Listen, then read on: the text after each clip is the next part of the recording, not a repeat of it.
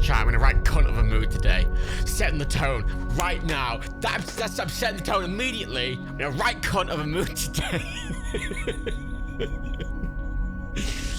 That would get the video thing on YouTube. Look, I was a bit late, right? Because I was faffing around. I have spent all day trying to finish editing an Urki video, which is supposed to go up tonight for Patreons. It's not done.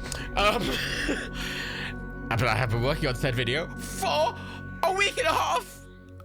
Oh, not every day, off and on. Still want to kill it. I want to kill the video. I want to set it on fire and throw it off the fucking bridge and watch it explode. It's a good video, but the editing process is incredibly, and I want to stress this, incredibly frustrating. And I need to contextualize this. It is a video of Medal of Honor's VR, right? So it's the audio mix is legitimately the worst thing.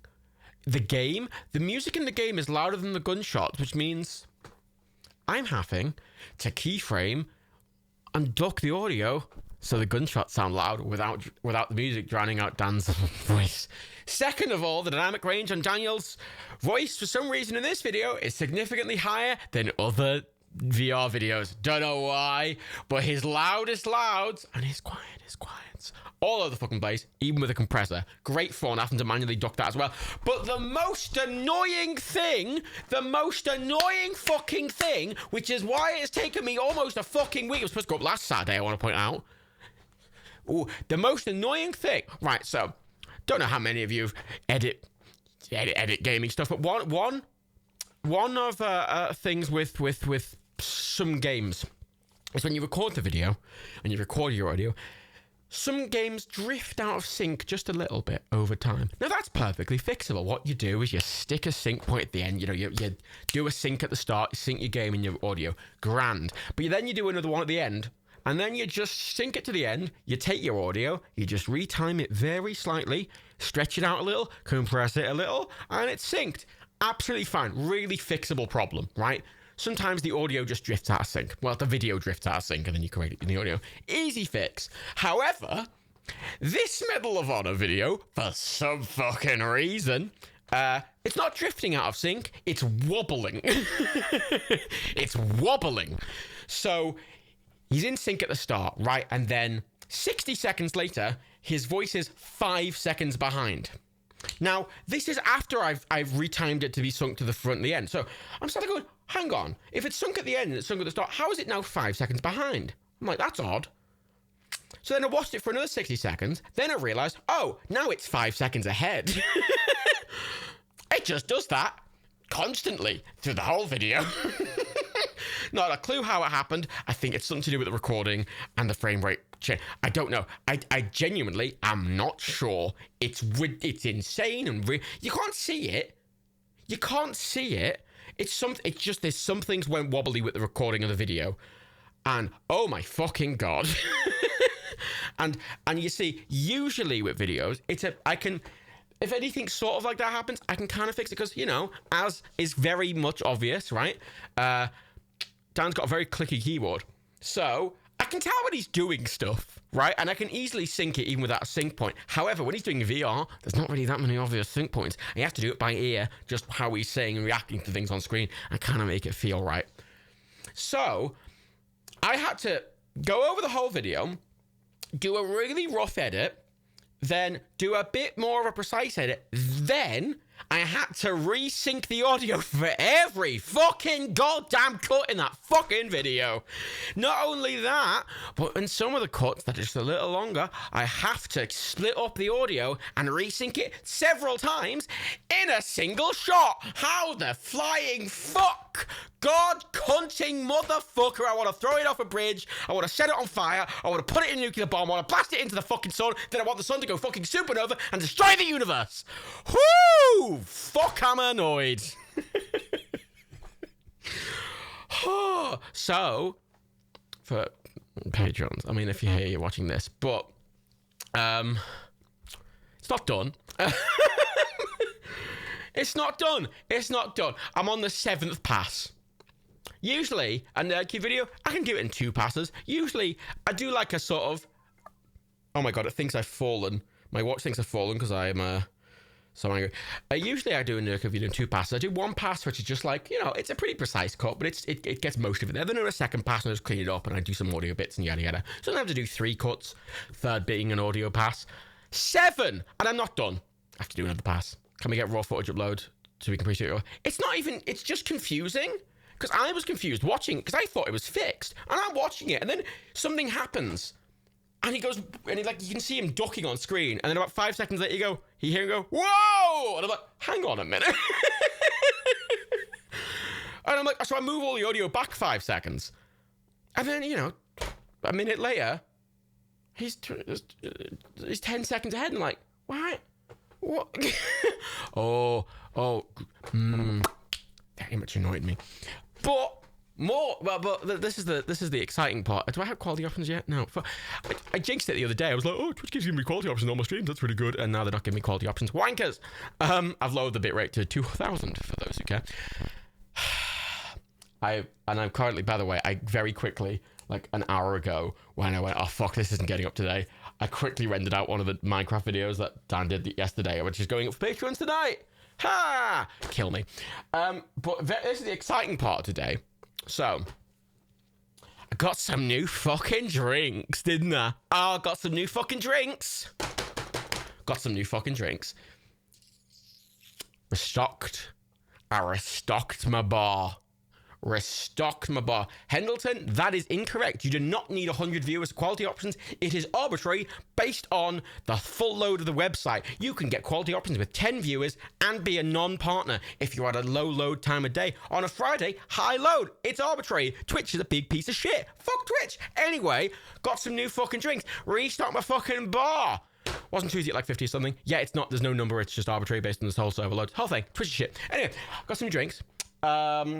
I was like, oh shit, I need to restock my whiskey and my vodka and my rum. So obviously, for rum, I just went, oh fuck it, I'll buy crack and rum. But I was like, ooh, I want to go with a nice whiskey I haven't had before. And I want to go with a nice vodka I haven't had before. So then, spent 5 hours researching. If I was watching reviews. I was watching wankers like taste test like 70 vodkas in a row and go, this was wankers. Read a lot of reviews. I was like, ooh. I found out. I was like looking at stuff going, oh no, I don't. There's a whiskey there. So I bought. I'll be honest, right? I spent a little more on a fancy vodka than I intended to, but I don't drink much vodka, which is why I've got the vodka here today, which I'm going to drink. A lot of this stream is going to be me just drinking straight vodka. The vodka I got has a metal fish on the front.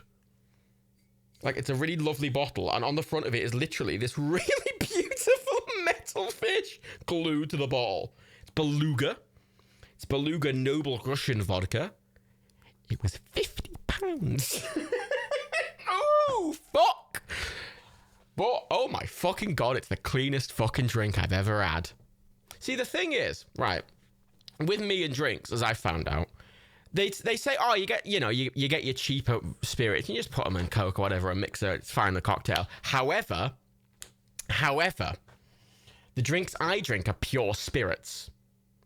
So I love the thing, Night Owl is saying, geez, that's not worth it for vodka, and then Luke saying 50, that seems reasonable for good vodka, like right next to each other. The cheap stuff is fine to mix is fine, but this is the thing. I don't use drinks as mixers. I drink pure spirits. Any cocktails I drink are really simple cocktails with pure spirits. Martinis, Negronis, fucking Manhattan, they're all simple, right? So I fucking notice. Oh, thanks for the twiddle, Timberlake. COVID's fun. Because you might gag, it's fine. So I was like, fuck, I'm going to buy some nice fucking vodka. And honest to God, right? See, the problem I've always had with vodka is it's fairly nothing and it kind of reminds me of rubbing alcohol a bit. So I got some vodka that is, as far as I can tell, the cleanest vodka at that price point. There's fancier vodkas that are even cleaner, that just have they're just the fucking smoothest thing in the world. But they were like fucking £200 a bottle. Nah, it's a bit much. So I got this fucking £50 bottle from Russia. It's fancy. It's got the fucking thing on. I've had it in the freezer for 6 hours.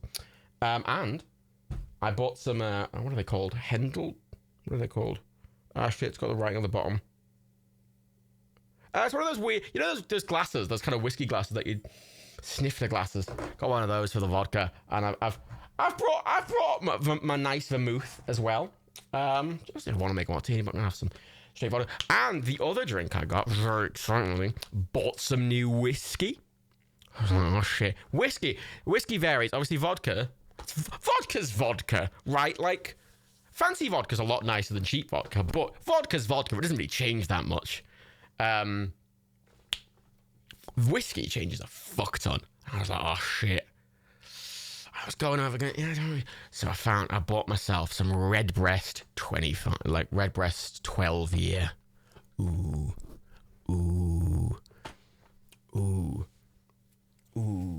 Yeah. Hey, thank you for paying it back. The £50 I spent on vodka's fucking twiddly money. All the money I get on Twitch, I put either into audio interfaces or alcohol for these fucking streams. Pretty much. So I'm gonna oh fuck, it's freezing. I've had it in the freezer for fucking 6 hours. It's freezing cold. So, ooh. Oh, I noticed the fancier the drink gets, they stop using screw tops. God, it's got a metal fucking lid as well. Oh right, fucking, it's a good pop. Right, it's a good pop. Right, I'm gonna.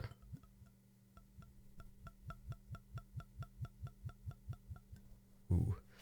What I've learned about vodka from watching some vodka spirit YouTube channels is that vodka varies more than you'd think, apparently. Because vodka can be made with many different things. You can get potato vodka, you can get grain vodka, you can get all the kinds of vodka, and the viscosity apparently varies. And its usefulness in different cocktails apparently changes a lot depending. So this vodka, I want to point out, on the website for this vodka, this really sells the level of vodka it's trying to be, right? It's advertised as a really good vodka to go with caviar, which, you know, really set a bar in it. Sure, there's no potato vodka for the Irish. I mean, the best potato vodka in the world is apparently an English one.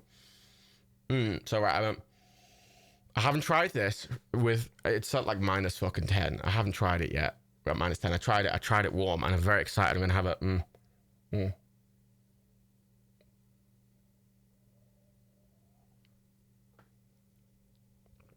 Oh, fuck, it's the smoothest goddamn thing in the world. Fucking, oh. See, normally, if I was just downing straight vodka, I would, like, cough or gag, my mouth would be a bit, no, fucking smooth as goddamn butter. Fuck goddamn right. Ooh. Smooth, vanilla-y. It's I can get a bit of vanilla from it. It's beautiful. And it's fucking Russian as well. No fucking English shit for me. Fucking Russian vodka. Fucking the real shit. And I bought Irish whiskey because that's the only place where whiskey matters. Also, apparently, right, your scotches, apparently, if you've ever had Scotch whiskey, apparently, Scotch is pretty spicy. I don't really like a spicy whiskey, but apparently Irish whiskey, as I reading about I knew vague differences, but I never read into the process. Irish whiskey, they pretty much everywhere else in the world, whiskey has to be made in like these big casks and like kept in like oak, like, you know, oak casks. What do I say? You know, that's how they get a flavor. Irish whiskey doesn't. Irish whiskey is often made in big fucking copper pot stills, and as a result, it doesn't have the smokiness, and it's lighter. And it's some whiskeys you get, they're like, oh, I'm getting into spices and shit like that. No, fucking Irish whiskey, you're like, oh fuck, it tastes like shortbread. And you're like, oh fucking A, man. Sorry, this is look, I've had a hard day. I'm getting excited by alcohol. Let me have this. I just spent I just spent like 80 quid on fucking alcohol. Let me fucking have this for a moment. Does that mean it's clear as well? No, it's still has it's a lot lighter. It's a lot lighter. I think most whiskeys are coloured anyway. Most whiskeys have colouring in. Even fancy ones have colouring in. No, it still goes in barrels, but it's like made in it's different. Is what look, I don't make whiskey, just as a point. Irish whiskey's really nice. And if you don't like whiskey, you might like Irish whiskey. Oh shit. If Magnus gifted a sub to Henlot, that's very pleasant. Thank you. Do you prefer spiced or non-spiced rum? Well, considering the only rum I buy is Kraken spiced rum. spiced. But admittedly, I don't drink rum on its own. I have rum as a mixer. Like, rum is a drink I have as a mixer, whereas a lot of other spirits I don't. I have them in a fucking martini or straight. So, rum, I'll just spice. Go with a Pepsi. That's how I have Kraken. Anyway, it's fucking half past. Just been ranting about vodka for ages. Oh, my vodka's cooling now. Got one part out again. The vodka on the back says store between -30 and 15 degrees. Yeah, and the label isn't paper. It's like a weird plasticky thing, so it doesn't bubble and free when you put it in the free. God, it's got a metal fish on the front. I'm gonna have to get that metal fish off when I'm done with it. It's really fucking fancy shit. See, because I only drink spirits and I drink small amounts. If I'm buying alcohol, I'll have it fancy. Because that Dan Aykroyd vodka, I want to point out that Dan Aykroyd vodka that I ran out of a couple of streams ago had lasted me 5 years. Granted, drinking a bit more now because of these, but still, I'll spend quite a bit on a nice fucking liquor, and it'll last me like a good fucking amount of time. Anyway, Gilmore, sorry, you said about the peat. Yeah, peated whole thing. Whiskey is really varied. Oh my god, so varied. I found a whiskey channel, and it's really fun. They just do whiskey videos every day. I'm like, I didn't think there was enough whiskey videos every day. Apparently there is. They run a whiskey school. Fuck me. Whole thing. Anyway, are we ready, everyone, to watch the magnificent modern classic Adam Sandler movie, Pixels? Oh, I've got crisps as well, by the way. I've got Piper's crisps. So I'm a fancy boy. Bourbon's way better than Scotch. No, American. Nah, mate, fucking Irish. Irish. The only way is Irish. Thank you. Big cool dude of the Whiskey Tribe. Yeah, Whiskey Tribe. Crisps. I will eat them further away from the microphone than that, but... Are we ready to watch Pixels? I want a spicy. Give me a spicy or a spicy emote if you're ready. This is the tell, really. Bourbon biscuits are pretty good. I mean, I like Scotch in certain things. Scotch is good as a mixer, but to drink, just whiskey to drink. Give me fucking Irish whiskey. Oh, we're getting a lot of spices. Good amount of spices. Ooh, spicy boys. Niv Magnus, by the way, if you're watching this movie elsewhere, I will be giving sync times. As I always do this, you do not need Prime to watch it. I mean, you have to have Prime to watch it on here. But if you have found an alternate source to watch it, I will give sync points. Oh yeah, I'm surprised. I have 141 subs now, which is very humbling. Which means 141 people have access to that fucking spicy emote, which, you know... Yeah. Oh wow! I want to point out apparently Pixels is available in 4K on Prime, which is pretty, you know, great. It's on DirecTV in the US and something called Fubo and also something called FX Now. I don't know what they are. Ooh, oh shit! What was that? Oh shit! It's our subs. Oh fucking subs. Oh, thank you for the resub, Boonicorn95 and Kitten Pajamas, and thank you for the new sub, Errant Rogue. And Niv Magnus gifted another sub to Axel. Shit the bed. It's on Netflix in the Netherlands, says Colonel Chocomel. Well, if you have a VPN,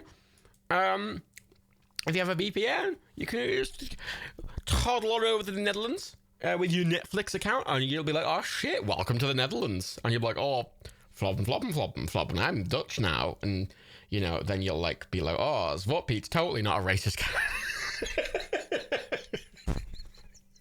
He's just covered in dust. The Dutch are going to be... the Dutch in my chat are now going to be annoyed.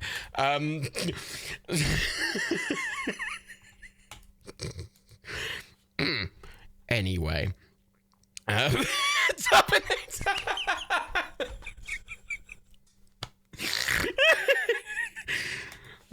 It's not blackface. It's not blackface. It's dust. Okay. Sure. It's a cultural cornerstone. Okie dokie.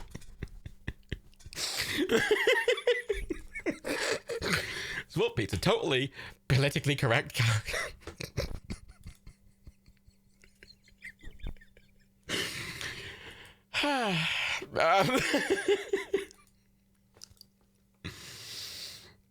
Oh, it's the stupidest shit. For those who don't know, I will briefly explain this. In the Netherlands, there is a character called Zwarte Piet, who is kind of part of a Christmassy thing. He's basically an elf, but he's a blackface elf. He's a blackface minstrel. And the amount of people who are like, no, he's not on blackface, he's dust. Full blackface, red lips, you know, fucking does a little dance. I'm like, It's not a racist caricature at all. And it turns out, historically, where did he come from? That's right, a racist caricature. And they're all like, it's not a racist caricature. I'm like, Oh, God, it's the chicken. What the fuck is that? Yeah, thanks for your base 64 fucking image, Lee. Oh, wee, woo. Righty. Sorry, it was a distraction from the. It was a Dutch distraction. It's the Dutch. Quick, it's the Dutch. We better hide our gold. Colonial powers. They're fun to make fun of. Anyway. Oh, yeah, France has been. I mean, I go about the English all the fucking time. I'm having a go at the Dutch now. I haven't had much of a go at the French, or the Portuguese, or the Spanish. Yeah, but I have to go. I mean, you know, I have to find something. I'll have to find something about the French at some point. Those portraying Zwarte Piet usually put on blackface and cultural renaissance attire in addition to curly wigs. Yeah, that is, and bright red lipstick. They sure do. And then they're like, no, it's dust. It's soot from the chimney. I'm like, okie dokie. Sure. Pixel Leaves Prime. Oh shit, it does. Fuck yeah, Pixel Leaves Prime tonight. That's why I'm watching it. Fuck. Oh yeah, shit. Thank you for the reminder. Yeah, it leaves Prime at midnight. So if we don't watch it like very soon, it will be off Prime. We're going to be the last people watching Pixels on Prime for a very long time. Oh, wait. Oh, so interestingly, right, I can select the 4K version or I can select the normal version. But interestingly, the 4K version's rated as a 12, whereas the normal version's rated as a 13 plus. Well, that's an odd difference. I'm going to do the normal version. Because, fuck it. Fuck it. And also, I say the bitrate of the stream is lowered to 2000, so hopefully that'll do your thing. Oh shit, the drinking game! Fuck, wait! Thank you for reminding me. Sorry, I'm having a day. That's a good point. Thank you for reminding me of the drinking game. So we have like, how long is Pixels? Wait, let me check. Pixels is, how long is it? It's 1 hour 45 minutes. Okay, we've got a brief bit of briefing. Okay, we have to very quickly deal with the drinking game. Because I realized after you said that I haven't made a drinking game today. Chat, quick, give me throw suggestions quickly. We have minutes, I tell you. Quick, throw your drinking game suggestions. Oh shit, stuff's got our Budokan gave 60 twiddles 4 minutes ago. I didn't hear it. And the Dapper Starbucks says that, oh my god, this is what Pete, oh my no. And the Bookish Mouse underscore Abby subscribed to me, thank you, Bookish Mouse. Okay, so, we need Adam Sandler tropes, we need fucking what? We need, just general video game references. I want the, I'm gonna have for drinking game 1, right? You know, video game dying sound effect. Because that'll come up, I imagine. The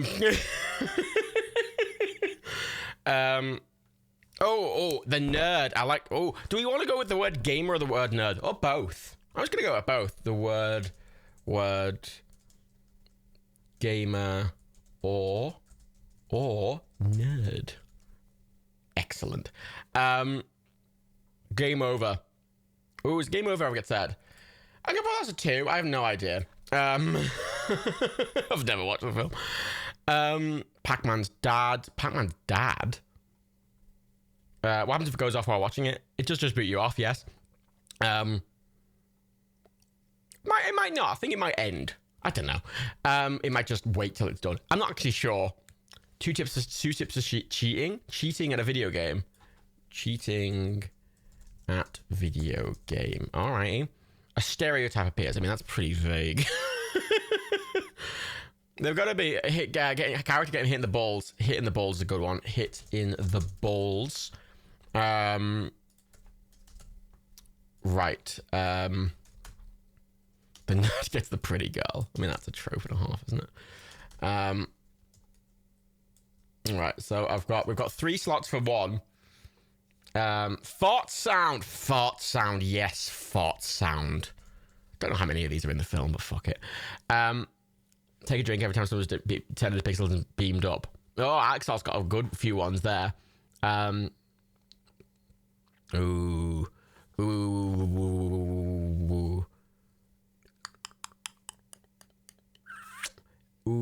I like pixels and beaming up. I'm just gonna do beaming up generally. Sex joke. Oh, you see, you can't. I don't like doing subjective ones, like see if every time something doesn't make sense, because like that's a bit too vague. I like it being something a bit more specific. Kevin Smith has a fat joke made about him, and we can just have fat joke in general. Should we go with fat joke? We can go with fat joke. I can make that as a 2-sip. It feels a bit rarer. Well, actually, I should go with fat joke. Okay, they're the 1 sips. We need 2 more for 2 sips. Konami code. Ooh, Konami code. Ooh, shitty fat jokes. I mean, I don't know how frequent they are. Well, actually, let's do fat joke for 2 sips, and let's do down drink for Konami. I mean, is that the end of the film? I'm gonna get one thing. Oh, licensed product placement. Yes. Product placement. Yes. Okay, that's the one thing. We need 1 more for 2 sips. Ethnic humor. No one's doing ethnic humor again. Ooh. Down drink for Konami. I mean, is the Konami code actually in the film? Like, question. It's an important question. Because, you know. It's sorry, I've just, I don't think, I've got fat jokes as a twofer. You know. Alright, thank you for the sub, Catman is the man. Good name. Don't know why the sound effect isn't playing all of a sudden. Sometimes it just breaks. Thanks, Stream Elements. So let me just, I'm just gonna very quickly, hang on. Wait, I was debating skimming the film, but I'm not sure. Wait, isn't What's-His-Face in it? Isn't What's-His-Face in it? Fucking, guy who created Pac-Man. Is that what you meant by Pac-Man's dad? Fuck it, I should do Pac-Man dad. Or what sound effect are you talking about, Flores H? Waka, waka, waka. I mean, that'd be too frequent. Okay.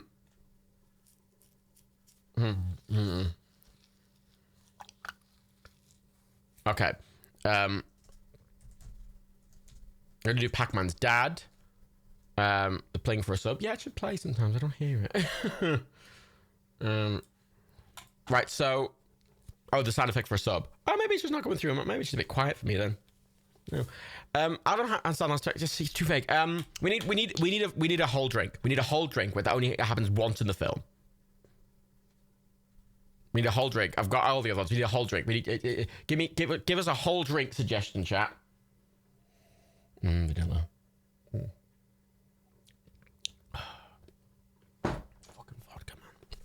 I wish I was into vodka before. If I knew vodka was this nice, if I knew good vodka was this nice, I would have drank more vodka. Earth is saved. Down you drink the film starts. Hey Berk Freak, I'm having a cunting day, but I'm drinking fancy vodka and I'm having a nice time now.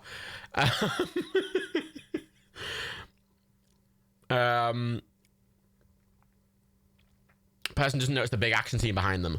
Oh, I like that one. Basically, it's either that or the film ends. So I'll do that one. Person doesn't notice action behind them. So what do you mean, Night Alana, massive pretentious cunt now? Sorry. I've been streaming for, like, ages. You should know that. Have you seen all of my Twitch animations? Like, I fucking sit here making martinis with fancy vermouth. Like, Wait, yeah, I had an espresso advent calendar. I'm a fucking fancy ponce. It's the little things. I don't spend money on much else. Right. I've always been a twat. Okay, I'm going to save that. That'll be it. So let's press this button. Yep, that text is far too long. Action. Unnoticed action. Action. Action scene. I'm just going to go with unnoticed action scene and we'll fucking... Do I have linen shirts? No, I'm not a fucking twat. Well, I am, but like, I'm not in that way. I buy my socks from Marks and Spencer's because they have silver in them, and silver's very good because silver absorbs all the smelly foot smell. Oh, I love my silver-lined socks and my linen shirts. I like buying Marks and Spencer's flour because it's better than regular commoner flour that all the kids have these days. Oh, what's a home bargain? Actually, admittedly, all the people in the South don't know what home bargains is because it's the northern thing. Right. You think you made a typo? Fine. Don't even save a mooth. Anyway, get me a spicy now. We've been delayed slightly. God, we're fucking 50 minutes into this and it's whole thing. Give me spicy. Spicy ready. Spicy, we're finally ready. Spicy.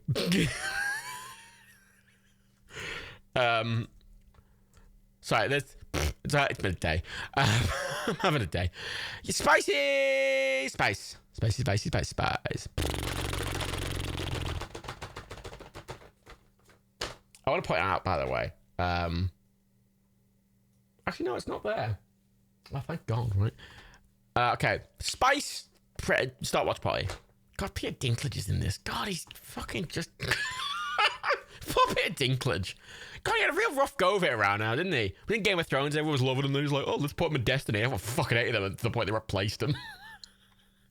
I say, if this is available on Dutch Netflix, if you're using a VPN, you can use it on Dutch Netflix. Or VPNs apparently do work on Prime normally, just not on Twitch. If you go to Prime normally, I'll give you timestamps. If you're watching elsewhere, I will also give you timestamps.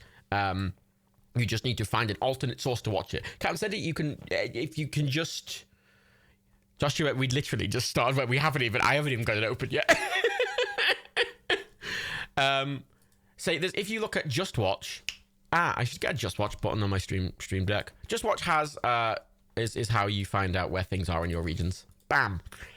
Or you can just watch it, somewhere else. I mean, we're 42 seconds, 43 seconds. The fucking Happy Madison Productions fucking thing came up. Terrific. I know, terrific, right? Yeah, we're not started. It's been a day. It's just literally just starting now. It's been a day. Give me a fucking break, man. It's 1492, I don't know, fucking 1492. I need more vodka. Oh, wait.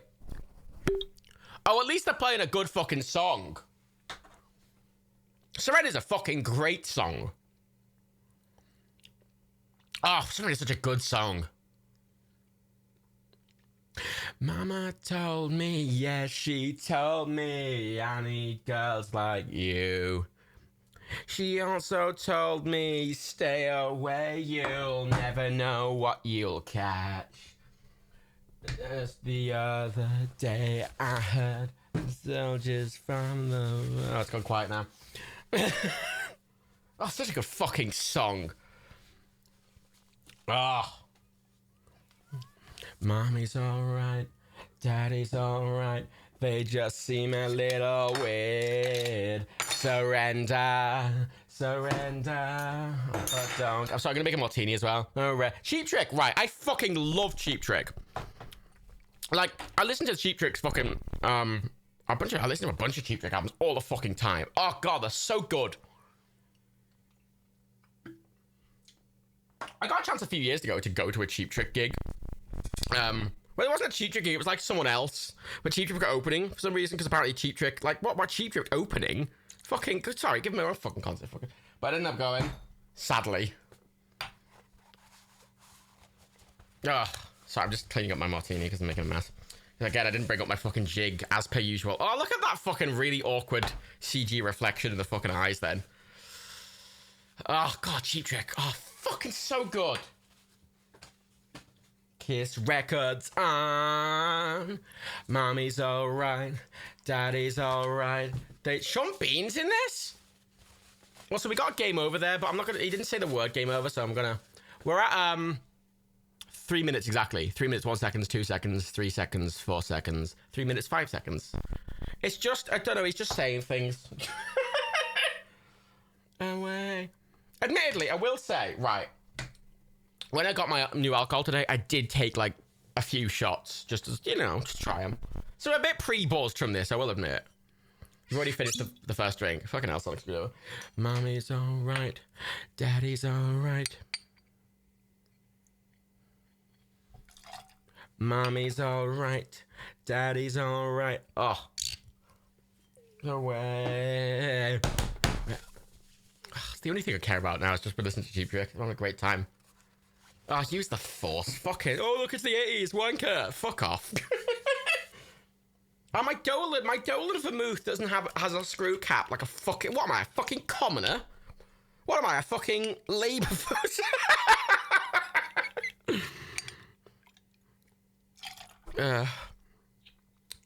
What am I, poor? I don't think that was product placement, I'm gonna be honest. Disney are better than that.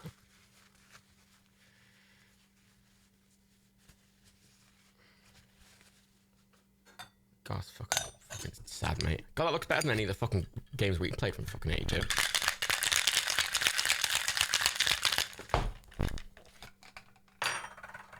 Try that Sammy making my martini. Oh, there we go. Fucking perfect martini with new Beluga vodka. Actually, I may well suggest that this is not a martini technically. It's a vodka-tini. It's a perfect vodka-tini. Oh, fuck me. Oh, that's smooth as fucking butter. Oh, fuck. God, buying good fucking vodka was the best thing I ever did. Oh, fuck off, Peter Dinklage. God. God, look at him. Fuck off. Oh, you. I don't think that's a product placement. This is the 80s. I don't know. No, I wouldn't call that product placement. Well, maybe it is. I mean, he did say Yoo-hoo. I feel like anything that's obviously... yeah, fuck it. Take a sip for fucking Yoo-hoo.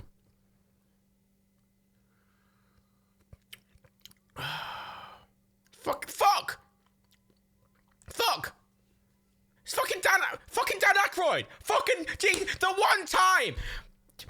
I finally ran out of this twat's vodka, and now he's in a film we're watching. Fuck off, Dan. Fucking hell. Fucking ran out of his vodka fucking last fucking week.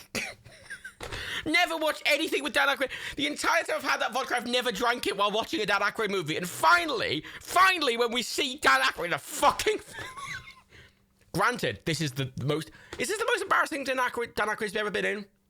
No, it's not. In Trading Places, Dan Aykroyd did that excellent scene where he did really, really racist blackface.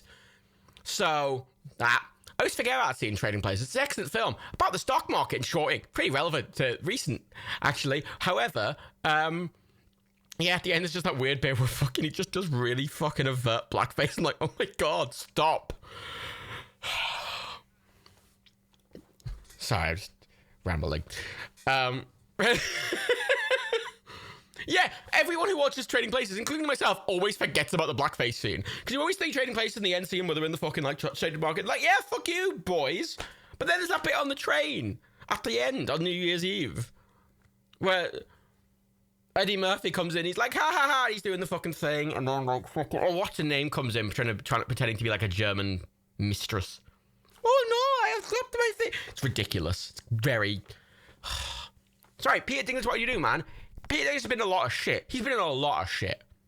Dan Aykroyd has no right being in this fucking film. Like... No. Did they spend all the money on this film on fucking... music? I mean, it's We Will Rock You. It's Queen are my favourite band, and this is one of my least favourite Queen songs, but it's fine. Oh.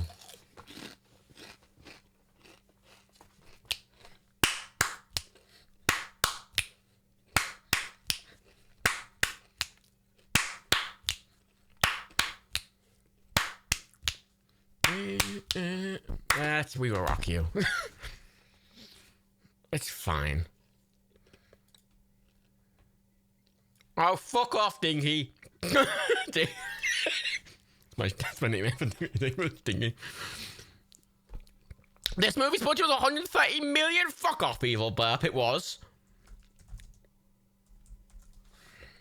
Oh, that's offensive to me, personally. Game over, sip for game over. Actually, 2 sips for game over. Oh. Oh, fuck. Oh. Literally, this martini, I could just down martinis. They're so offensively smooth. Oh my god, that's actually concerning smooth.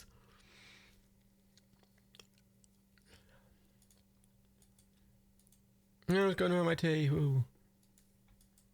Olivia Newton-John.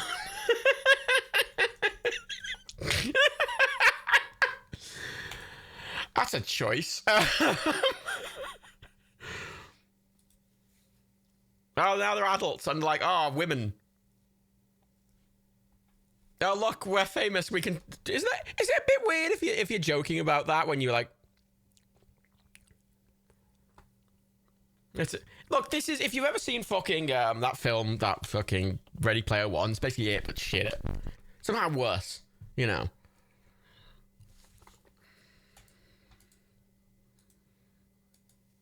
Timestamp, we are at 9 minutes and 35 seconds. Did you just make a fat joke? Sorry, did I just gloss over a fat joke about him eating, like, something bars? Oh, yeah! I forgot! Fucking... I forgot, yeah. So the context here is... the context here is Kevin James as the president. Forgot about that. Yeah, Kevin James is the president, and Adam Sandler's like a cable repair guy. This is the entire context of this movie. Yeah, I did know this already. Look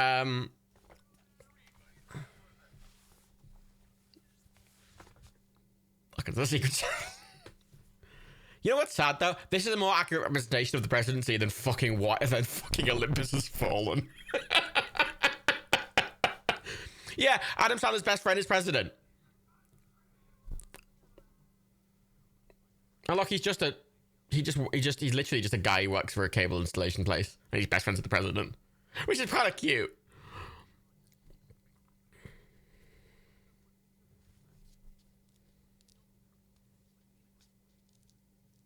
Tell him you're gonna prove the world. God, it's like, video games are pointless. You can't make money off that.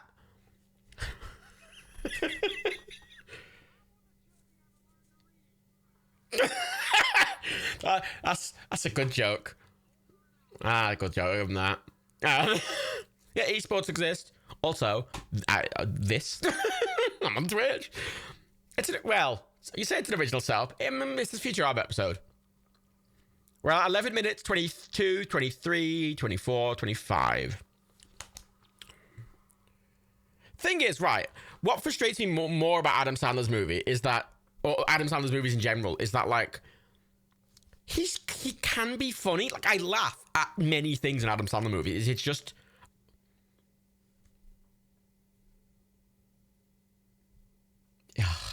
That's three sips.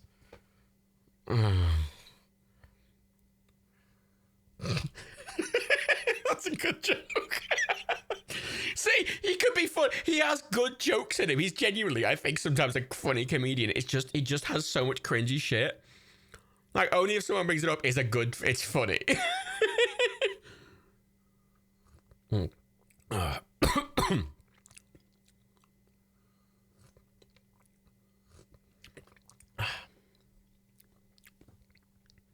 Is this product placement?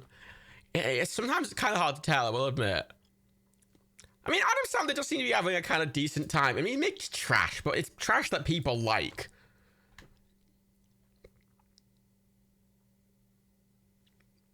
I've just seen, I've had, there's an M in the word nerd in the drinking game.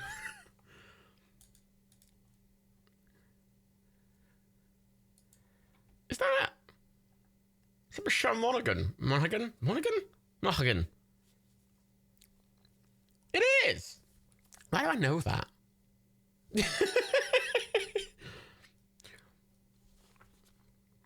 I mean, Adam Sandler's a creepy guy. I mean, this is like the most boomer like video game movie, right? And this is the problem with fucking Adam Sandler movies, because the bits like this where it just keeps going. Stop. I'm not laughing. It's not funny. He can be pretty funny at like one-liners or little like zaps, you know, little bits I think can be funny, but when he just keeps going, it's like, stop, man. It's already it stopped being funny. It wasn't even funny in the first place.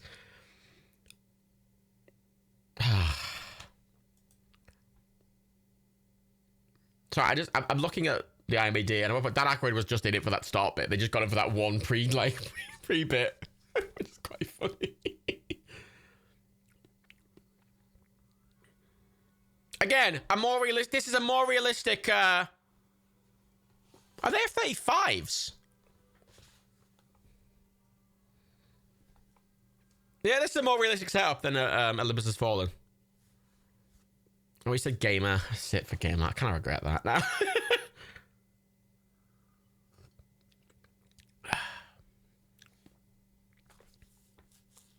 He's a child. He thinks old games don't exist. It's funny. Kids these days, they don't know what arcades are. They're fucking fools. Fucking boomer here. Kill me. Just kill me. Just get it over done with, you know.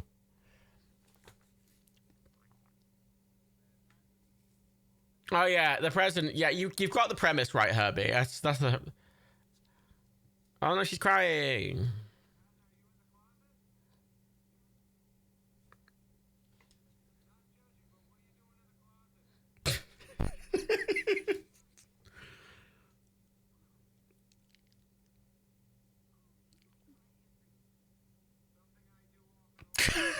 It's funny. That's a funny set. Like, he can be funny sometimes. Wait, the kid's name is Matt? Fuck!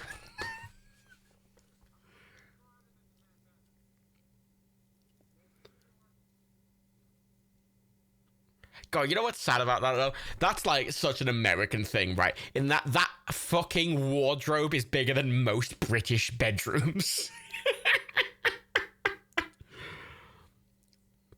I don't think that was a gay joke. It was just... It might have been. If it was, it didn't read that way. It just seemed bad. Yeah, it's almost like America just has fucking tons of empty goddamn space. Bit weird. A little bit weird. Bit weird. Bit creepy. Yeah. Look, this is how fucking it should have happened in Olympus Has Fallen. Ah, fuck, that's loud. Jesus, God, Christ almighty, that was fucking loud.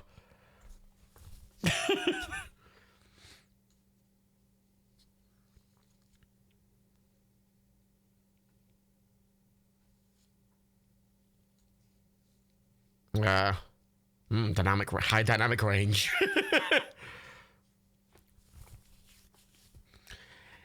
That CGI is a little rough. I think it's meant to look a bit rough on the pixels, but like, is that fire meant to be pixely? Oh, it is. Look, the fire's got little blocks in it. That's a cute detail, actually, a bit. Makes it look a bit shit. He's beaming up. One sip for beaming up. Martha! Martha! Just tell Martha! Yeah, help me.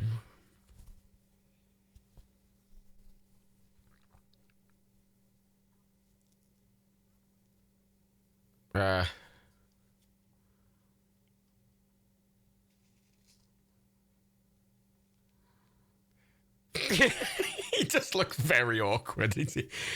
They got the emasculated outfit right, didn't they?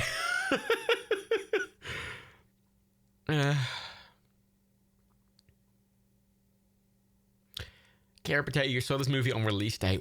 Why? Why in the fuck? I like that the subtitles said toot shaven haircut. It specified the thing he was tooting. The other thing, the frustrating thing about movies like this is usually a lot of very competent people work on them, right? Unlike a lot of those other films we watch where, like, it just seems like everyone just failed massively in every stage of production. This film feels like a film that's just very well made, but it's just this kind of crappy, cheap Adam Sandler concept, but they make a bunch of fucking money. And yet they appeal to people, they appeal to who it's targeted at.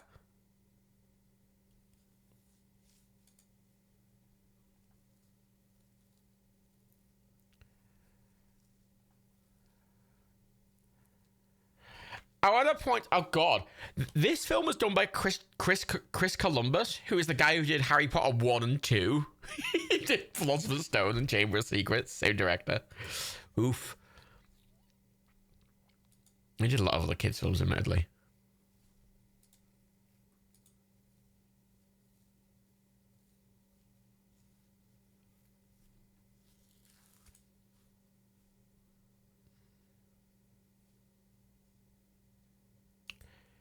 Yeah, so he did what? He did like Home Alone, and then he did Home Alone 2. Then he did Mrs. Doubtfire. Then he did Banished Centennial Man. Then he did Harry Potter 1 and 2. Then he did Percy Jackson and the Lightning Thief. Then he did this. Which is why it's like well shot and well like directed and stuff. But it's written by Sandler. Yeah, and like Sandler does pay well. Like, his movies pay well. He's apparently pretty decent to work with, as far as I've heard. He said the word. Oh, he said the word. Fuck. Sip. It's a bit much that he treats Sandler's character as nobody. I mean, I think that's the gag, is that he is just literally a nobody. He just happens to also be friends with the president, which is a kind of funny thing. I hate to take Takis product placement. See, it's kind of hard with American films because America oftentimes just uses so many words as just like the word for a thing. Like, a lot of Americans say Tic Tac instead of mint. You know, it's like how people, I mean, British do it as well. I do it. I say Hoover instead of vacuum cleaner, right? But I have that from the fact that Hoover, the company, made vacuum cleaners. So we say, but the same way people said Alec Potter to refer to MP3 players, right? Like, it's the same kind of thing. Who doesn't say Hoover? It's a very British thing. Americans don't really say it, though. Americans say vacuum. They do say vacuum.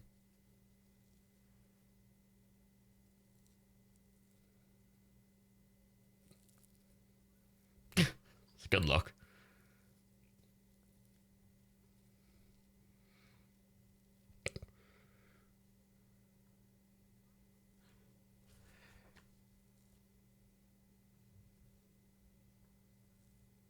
I feel like that's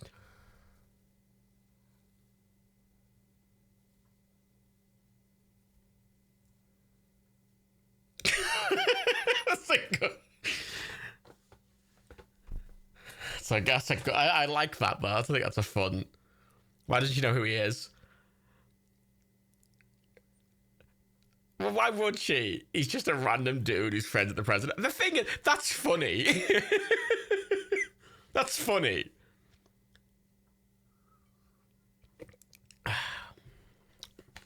Yeah, some of the writing is good. It's an Adam Sandler film. Some of it will just be good. Okay, can we just appreciate his Oval Office design? So he's went with Bill Clinton's rug. He's got baseballs on the thing. He's also got a little train on his shelf, and behind him, he's got a fucking Apollo module with its lander module attached. That's some fucking good layout there.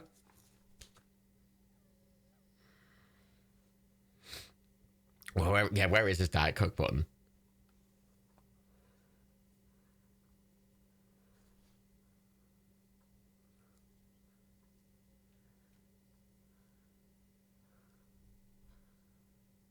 I just love the idea that the president calls it his mate who works for, like, fucking... just leave him on his own. Again, more realistic concept than fucking Olympus Has Fallen. How is a technician allowed to look at the info? I mean, the president can give security clearance to any fucking wants.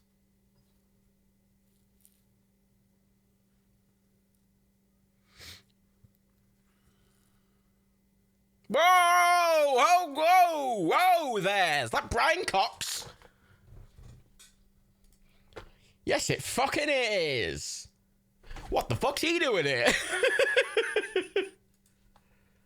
Fucking get out of here, William Stryker. Fucking son of a bitch.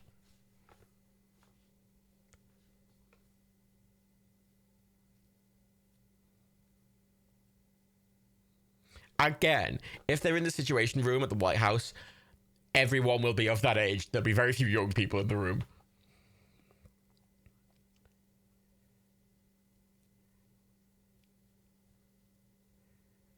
Sandler's the best game the president knows to come about the video games. Yes, Captain Senti, it's a ridiculous setup, yes. Mic off, security level top secret. Says the screen behind him, and he just was allowed to walk in the fuck. A fucking Secret Service agent would have fucking tackled him by now.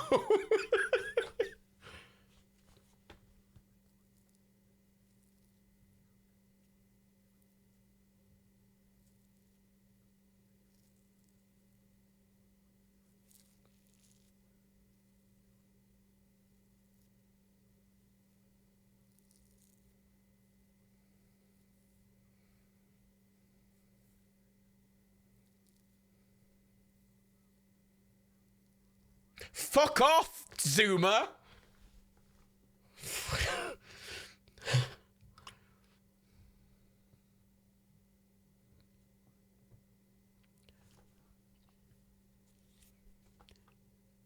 See,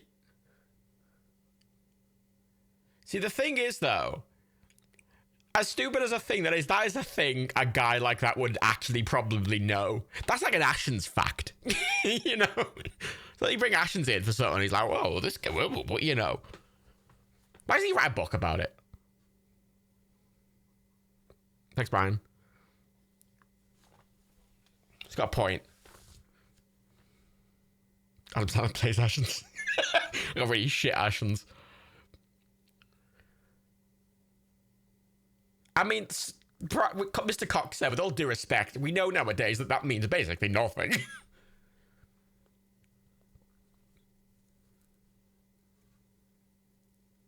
It was the Ashens color pixels.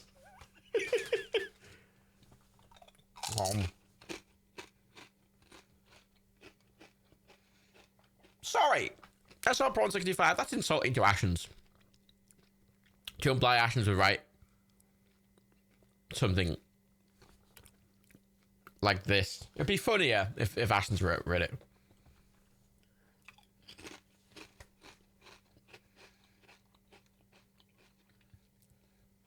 The Harry Potter line is kind of interesting again because the director directed Harry Potter 1 and 2. Can you imagine that's with a $130 million budget? It's hard to. Because I feel like if you're a small filmmaker, it's often... The way you come up with stories often isn't that... Oh shit, it's Josh Gad. Oh, for God's sake. I hate Josh Gad.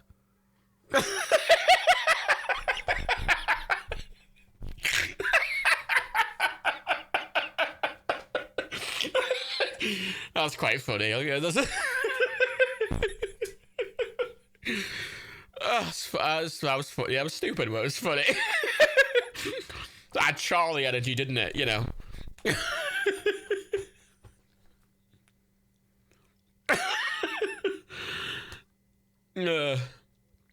Yeah, like if someone did pop at the back, you'd probably do the same thing, wouldn't you?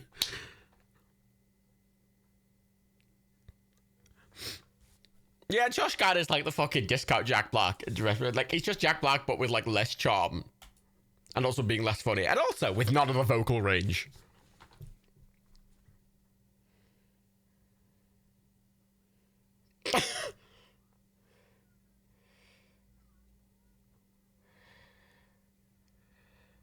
Oh, that's the thing, like, God, you know, like, Josh Gad being like, oh, fucking, singing fucking Gaston. God, imagine Jack Black singing that instead of fucking Josh Gad. No,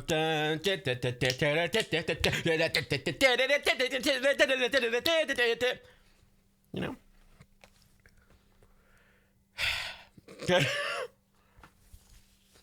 Oh fuck, he's a mole ninja. Valid point.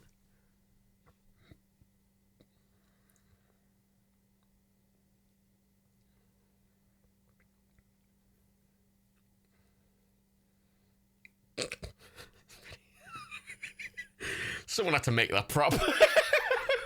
That's where all the fucking money went. That's where all the 130 million went. That's so fucking... Somebody in the fucking prop department going, okay, we need this fucking flip book. And someone spent someone spent like 2 weeks making that fucking flip book prop.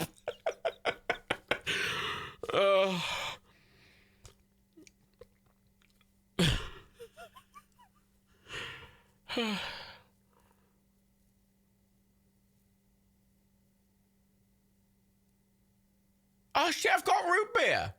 I bought root beer so I could make a dark and stormy. It's downstairs. I might get that if we do a second film. It's downstairs.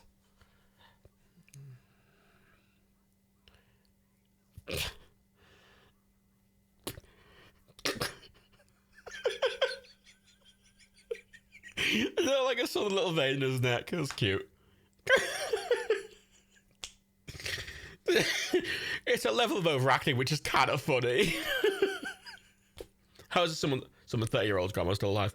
Mate, I know people whose 45-year-old grandmas are still alive.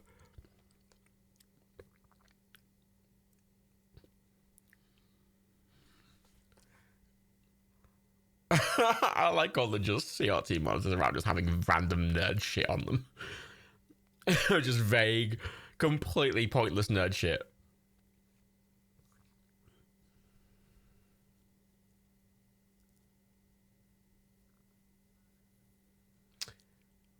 Oh god, he was on 4chan.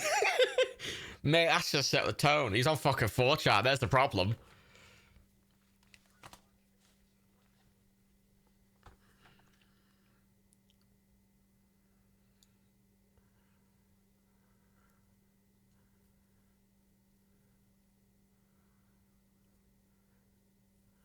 I wouldn't call that 4chan product placement.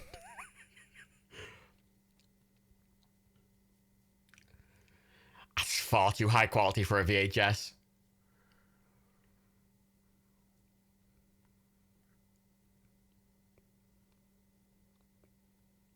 Oh, look, it's Reagan.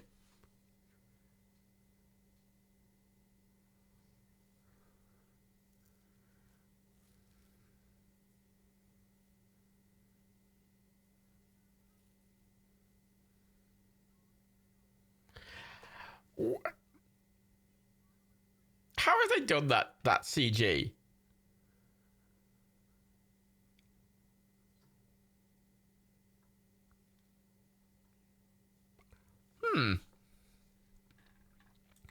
They were pretty good looking effects, though, admittedly.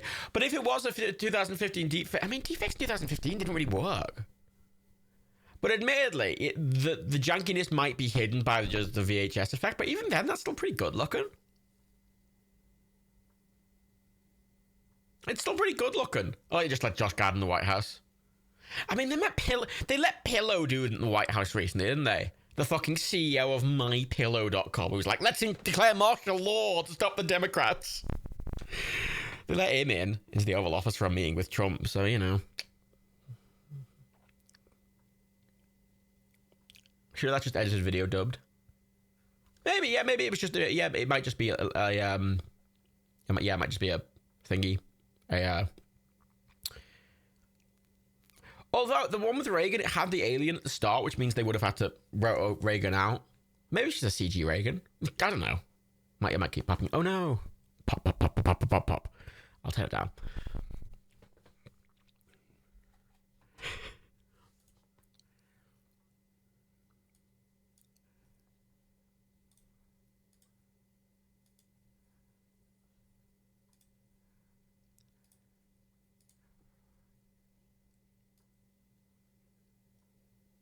I mean, he's got a value. You know, that's a reasonable response, actually. Mate, that CG was excellent.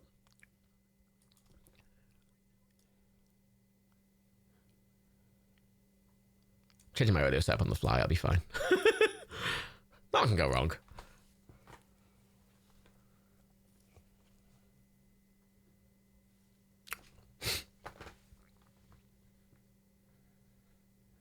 I enjoy that they got subtitles twice.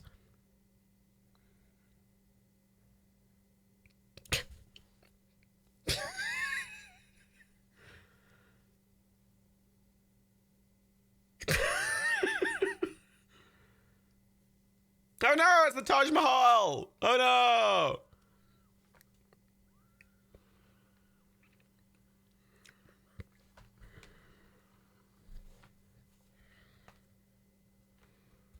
That's product placement right there. Sony phone. Sip.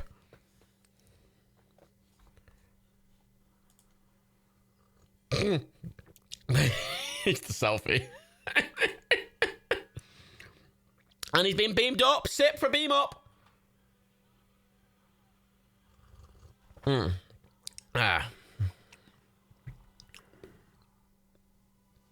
Dark Knife, you've not missed much.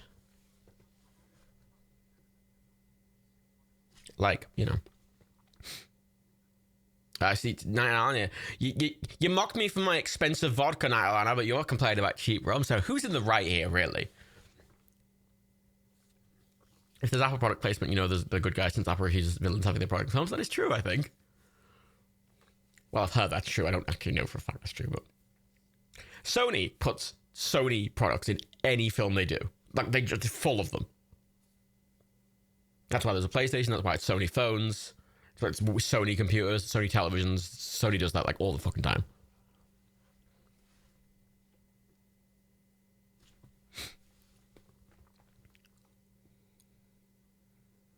Yeah, Sony for everyone's bad about it. That's like that classic Sony move. Yeah, and it's later James Bond where he's just using random like like Sony devices.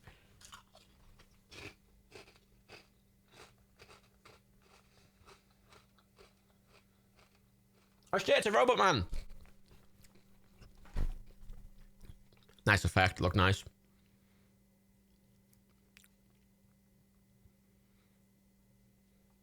Light energy. Light energy.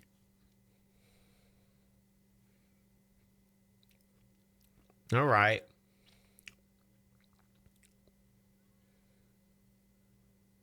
How's that not destroying the table?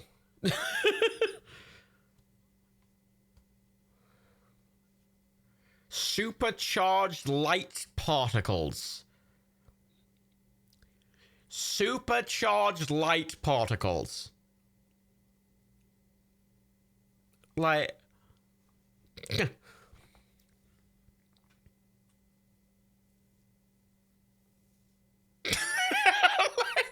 Kevin Smith. I actually do like Kevin Smith as like I like him. I always think he's kind of funny. He's trash, but he's kind of funny. I laugh at like.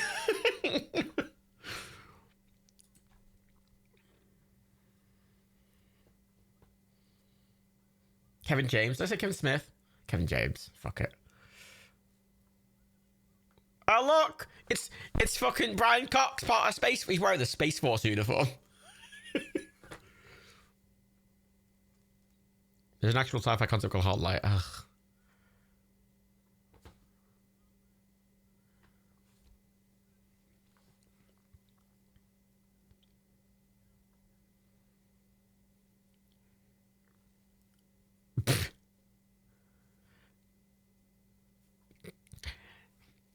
Again, that's still more realistic than Olympus Has Fallen.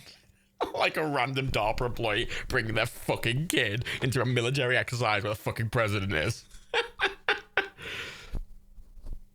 Portal 2 Bridges of Hard Light, that is true.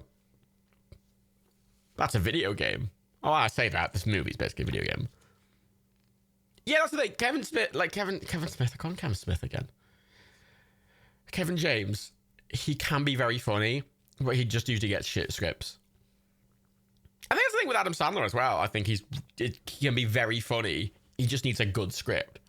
Josh Gad, I think, is trash no matter what he's in. Sometimes he overacts and he's kind of funny, but I think he's a bit trash still. Rimmer's Hard Light. That's a good one. Rimmer is Hard Light. That's true.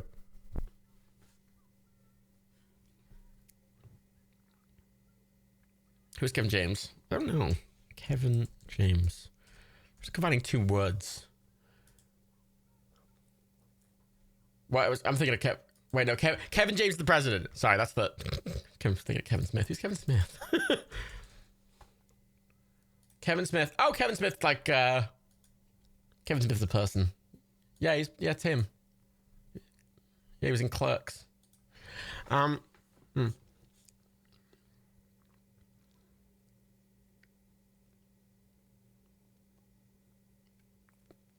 I still don't understand. I get that the aliens use the same video game mechanics, but training people to play the same game with a part of kind of very different arcade machine. So it's Captain Senti. The movie kind of. The reason I'm liking this more than Olympus Has Fallen is because Olympus Has Fallen tried to set itself up as a serious film, and this film opened with it being immediately ridiculous. So it set the tone immediately as going, this film isn't meant to be taken seriously. So I'm allowing some ridiculousness. Whereas Olympus Has Fallen was like, oh, we're a serious film about serious topics. And then it was stupid. And I'm like, what? Set the tone. Oh, yeah, that is Under Armour product placement, isn't it? Sit for Under Armour product placement. What's going on? Don't worry about it. Don't worry about it, man.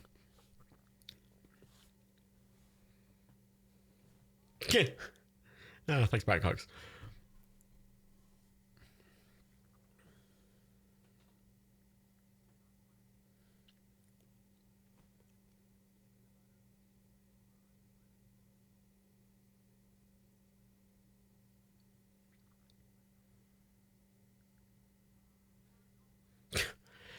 Asteroids.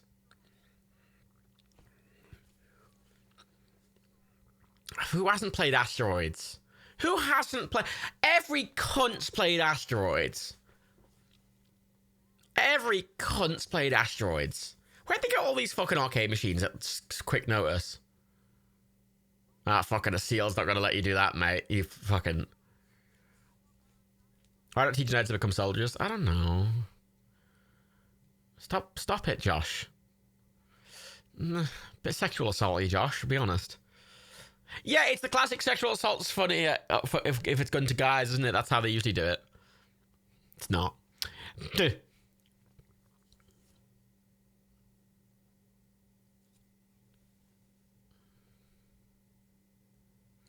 So I love the idea that the press pool could get that close.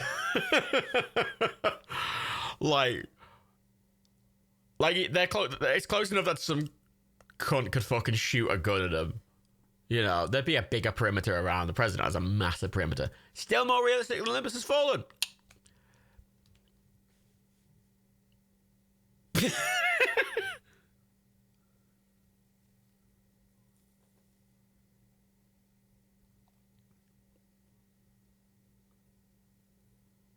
Oh shit, it's London, where all the British people live. Why? He's gone to London. Whoa, whoa, it's Britain. Whoa. Fuck's sake. Basically Watch Dogs Legion at this point. Quick! Quick! Hire them all! Where's Linda?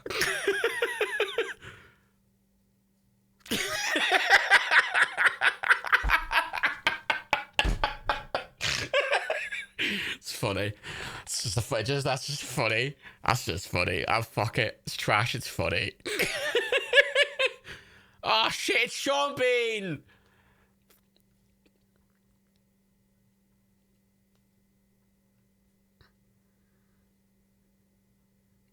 Oh, that's a Nike. Oh, why, Muff Governor? Why, eh?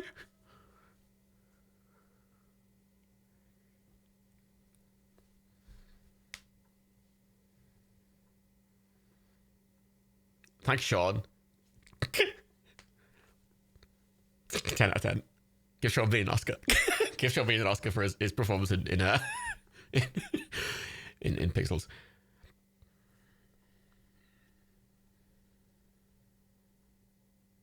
Oh, look, it's Theresa May. Basically.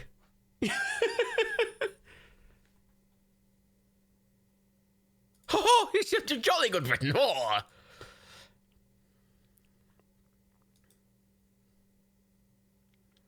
Once again, if there was an alien invasion being, if there was going to be an attack on London, the president wouldn't be near London at all. Secret Service would not let him be near London. He'd be in fucking Air Force One in Australia, basically.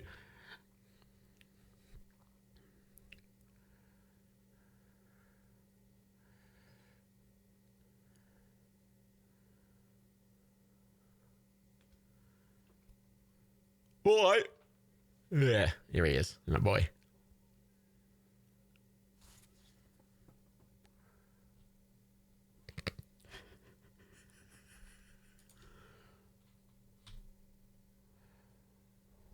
Where's your bus?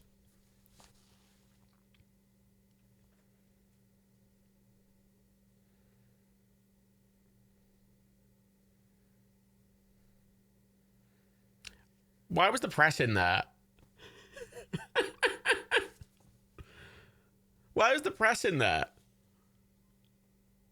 I don't think that's a Sky News product placement. I think some things are just like they've asked for use of the license and some things have been paid. You can kind of tell when they're paid for.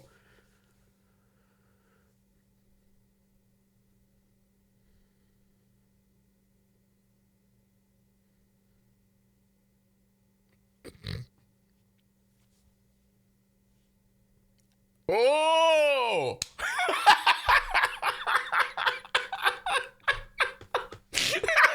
It's a good joke.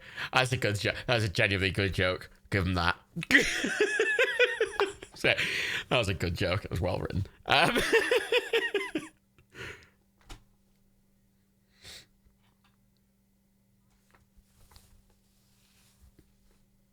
Thanks, Showman. Showman's gonna die, isn't he? Because he always dies. Yeah, this is the thing. Adam Sandler films do have good jokes. Generally. Fucking Mall Cop has some good jokes. It's just a trash film. I feel like most of them are going to die. Yeah, I think there's a bit of charm to this film, even though it's shit. Like, it is shit, but I'm laughing at it. It kind of knows it's a bit shit. It's like, it's leaning into the fact it's cheesy, which is exactly what it should do.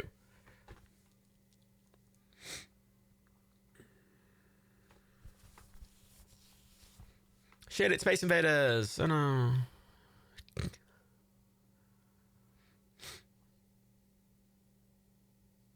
No, it's Centipede. Ah, it's fucking animal games, man. I've never played Centipede. Well, I kind of know. Only old people from the 80s know these games. I'm a millennial. I don't know anything. All I know is my PlayStation. You know? Oh, those effects. I mean, they're not terrible. They're not very good, but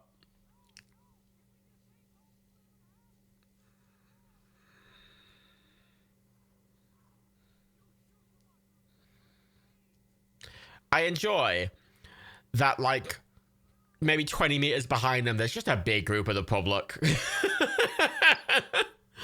You're like, people will be running for their fucking lives right now, you know. Oh no!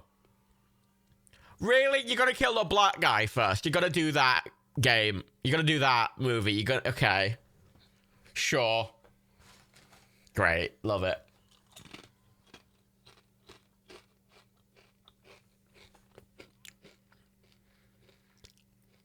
Oh, I see.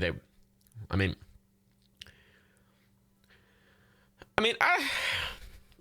legitimately, you could do a kind of effect like this in real life with a bunch of fucking drones.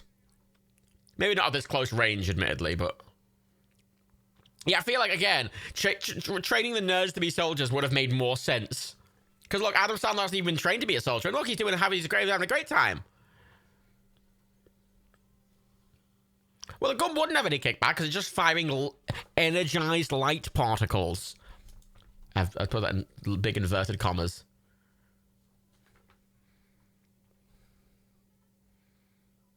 Oh, it's Britain! Britain, United Kingdom! Way, eh? Fuck off.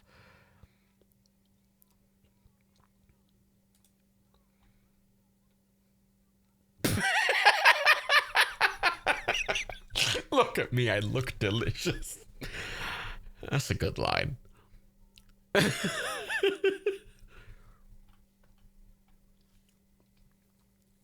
Yeah, the effects feel like, yeah, YouTube-y.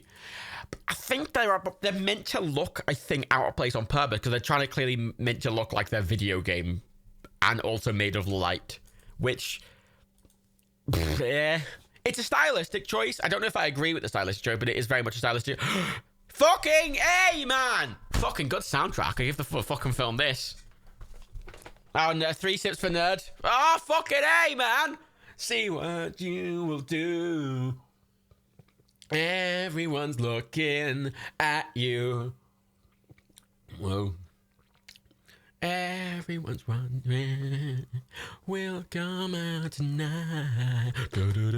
Everyone's trying to get it right. Get it right. Everybody's working for the weekend. Everybody needs a new romance.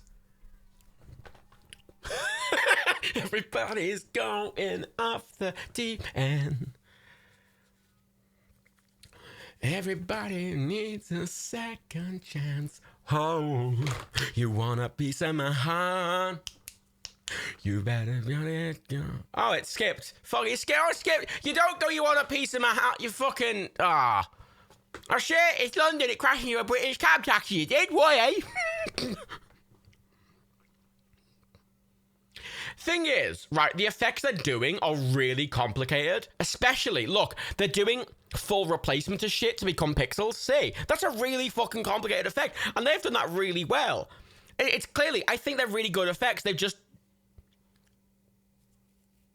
Oh, bother. Oh, that's the whole drink. Oh, no. Oh, shit. Well, thankfully, I've done most of my routine, so down your drinks, everyone! Fuck. Ah.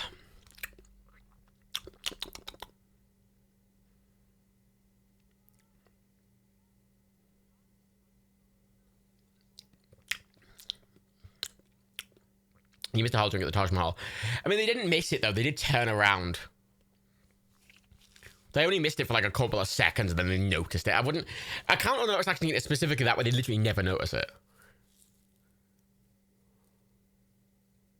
Where you British pub? Why, eh?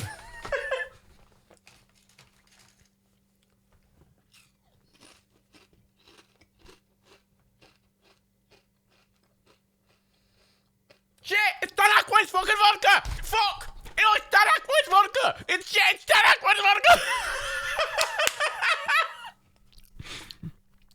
Is that what they paid him in? Did Dan Aykroyd agree to be in this film? They brought his fucking vodka, which I don't have because I drank it all last week. Fuck me! Still got the bottle. Still got that fucking crystal skull bottle, but fuck off. The one time I've had that drink for 5 years, and the one time I don't have it. Oh, fuck off. Chubby didn't die yet, no.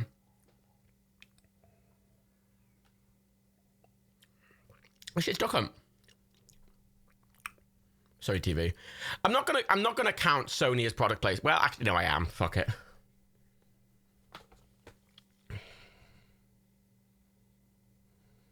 That's not a deep fake. That's a mouth replacement. Like, I think they've just wrote it around the mouth and just put a replacement mouth in and blended it. I don't think that's a deep fake. Yeah, drink for Sony.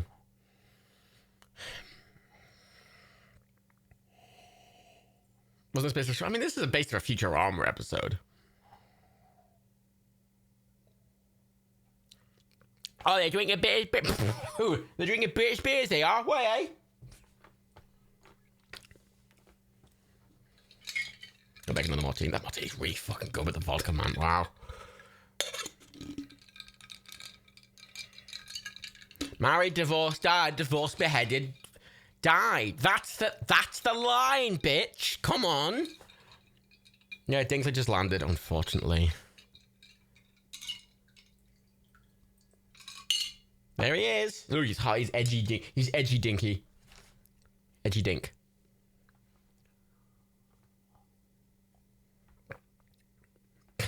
Fuck off. Peter Dinklage, I do like him, but he's not that good of an actor. He doesn't have that much range. He's obviously good as fucking in Game of Thrones. That's why everyone loves him. But being good at one acting role doesn't make you a good actor, as evidenced by most of his other roles. But I do like him. He seems like a nice guy, but... Oh, man. Okay, wait. It's important.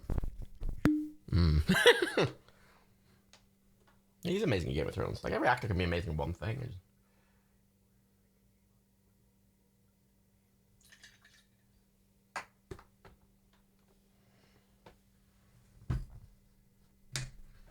And. Second pop. Ooh. I like the squeak from the squeak vermouth.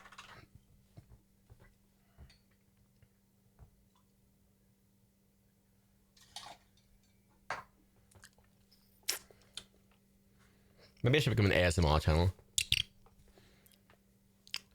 He's the president, you can pardon anyone? You can, that's true. Well, only for federal crimes. Not for state crimes. That's an important distinction. Very important distinction. Why is he in prison? I think they gave a reason for why he's in prison, but I wasn't listening. I don't care, man.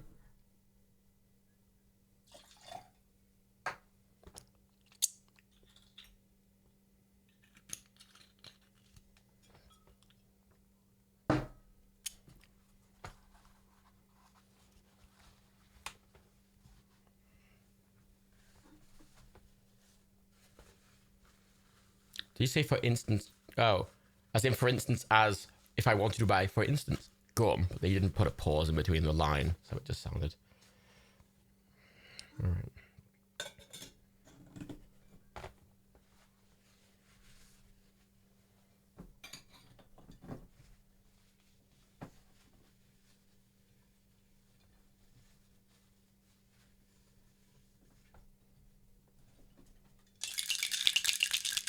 Instant gum. Is that actually a gum? Yeah, this is the problem with Adam Sandler films. And also, Peter Dinklage isn't a very good actor. Like, Adam Sandler films, they often just double down to, like, a long bit. And it's just not funny. But also, Peter Dinklage isn't a good actor. He's not a good actor.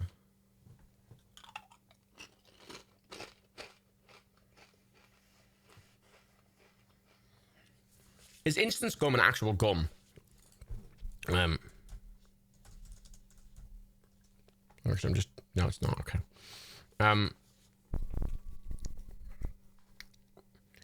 So I like the subtitle didn't say forget about it. It had this really long forgugabugaba word. All right. President, pardon seems like a really corrupt thing, says Icy Monster. The original purpose of them wasn't. It was usually meant to, like, you'd pardon people within the national interest for really specific things. Yeah, there we go. They've Meerkat and Dave Luck saying it. Yeah, it was like... Actually, no, Dave Luck got it closer. Dave Luck got it closer. It wasn't spelt right. It was just like... They're just racing uniforms with one up written on them for some reason. Also, some firefighters clapping. I don't know why. Because they're driving in the minis. It's me insane. That's what they're about to do. They're about to drive in their minis. And go beep, beep, I'm in a mini. Wait, I recognize him.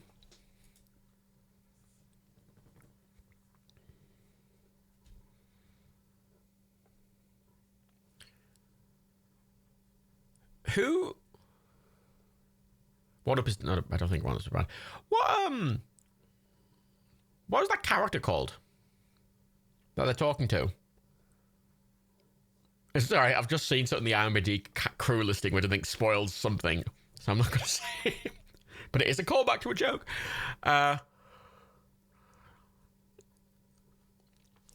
His new girl parts of what's his name?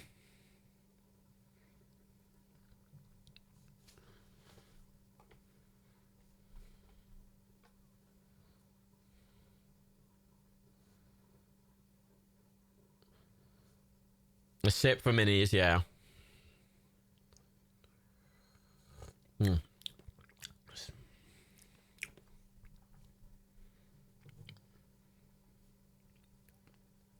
Batman's dad.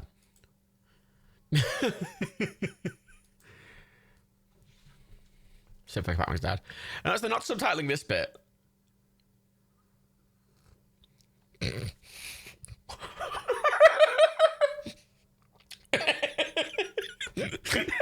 It's so fucking dead. That's funny. That was a funny... There's the thing. There's funny jokes.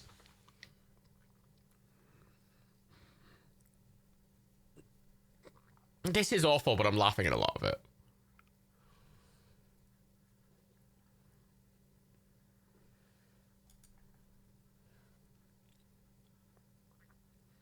I think he knows that, love. I mean, he's the video game consultant. Of course he's gonna know that.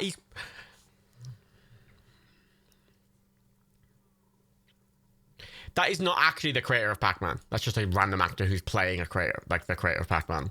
It's not actually the creator of Pac-Man. Yeah, I don't know why they're wearing standard seatbelts. You would think they'd be using racing harnesses or something, wouldn't you?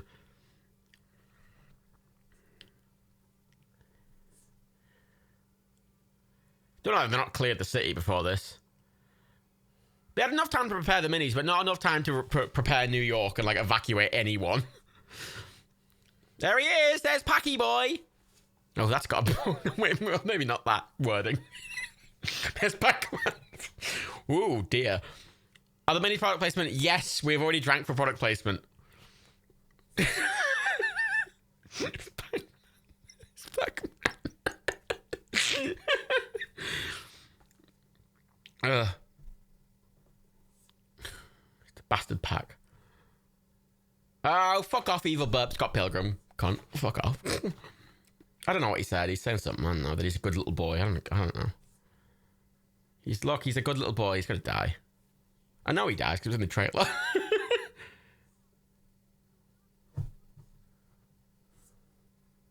It's Papa's dad!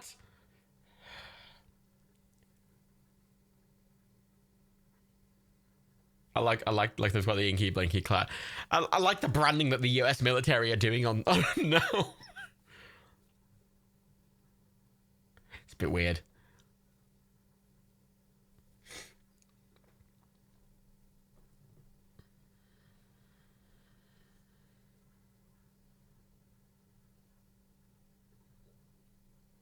Don't know if that's a racist dialect. I mean, it's a stereotypical dialect, but there's a reason a lot of native Japanese speakers often mispronounce words in English. Yeah,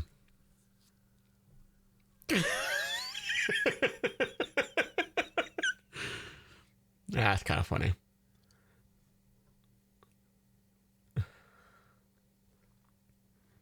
I didn't like him saying stupid bitch, but I like the little music. I thought that was fun.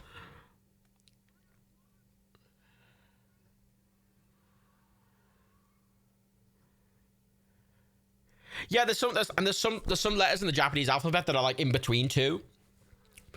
Because some of the way you say words are more based on your tongue position, and some letters have really similar tongue positions. At least in different languages they do. There's reasons.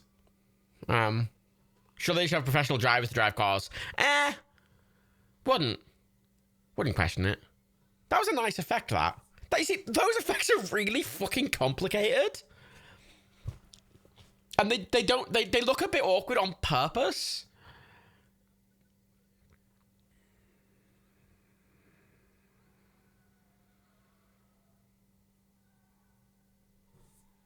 I mean, linguistics is really cool. I like linguistics a lot.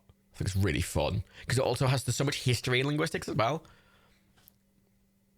At least they have infinite gears. I mean, that'd be fun. The R and the L, yeah, R, L, L, R, L, L, L. They're different in English, but in Japanese, there's a really specific reason for it. I don't know why they didn't. Oh, evacuate NYC is the whole thing. Here goes Tinky.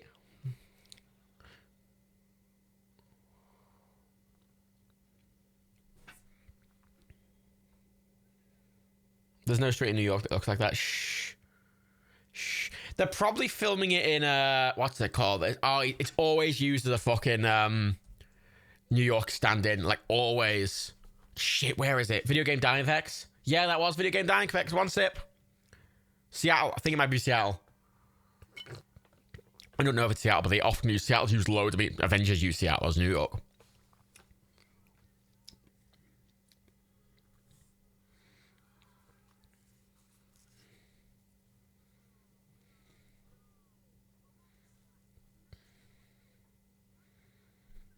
Where was there a power pellet?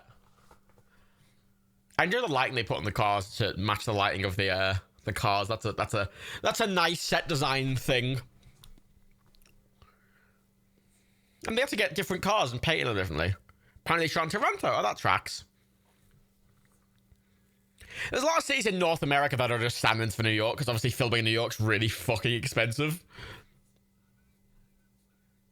See, that's not funny, Josh Gad. That's not a funny joke. It's just a very Josh Gad joke. Because Josh Gad's not a funny actor. He's kind of trash.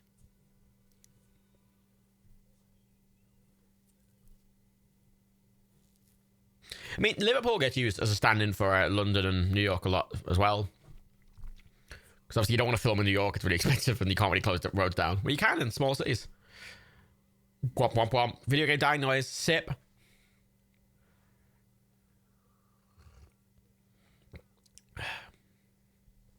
I mean, I imagine Josh Gad's character knew how to drive. It's America. Like...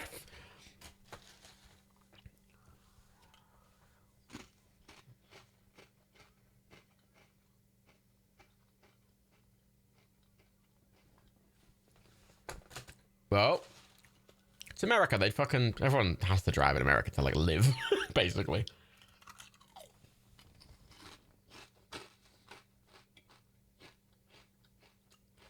About to say that. He may have cheated using an actual car, possibly. I don't know. That was a weird line if it wasn't in reference to him cheating. Don't know how you cheat in a car. Yeah, I'm not actually hating this film, Herbie. I'm laughing at it. It's trash, but I'm laughing at it. Ah! Classic. They properly crashed a car into the river. Then nice. Classic 90s effect. Give you an extra mark for that at the end of the score for crashing a real car. Appreciate that. Kind of like, don't try and put logic into it. The film isn't. Don't try.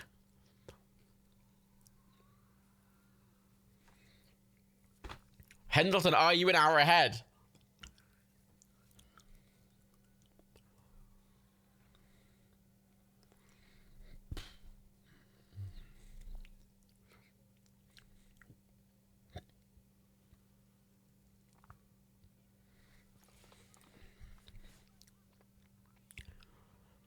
I do like the internal like lighting in the car. I think that's a nice touch.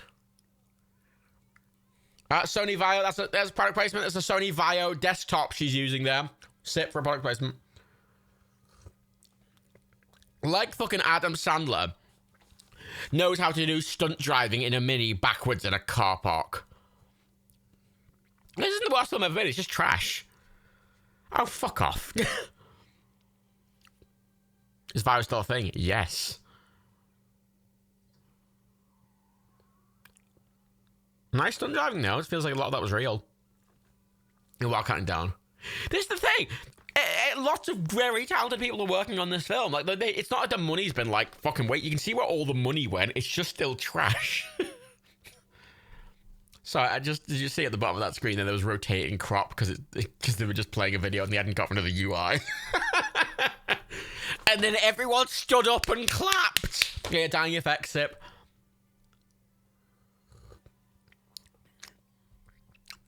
Ugh, fucking everyone stood up and clapped. It's the most American fucking...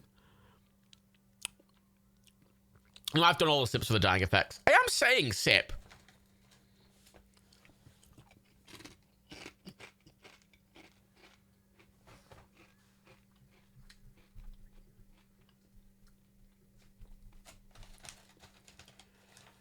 Oh, what? Oh, for God's sake. I forgot about Qubit. I say this like I've seen the film. I know these things are in the film. Yeah, there is still 40 minutes left. Well, 30. I think at least 7 minutes is going to be... 7 minutes is going to be... Yeah.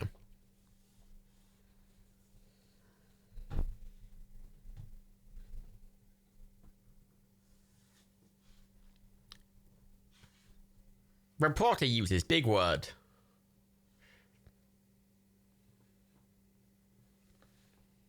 And then the whole press pool clapped. Could you imagine if, like, George Bush got up in the fucking press room in the East Wing after, like, you know, just before the fucking mission accomplished aircraft carrier thing, and then the entire press were like, "We love you, George Bush. Thank you for saving the world." They all stand up and clap. Could you imagine? Can you imagine a CNN reporter standing up, "Yay, George Bush."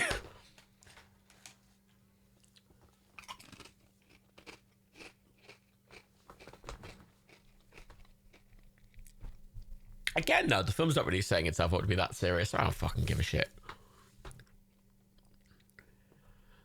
But that we love you, Galaxy Fox. I mean, in a lot of films like this, you'll note that they don't specify whether the president's Republican or a Democrat. Just the generic president stand-in.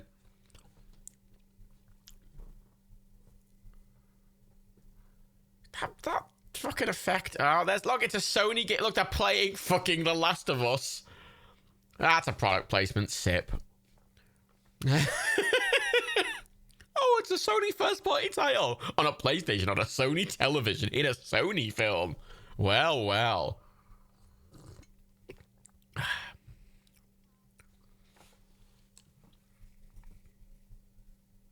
Kids these days with them modern video games. Back in my day, we had steaks.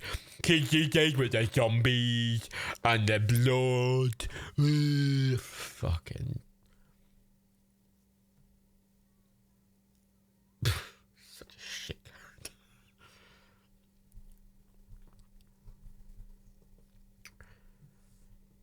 I like that he's got a shadow even though he's generating light. That's a bit confusing. Look at the CG shadow they have for him, though. That's a nice shadow. That looks great. You can even see how the shadow's coming up on the ridges of that box he's on and everything. That's a nice effect.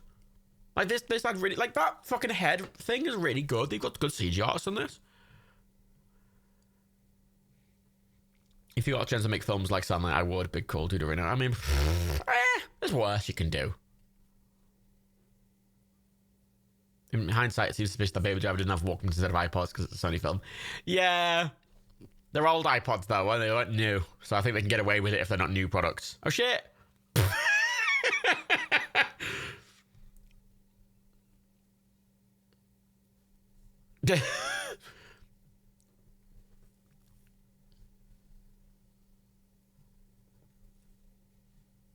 I think old iPods just have a vibe to them. I think old iPods have a vibe. The old colourful iPods have a really distinct visual feel and look to them, which I think clearly Edgar Wright was going for. The shadow might be real Phil the Dead. You are correct there. But some of the way that thing was moving, I don't think... some of it will be... If not all of it, most of it's CG.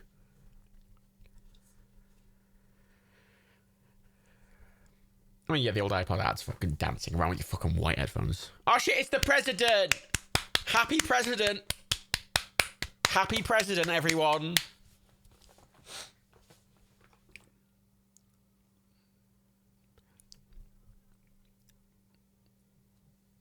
Do you know that time fucking Obama, like, got up at the end of his, like, blues night with, like, Buddy Guy? And Buddy Guy got him to come up. Buddy Guy forced Obama up onto the stage. Like, B.B. King's playing, Buddy Guy's playing, like, fucking Derek Trucks is there. I think was Macca there? I think no, it was, I think the Stones were there, weren't they? A bunch of blues artists were there.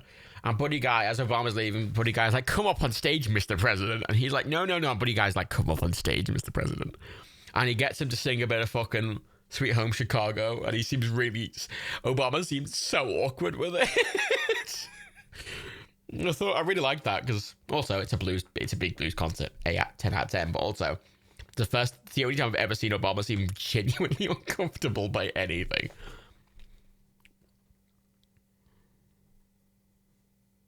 No, this is a real thing that happened. But there was a little tux. I also Obama had a concert at the White House, at like a special thing, and it was a bunch of blues artists, loads of blues artists. It's on YouTube. His Buddy Guy, his BB King, Derek Trucks, and he did loads of stuff. When he was leaving, Buddy Guy, I love Buddy Guy. He's very cheeky. He's also really old, but he has a ridiculous amount of energy for an 80-year-old. And he's just like, come up, Mr. President. And I can't really say no. He politely declines, and then he's like, you know, come up. Like, he keeps pressing him, and like if he declines again, he put him in an awkward position. So he sang a bit of Sweet Home Chicago, and then he tries to. There's this bit where Obama, he sings a bit of Sweet Home Chicago, then he goes to hand the wireless mic he'd been handed by Buddy to BB King, and BB's like, what? He like hands the mic to BB, and BB's like has to awkwardly hold the mic. And I'm like, what the fuck? And again, this just illustrates how clearly that's just a Jack Black role, isn't it?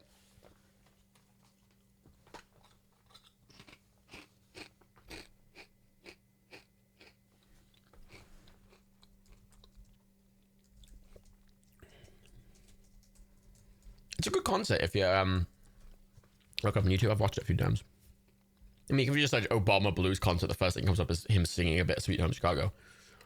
The White House Blues reception to mark America's Black History Month. The blues concert was held at the White House, featuring, weirdly, the BBC listed a bunch of people, and the first person they listed was Mick Jagger, which felt a bit weird.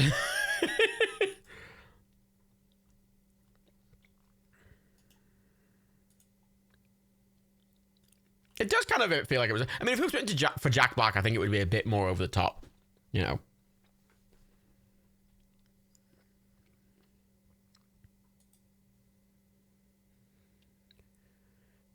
Oh, because Sam always has to get the goal, because his films are very, you know, they're very, they're written to a formula.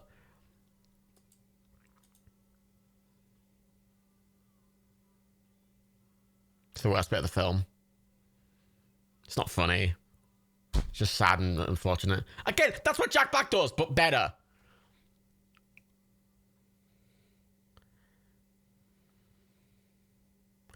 Oh, that's Serena Williams. That's Serena Williams.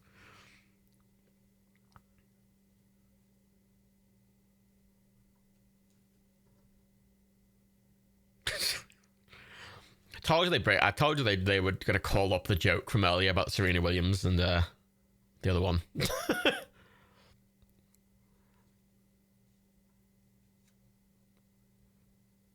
Again, I feel like most of the budget is worked on getting these random. And they're drinking Jack Daniels with the bottle turned around to not show the brand name, because clearly Jack Daniels didn't pay them enough money to show Jack Daniels. Imagine having Jack Daniels in a fucking White House reception. Fucking shit tier whiskey. Serena Williams has very impressive arms. I fucking hope she would. I fucking hope she'd have impressive arms.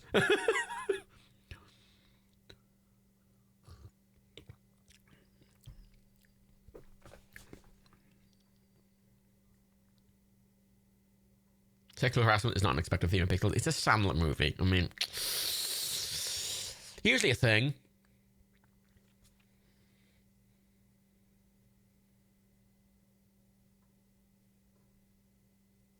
And they always have to have the quiet bit. It's a Donkey Kong reference. Get it? Because he's a gamer. Get it? He's a gamer, guys. When is he going to say the gamer word? And be like, it's a shit, it was a heated game moment, everyone. I'm not racist, honestly.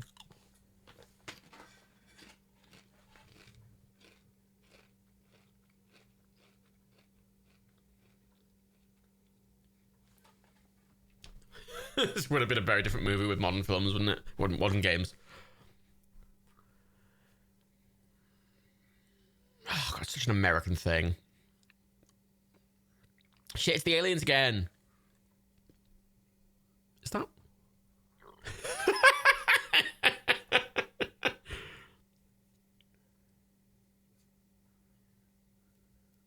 He's missing his hand.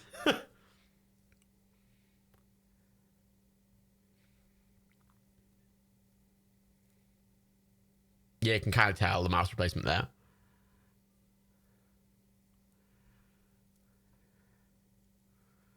I like there's a VHS effect when they do that.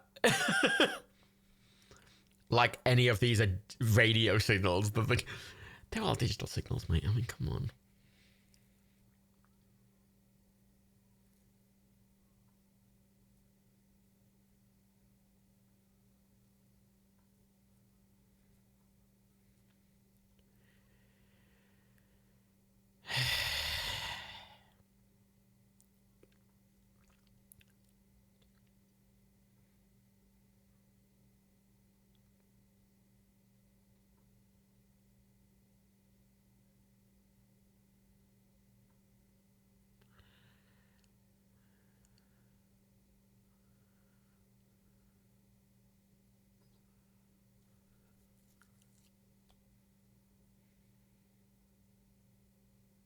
God, he's such a shit actor. I don't know how he cheated with the car, but also, why is cheating with the car a bad thing? Oh, I see him cheating with the car. I see. Okay, him cheating with the car meant that the aliens let you broke the rules. Okay, so it is. I'm gonna say that's a 2-sip. Fuck it. That's for game over. Yeah. Well, no, that's just cheating a video game. Fuck it. I took 2 sips earlier, but I'm gonna take 2 sips again.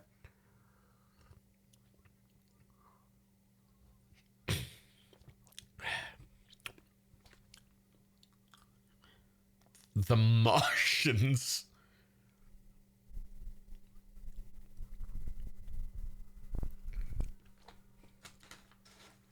Aliens, mate. Shit's the kid. He's getting beamed up. It's Spike. It's 3D time, everyone. Sit for beam up. Ah, stop it.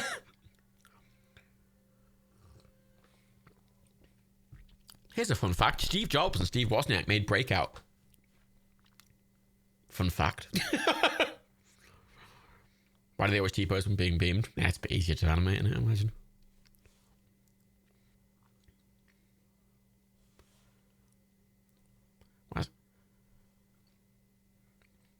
Why's Qubit here now? They did. Steve Wozniak and Steve Jobs worked at Atari before starting Apple. And they were tasked with making Breakout for the arcades. So they coded Breakout. Well, I say they. I think it was mainly Woz. Fun fact. Why is Qubit just here? I just don't get it. I hate this called my.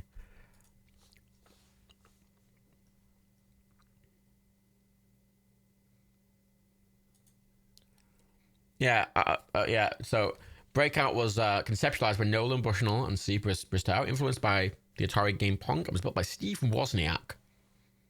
And much like everything else that Steve Jobs did, Steve Jobs was also just there when Woz was doing it and was like, "You're doing a good job, Woz," and then like pointed at things, and everyone's like, "Oh, well done, Steve Jobs," and Woz was sat there like, "What?" Oh shit! It's fucking Paperboy.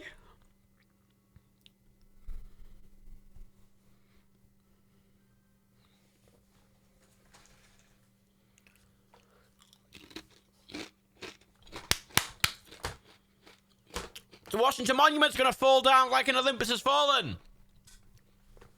Shit, it's Frogger. Oh no, Frogger. Oh shit.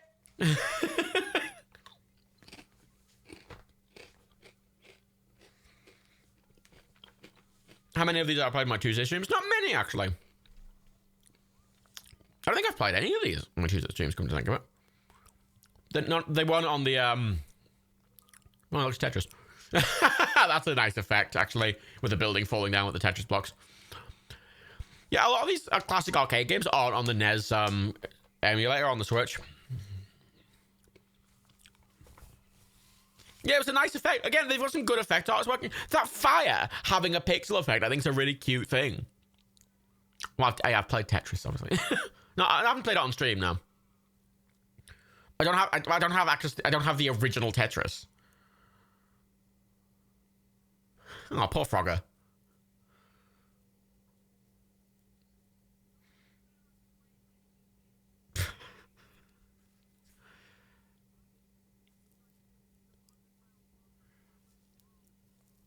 Ah, yes, the president's just going to slip away. still more realistic than Olympus Has Fallen.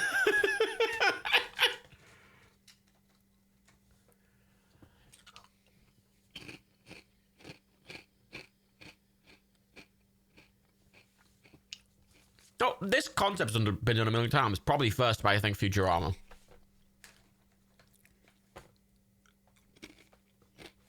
I'm having fun with the film. It's dumb. It's dumb fun. It's crap, but it's dumb. But I'm having a fun time. Yeah. Oh. Yeah, fuck you, Smurfs. I feel like Adam Sandler really hates the Smurfs. he just really desperately wanted a vicious Smurf death scene on screen. Right, they keep getting the jumpsuits. I don't know, man. The jumpsuit factory. It's just Mario. There's a game I played. Shit, it's the Biddy Bandits. I like that there's a convenient school bus just nearby.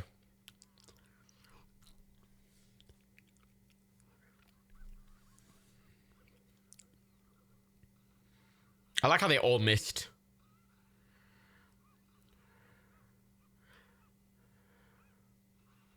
If I had a gun in Mario, it would have made it a lot easier. Remember that joke by Greg Davis about how she found ET? You said you just bang his head in with a shovel. Yeah.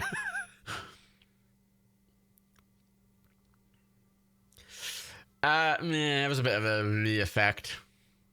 They didn't really transition from a CG pixelated version of it to like a normal version. That just a pixelated effect. It was a bit, yeah.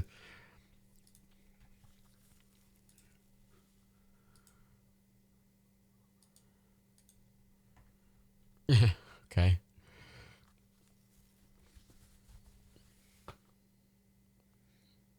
America isn't just full of schools everywhere. Like, I mean, yeah, it's America. I don't know.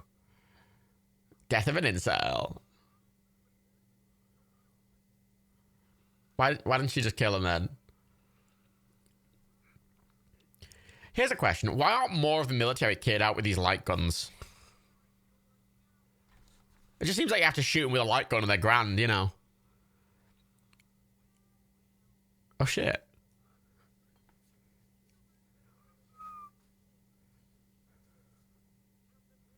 I don't know where the military is. I don't know, man.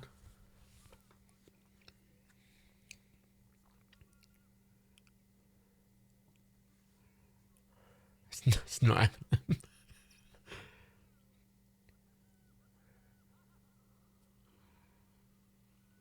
Oh, shit. Oh, God. It's 4 beams up. Where's it going to be 4 beams up or is it going to be 1 beam up? That must hurt.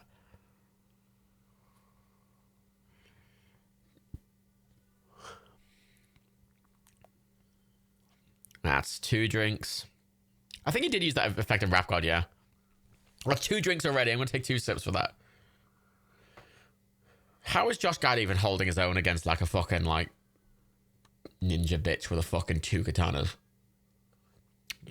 But they're not katanas, and they're fucking...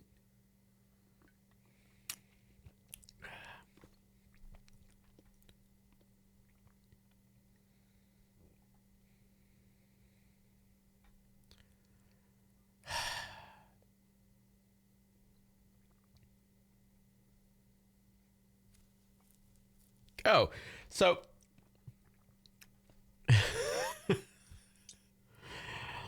Toru Iwata, who the actual guy behind Pac-Man, is actually in this film. He just doesn't play himself. He plays Electric Dream Factory Repairman. So he's somewhere in the film. Who's this character supposed to be that he's kissing awkwardly now? Oh, and all the kids clap. Jesus Christ, such an American fucking thing.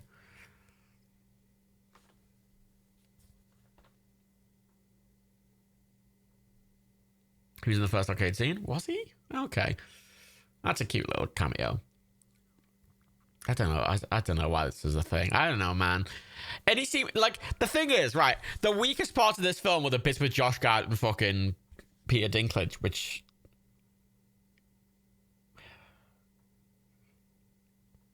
Peter Dinklage isn't a good actor, and Josh Gad isn't funny. So it's just. We didn't see Kevin James and Cubit beam up, but they did beam up, so I'm going to take 2 sips for them. I like that they just brought in this weird Cubert comic relief character. Oh, it's Donkey Kong, I see.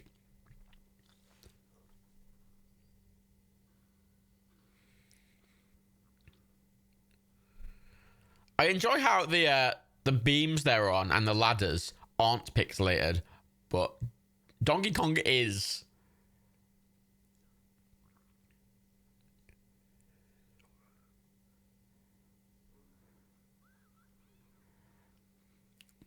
I'm not very good at Donkey Kong, to be fair. Oh, I like it's just the 3 random dudes. No other people got beamed up, but just those 3 random dudes.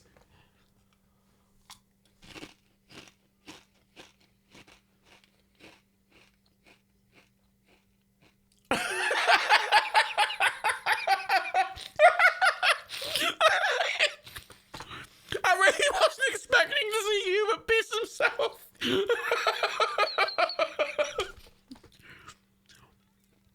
It wasn't funny, it was just so unexpected. Alright. Mate, I wouldn't be able to jump over that fucking thing. How high can you jump? I can't jump very fucking high.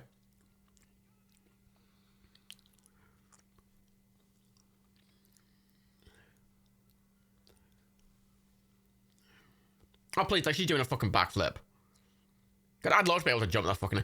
It's kind of weird because I'm running around a CG set and it kind of does look... I mean... Yeah, that doesn't look very good. The composite just looks a little awkward.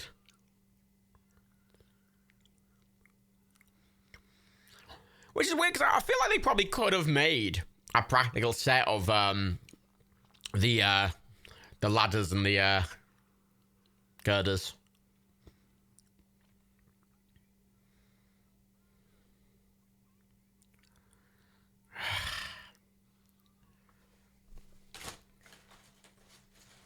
Oh, modern video game saves the day.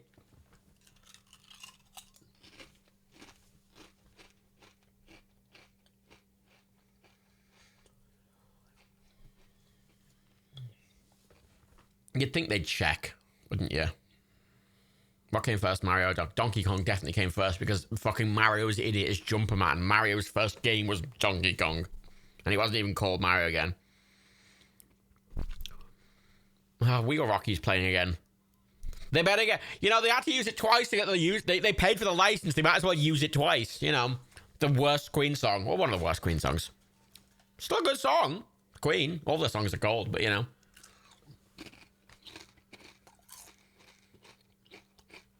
Where's Princess of the Universe when I need it, you know?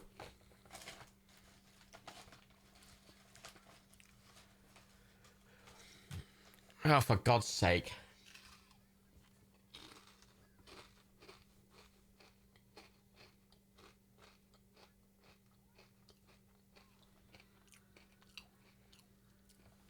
Why is she doing backflips and stuff now? Yeah, I wish they'd just play the Donkey Kong music with the same. The We Were Rocky feels a bit out of place.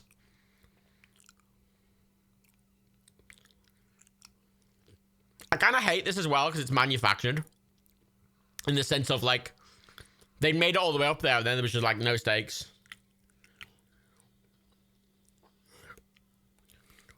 Ghostbusters 20. Just can't you? I don't know, man. Oh, please. Adam Sandler's not going to be able to hold himself up with his arms.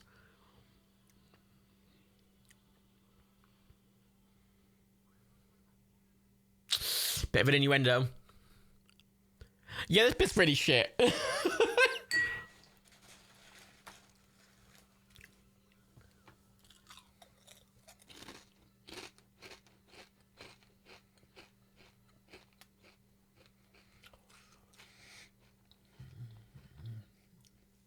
There's not really any comedy in it. It's just kind of crap, and it looks kind of crap as well.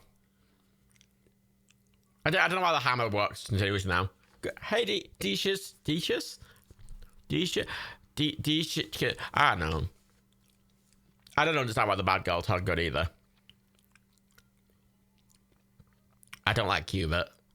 Just being there. Oh, look at the CG reflections in the building behind them. That's a small detail. It's very well done.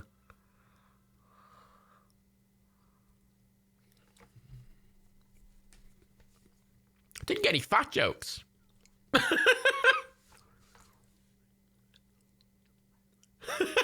Yeah, all right. Gotta get Obama in there. Sean Bean isn't dead? No, that's true.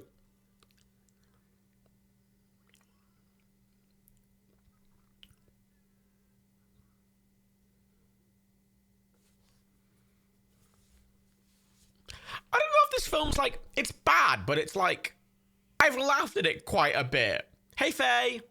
I've laughed at a lot of this film, which admittedly, and I've laughed at bits it's clearly wanted me to laugh at as well. I haven't laughed at it just for being shit. I've laughed at it at bits that are meant to be jokes. You know, I thought that was a funny joke. But it's kind of, the reason I like this more than something like Olympus Has Fallen is because, like, this comes into it going, this is a trash film. It knows kind of what it is, and it leans into it, and I appreciate that. Where Olympus Has Fallen is terrible. I don't know why Cubitt's still alive. I don't know. Yeah, Adam Sandler's exhausting, Faye, I'll be honest. But this is the whole thing.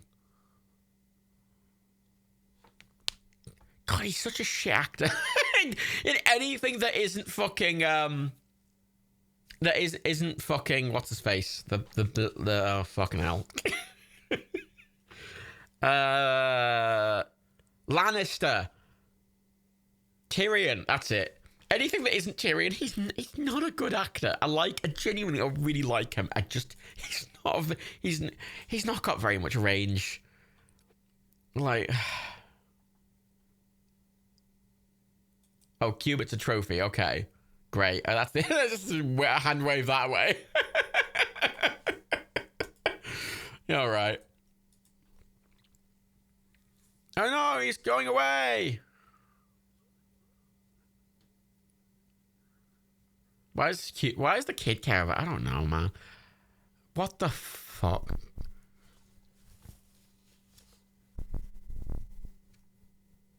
Oh, that's pretty weird.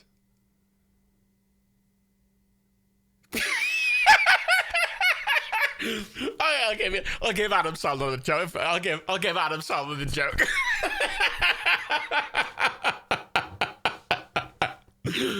I'll give Sandler that. Yeah, that's funny. See, it's like he writes good jokes. Like he has some good jokes. I think he can be funny.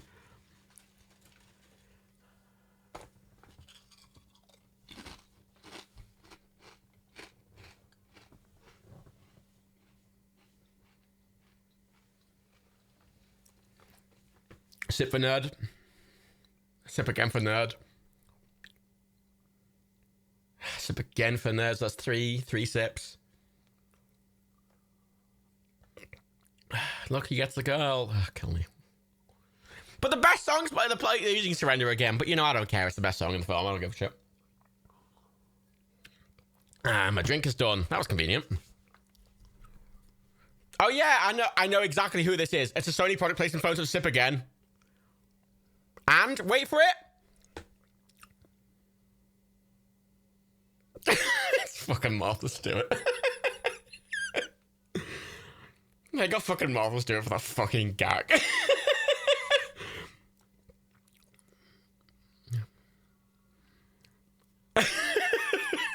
Such a dumb fucking film.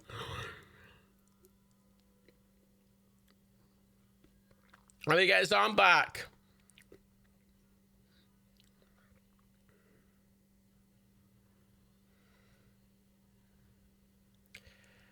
And there we go, roll credits. I'll be on. Oh, it's game over. Game over. I gotta take 2 sips. If you've got any drink left. Actually, I do have drink. Oh shit, 1 year later. Oh, I do have drink left. I got my straight vodka.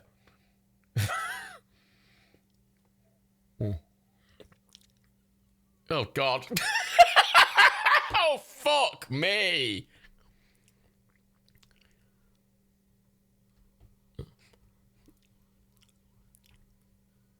Pretty weird joke.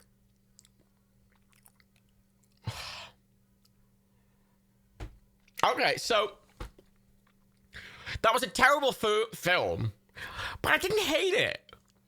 I didn't hate it. Genuinely, I didn't hate it. It wasn't a good film, but you know what? I laughed at it quite a bit. I've got kind of the ending was shit, but I've got kind of a smile on my face. It did make me laugh. You know, I laughed at it. I thought bits of it were quite funny. It's a terrible film. This thing, I can see. I distinguish films not just whether that like I can like a terrible film and I can not like an excellent film. You know. Like Knives Out is an excellent film, which I don't like. This is a terrible film, which I do like. You know, I don't like it. To be clear, I just don't hate it. Yeah, it's not the worst thing we watched. I laughed at it, you know. Yeah, like, yeah, look, it's Breakout. They're playing Breakout on the Taj Mahal. This song is the worst song of the film, though. Can we just establish that? Yeah, actually, what's up? Wait, I'm gonna bring it in. Vibe check. Vibe check on Pixels. What score would you give Pixels out of 5? But since movie has half stars, it's technically out of 10. So what would you give that film out of 5? But you can give half stars. You know. I'm not gonna score it based on your scores, but I'm curious what your opinions are. Everyone's saying 2.5s, which is actually pretty high. That's around where I was going to give it. It's the best bad movie we've watched, isn't it? Like, it's the best bad movie we've watched on this. Which... that's what's weird about it. Like, it's the best bad film. Which is a weird comparison. Which always a weird... it's a weird award to give it. I hate this ending song. Do any of you remember in the Aladdin live action remake, the one with Will Smith? One of my least favorite things about that film was how, well, aside from it existing, was that they got Will Smith, but then didn't change any of the songs that were written for Robin Williams doing this big, like, you know, improv bit. None of them were rewritten or changed to fit Will Smith being a rapper. And that really annoyed me, because if you're going to get Will Smith, at least fucking use him. But at the very end of the Aladdin remake, there's a version of Friend Like Me at the end of the Aladdin remake. That's done by Will Smith. Like, fully, it's done by him and DJ Khaled. Khaled? I don't know. Whatever. I really like it.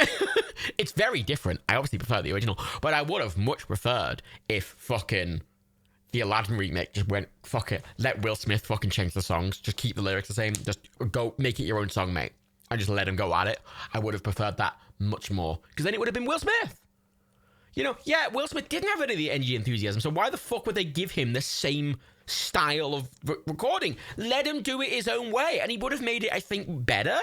Not than the original, but it would have been better than what it was, because it would have fit him then. Because as we remember, The Genie was very specifically written for Robin Williams. It wasn't written for anyone else, and they got Robin. They wrote it for Robin, very specifically.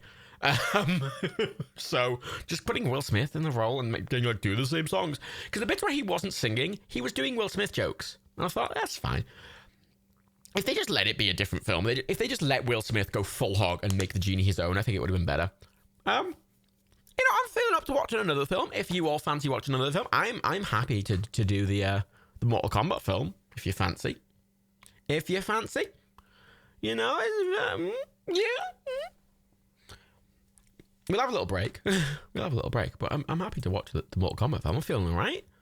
I'm not that drunk. I've been drinking straight vodka the entire stream. I'm doing all right. Yeah. When are you watching Adam Sandler's Grown Up 2? Oh, God, I'd rather die. Actually, that's a quick point. I'm actually going to very quickly check what Adam Sandler films are on Prime.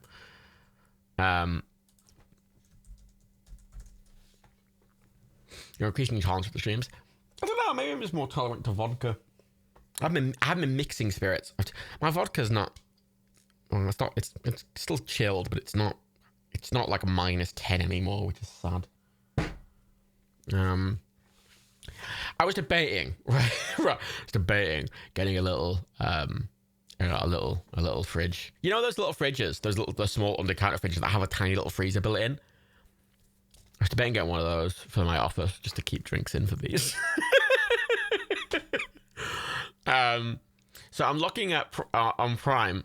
The Cobbler by Adam Sandler's on Prime. Little Nicky is on Prime. The Wedding Singer is on Prime. Bulletproof is on Prime. Happy Gilmore's on Prime. Oofy. God, the fucking God, they had the Dan Aykroyd Skull Vodka. I've never seen the Dan Aykroyd Skull Vodka anywhere but my fucking bar shelf. And the one fucking time I'm like, oh, I'm going to drink a load of vodka today because I ran out of the Dan Aykroyd vodka. I don't have the fucking Dan Aykroyd vodka. Like, fuck me. You don't see the account paperwork, mate. We can fucking declare anything as a business expense because of our fucking weird job. Although, admittedly, I buy everything for these on my own dime.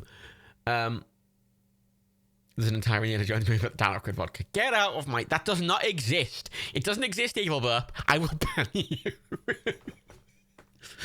You'll ban you. Right. Actually, the one reason I'm hesitant to get one of those mini fridges is because A, it'll add more heat to my office, and B, I'm worried it'll make noise. Because I don't want it to be close enough to me that I could like grab stuff from it without having to like get up. But you know, it kind of negates it a bit if I have to walk away. Anyway, sorry, I'm getting distracted. We are going to watch Mortal Kombat. We're going to watch the Mortal Kombat film. I feel like just to keep with the video game theme. I mean, I'm admittedly, I'm open to watching a different video game movie if anyone has a better suggestion, but I kind of want to watch the Mortal Kombat film from 1995, which I've never seen. It's an hour 40 minutes. Robert Anderson directed it. He did Negotiator. He did Paul. Wait, what? Hang on. No, wait, what? Paul Anderson, what did he work on? Fuck, I don't know. Tomb Raider, fuck me. I mean, I watch more video games. I mean, hang on.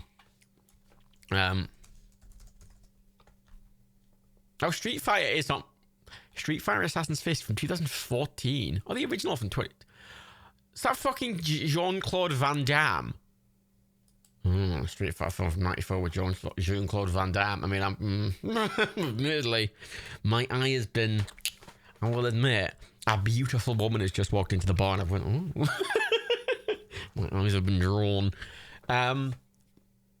Okay, fuck it. Let's run a poll. I'll run a poll. I think they're both good. Well, actually, they are a great pair. To the point of, I almost kind of want to do them on their own. One after the other. I could do that instead, but we'd need something else to watch now. Oh, I don't know. Oh, I don't know. Ooh. Bye, Phil the Dead. Oh, we're not doing a triple bill. No. I'm not doing a fucking triple bill. That goes too long.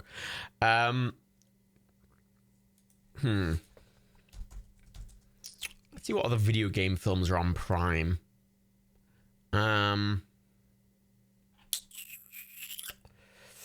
Ooh, honest to God, right? Evil Burp, if the Doom movie was on Prime, we would have already watched it. I genuinely, unironically, quite like the Doom movie. Because it's fucking Dwayne Johnson and fucking Carl Urban. Like, I don't give a shit. They can be in any film and I'll like it. I don't care. How shit's the Assassin's Creed one? It's just kind of boring. It takes itself really seriously. Yeah, the Assassin's Creed is just fucking dull. The Far Cry... God, there is a Far Cry film on Prime and all. Fucking hell. Starring Till Schweiger. I don't know. 2008. What? Fucking hell. God, there's a lot of video game movies. Far Cry is on Prime. I mean, yeah, the first person film is on... wait. Is Battleship on Prime? No, it's not. Damn. Ooh.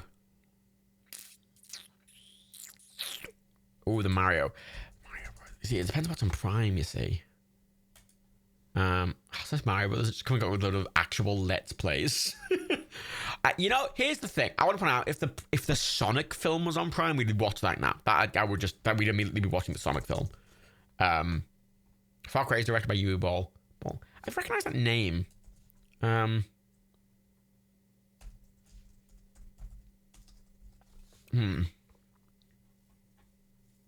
I've got to look him up because I recognize the name. Sorry, this is a complete distraction. One of the Hitman movies. They don't appear to be on Prime, the Hitman movies. Uwe Boll, he has directed 33 films. What the fuck is that? Rampage President Down. There's a lot of shit films on this list. He did there's a Postal film? Is that based on the game? Or is that? No. He did a Far Cry film. So, right. Netflix has Hitman. Yeah, but if it's not on Prime, I'm not going to do it. I want it to fit with the watch party format of Twitch. Even if you're watching elsewhere, I want it to fit with on Twitch. I'm kind of feeling the Far Cry film. I mean, I'd much prefer to watch Street Fighter, but watching Street Fighter and Mortal Kombat next to each other, I think is a better pairing. I think that's a much better pairing, so I think I'll leave them till another day. And we'll do them as a single evening. Blood Rain's on Prime. Ooh, you know, so there's a film on Prime which came back on Prime recently. Oh no, okay, never mind. So okay. The 3 original Blade movies are on Prime. I thought only one of them was on Prime. All 3 are on Prime. So you know how we did an Indiana Jones day? We're going to be doing a Blade day at some point. We're definitely doing a Blade day, because fucking Blade's the shit. Fucking love Blade. Fucking mess. Love them. Great fun. Blade day. I'll do that one Saturday. In a couple of weeks. I think, because next week... Ooh, I've got to plan these in advance now. Because the past couple of weeks I've been doing these films just as they're going off Prime. Like Indiana Jones was literally... We watched it just as it was going off Prime. Pixels goes off Prime in 20 minutes. And I mean, I love doing themed days. I mean, if we're doing a day, that's going to be on a Saturday. If we're doing an evening, it's going to be 2 films. Blood Rain's got fucking Ben Kingsley in it? What? 2006? What the fuck is this shit? I've never played the game Blood Rain. Why was there a film made of this random fucking game in 2006? What the fuck? Ben Kingsley. God, he's in a lot of shit, Ben Kingsley, isn't he? I think what I'll do now is because I've been kind of Titanic 2's on Prime. I've been kind of not rushing. I've been doing these last minute, but now we've kind of went through a bit of the backlog of films that are about to go off Prime. I think I'll have like a full like calendar schedule of what nights we're doing when and stuff like that. So I think we'll do Far Cry because that's a film I would never watch otherwise. We all good for Far Cry? We all fine for Far Cry? The Far Cry film. I think that's a good fit for now. I think that's a good fit for now. Wait, what? Hang on.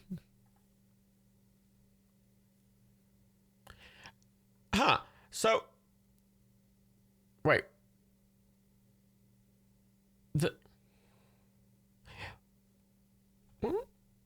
Far Cry's listed on Amazon twice. Is this on Amazon UK? It's listed twice. They're both done by Uwe Boll, but one is 1 hour 31 minutes and one is 1 hour 35 minutes. And one is rated. They're both rated as 18 plus, but one of them is from 2008 and one of them is listed as from 2009. What are the extra 4 minutes add? An extended cut. 4 minutes? I want to check. Right, actually, I'm going to briefly check. Sorry, this is a brief aside. If you want to go and get drinks or whatever now, this is your... I'll do a break. I'll do a quick break as well. But if you're welcome to go and get stuff now if you want to. You're not going to be missing anything important. I just want to check. Huh. So I'm trying to find out where it's available in other countries, but yeah, it's on Just Watch it says it doesn't exist in the United States, which I kind of don't believe. Some of these niche films just get a bit buried on Just Watch and it bugs out a little. Yeah, there weren't any fat jokes in Pixels. Oh, no one got kicked in the balls. It was quite refined for an Adam Sandler film, wasn't it? Like, here's the thing. Far Cry doesn't even... So hang on, let me... Fault Sounds. Yeah, that wasn't even... It was very highbrow for a bit highbrow for Sandler. Yeah, I'm trying to... Hang on. I'm trying to just find... where Far Cry is available in other countries. One of the problems with these watch parties that always annoys me is trying to get something that's available in multiple countries, because nothing ever is, obviously. The only things that are going to be available worldwide are Amazon Originals, and like there's so few movies of those where I think even fit. So I am genuinely very sorry that nothing's accessible worldwide, but I can't really do much about that. VPNs are a thing. Well, this is a point actually. So VPNs, as far as I can tell, don't work on Twitch. Like if you're watching on Twitch, in the Twitch player, like the watch party is meant to. But I think they do work on the Prime website.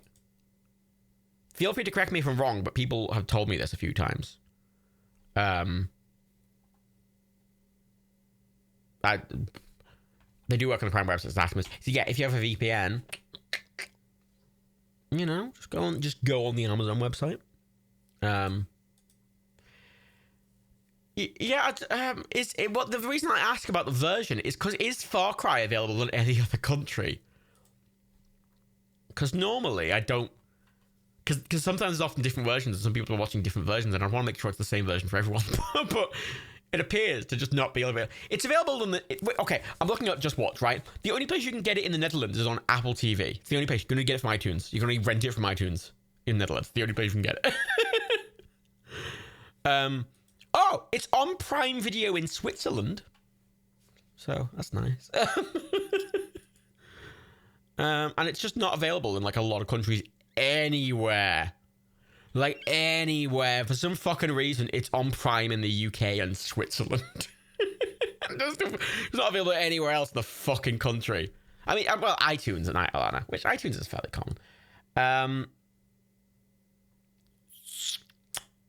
So I think we could do another Sandler film. I do kind of want to watch Far Cry.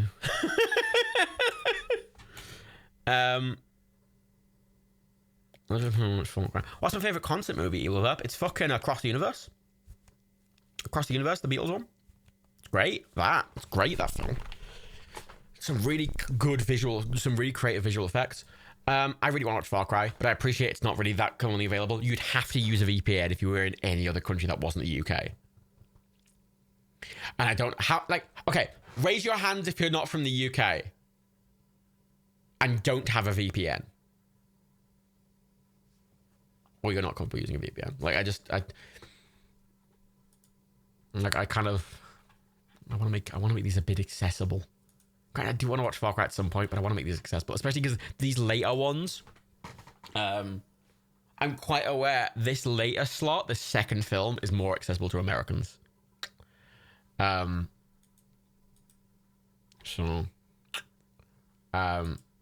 could do Blood Rain. Yeah, not all VPNs work with Prime Video. That's a good point, Daximus. That's a good point.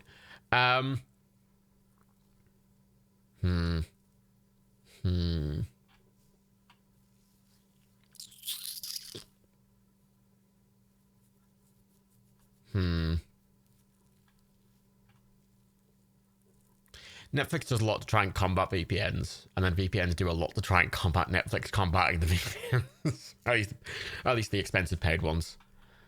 Like these big paid ones like Nord and fucking Pirate Internet Access and stuff, they fucking sell themselves on the fact you can bypass Netflix. They spend a lot of money trying to bypass their shit, but the freer ones, the cheaper or free VPNs tend to not work very well. Ooh.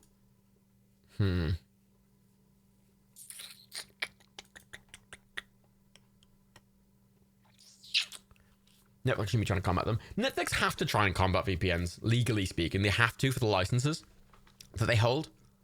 They have to try and combat them. Didn't say they have to be good at it, but they have to try. We're not doing Demolition Man, but I want to keep it in the theme of tonight. So the options are either another video game movie or another Adam Sandler movie. They're the options. They're the two. They're the two options. They're the two options I'm giving you here. I really want to do Far Cry, but it's so fucking inaccessible. Because at least in other places, they're available in other countries, even on different services. But fucking jeez, it's not available anywhere. Why? Why is there no... You'd think if they'd licensed it in the UK, they'd just license it everywhere because it's not available to buy anywhere else. Why would you just not license it worldwide? Jumanji's on Prime. Jumanji... The original Jumanji is excellent. It's just a good film. The remix, just crap. Sandler does seem a bit easier. Let's have a look at Sandler films that are on Prime. Sandler. I like that we went through like 4 movies that I planned and then just like, But I hadn't really planned in my head to do another film tonight. I'm happy to. I kind of go into these going, Little Nicky's on Prime, which looks bad. The Wedding Singer's on Prime. Happy Gilmore's on Prime.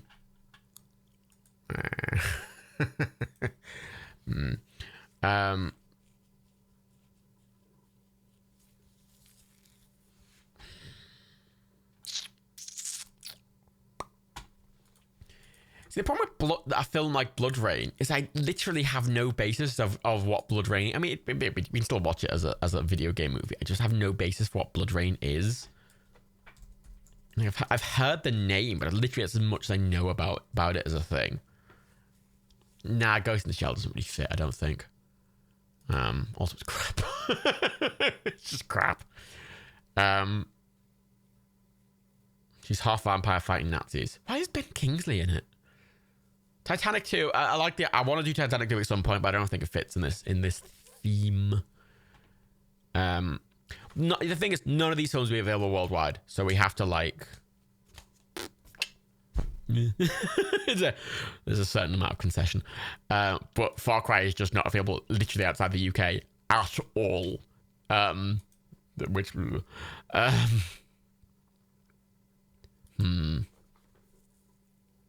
I Now Pronounce You Chuck and Larry is on Prime,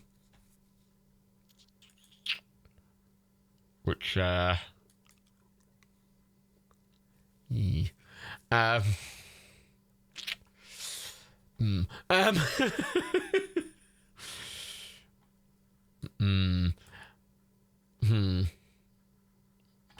that's annoying. Don't Mess with the Zohan's Knot. That would have been a good one. That's a fucking trash. The Cobbler. 2015. Steve Buscemi's in it? Sorry, I want to describe the premise of the Cobbler.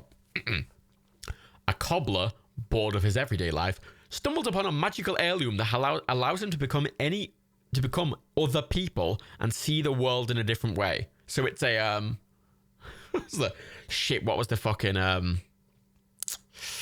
what was the show with Captain Archer in it that I'm thinking of? Oh my god, what's the show with Captain Archer in where he just keeps going around? So please help someone. Not Enterprise. The guy who played Captain Archer. Quantum Leap. Daximus got it first, Gilmore. Get fuck Christy B. Get fuck Mr. Gregory. Fucking Daximus got it first. I appreciate all of your things. Yeah, it just sounds like Quantum Leap with Adam Sandler, which kind of sounds funny, actually. That kind of sounds funny. Clue is another film I would like to watch on these. But I kind of want to save that. I kind of like doing these double bills and them themed. So I actually... It's not a video game. I want to do video game films or Adam Sandler films. Video game films. Clue's a board game film. And Clue, I'm really excited to watch. And I want to do that as like a main film. Hot Fuzz the Prime. That's a fun, just good film. I mean, I'll be honest. I'm kind of just feeling the Cobbler. Because the premise of that sounds so shit. Need for Speed is on Prime. The Aaron Paul Need for Speed film. But I remember seeing that in the cinema, and I remember it just being really fucking boring rather than funny. Hang on. I remember that being really just... It's not bad. I just remember it being boring. It was just dull. You know, it just gave me a dull vibe to it, you know. The Cobbler is available in the US on a service called Hoopla. Don't know what that is. I think it's a library. I don't know. I'm feeling the Cobbler.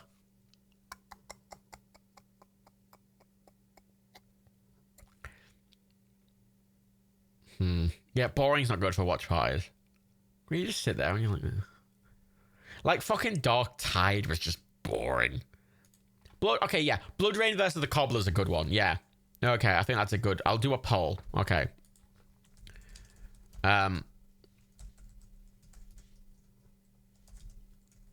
One's a video game movie, one's a Sandler movie. I think I'm just going to have to draw the line somewhere because we're going to be sat here fucking ever otherwise. Can we get a plot summary before we vote? Yes! Okay, so the Cobbler, again, is a cobbler bored of his everyday life, stumbled upon a magical heirloom that allows him to become other people and see the world in a different way. It's an Adam Sandler movie. It's got fucking Steve Buscemi in it. I'm incredibly fascinated by that. I am way more interested in the Cobbler than Blood Rain, but Blood Rain does look more what's the word I'm looking for? Ridiculous. Actually, sorry. I've just checked something. Happy Gilmore. I don't want to do Happy Gilmore. Leave Prime 48 hours. That's the only reason I mentioned it. Yeah, I'll be honest. The Cobbler sounds pretty fun. Like, okay, I'll do a poll. I'll put a poll. It's 2 minutes. It's at the top of the chat.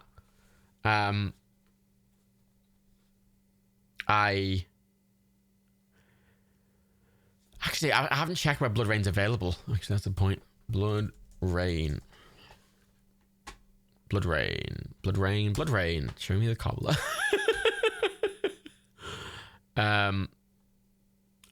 Blood Rain is on Prime in the US. That's a big one. On Prime in the UK and the US. What a rarity. You know. That makes a change.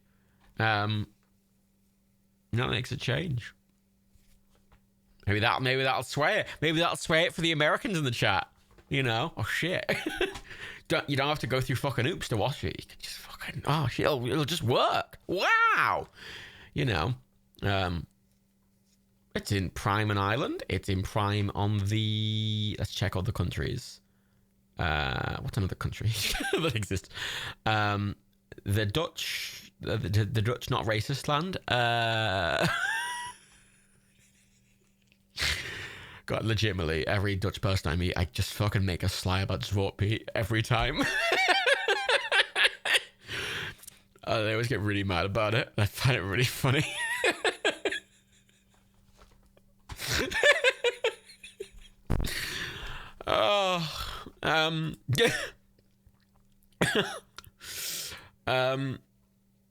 It's on Prime in Japan for all the Japanese people here. It's on Prime in the Philippines, Blood Rain. It's on Prime in It's not on Prime in Sweden. It's on Blockbuster. Sorry. What the fuck? Blockbuster still exists in Sweden? Shit! There's a Blockbuster video rental site in Sweden. It's fucking digital. What the fuck? Blockbuster.se. Yeah, it's like a fucking, like, it's like iTunes. It's like iTunes, but fucking Blockbuster and only in Sweden. What the fuck? All right. Well, learn something new every day. It's only, yeah, in Sweden. Sorry, you'll have to get Blood Rain from your local Blockbuster on VHS. Apologies for the inconvenience. Yeah, okay. Oh, the Cobblers won. The Cobblers won. How inconvenient is it for the Americans to watch The Cobbler? Like, it's available on some sites. It's 60/40. I am willing to override the will of the people, because again, I am not the British government.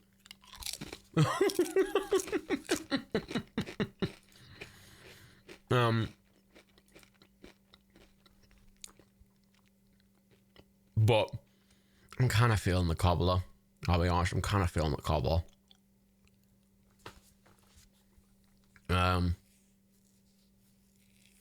I say with The Cobbler, it is available. Like, the thing with the other film, with Far Cry, is you can't even rent it. Like, I'm not even just talking about streams. Like, a lot of films, even if they're not available on Prime, you can rent them for, like, $2. And you couldn't do that with the Far Cry, but you can do that with The Cobbler. You know what? We're going Cobbler. I'm putting my foot down at midnight. We're doing The Cobbler. Sorry if you can't watch The Cobbler. But I'm going to add Blood Rain to the list. I'm not ignoring democracy. The Cobbler won. We're doing the one that won.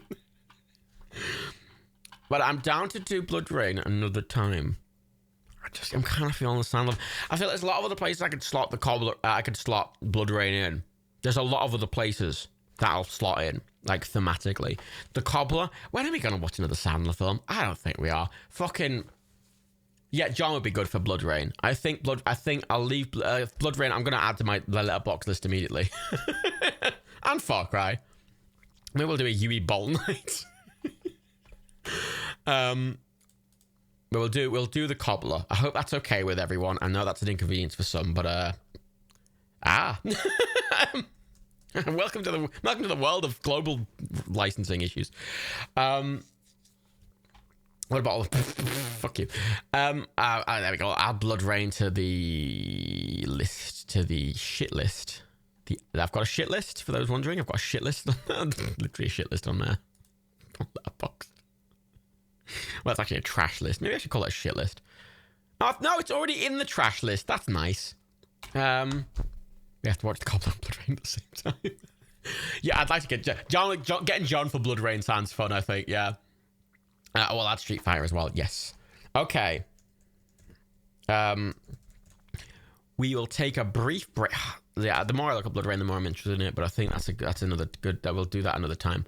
So yeah, we'll do the Cobbler. Another Sandler film. I think that fits. I think that's a thing that will only fit today. So we'll do a break for like 5-10 minutes. I'll say we'll start the film at 1:15. How does that sound for everyone? We'll start at 1:15. I mean, I'll be back before 1:15, but we'll start the film at 1:15. We'll start the film no earlier than 1:15. Okay. Excellent. Sorted. Okay, everyone. I'll come back early and we'll sort out a drinking game. Everyone, go get your second snacks. I'm gonna go get. I'm gonna get some ginger beer. I'm gonna make myself a dark and stormy. Actually, I've got to finish. Still got vodka here. Wait, hang on. Oh fuck! Oh, it's too much vodka.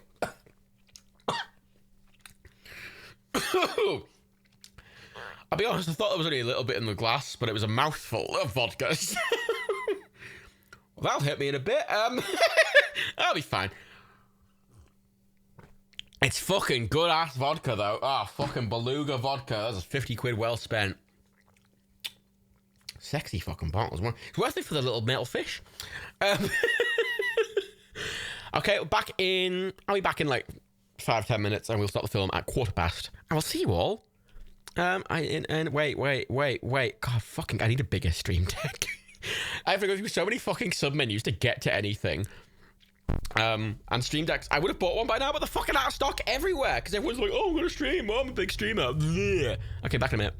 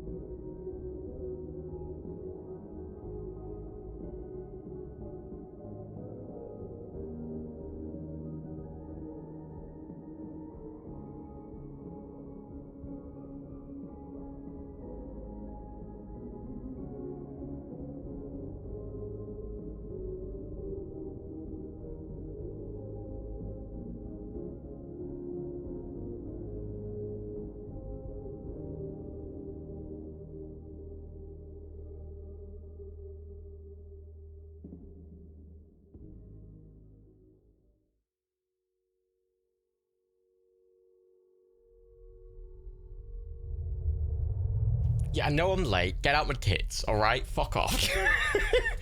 I had a bit of an emergency. It wasn't an emergency. I dropped my martini glass. And it fell down several stairs. And surprisingly, didn't smash. Good job, martini glass. Everyone can clap for the martini glass. Everyone have a nice... I made a dark and stormy. I couldn't remember how to make a dark and stormy, so I looked it up. And I measured it. And I clearly put way too much rum in this one. It's fine. Also, exciting news.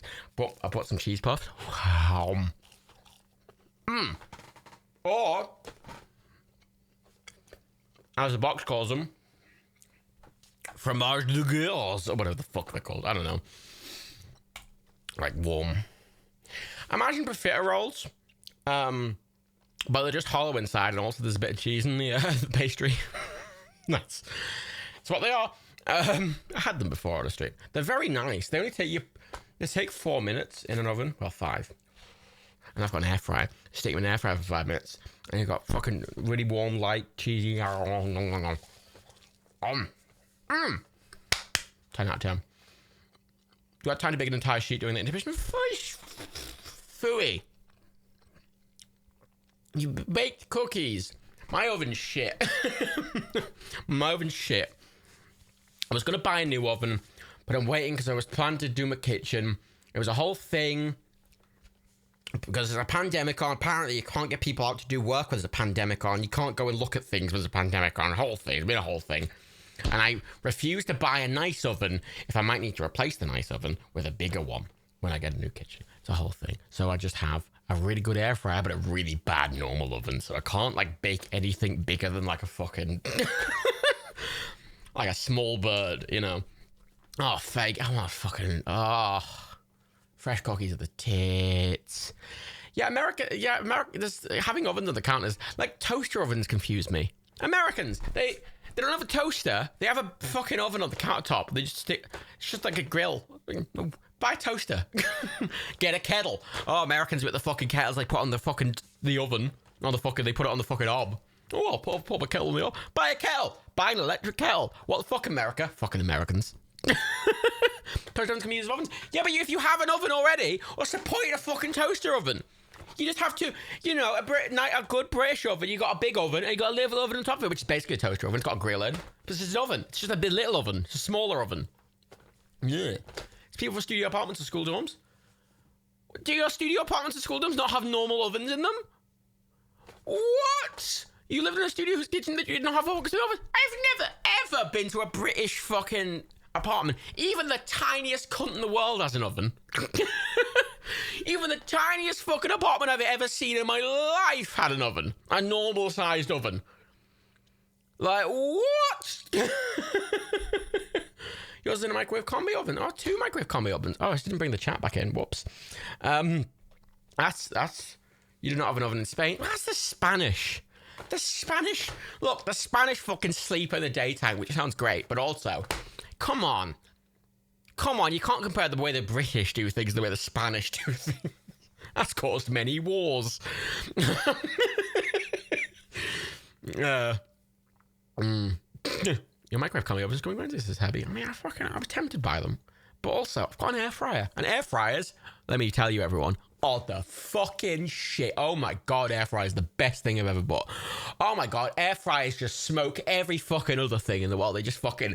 You get an air fryer, it's gonna fuck all your other appliances. You're gonna come down to your kitchen one fucking morning and you're gonna find cum all over the other appliances because the air fryer's coming on all of them. It's fucking fucked all of them and it's just coming all the fucking... coming all the fucking other kitchen appliances. That's what air fryers do, okay? They just... The whole thing, right?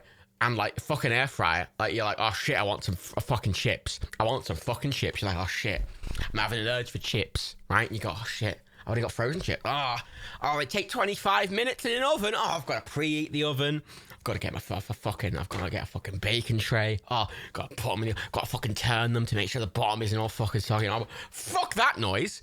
Oh, fucking, it's got to take you fucking 35 minutes at least. And it's a faff. Oh, but you get an air fryer, stick it in the fucking air fryer, turn the on button, leave them for 15 fucking minutes, come back, you got 30 cooked chips. And you're like, oh shit. Oh my shit, they're quick. You have a deep fat fryer though? Yeah, they're not compared to it. You don't compare them to a deep fat fryer. Don't compare an air fryer to a deep fat fryer. Consider it a fast oven. It's a fast oven. Why not using a regular fryer? Oh, I want to die of heart disease, do I? Also, there are what, you have to preheat the oil. You've got to use oil. You've got to clean the oil. Oh, fuck the oil. Fuck it. An air fryer is just a fast oven. It's just a little oven with a fucking heat. They're amazing. They're like the best parts of an oven and the best parts of a fryer put together. Fucking, an oven and a fryer had a fucking baby, and it's an air fryer, and oh my God, it's amazing. Air fryers, excellent. You don't have to deal with oil. You don't have to deal with preheating. You don't have to deal with cleaning them. You just stick the best in the fucking dishwasher. Bish, bash, fucking bosh. Fucking, oh, you want some chips? Bish them in there. Press the on button. Set the time 15 minutes. Come back, fucking perfectly done chips. Excellent. 10 out of 10. You know? Fucking 10 out of 10.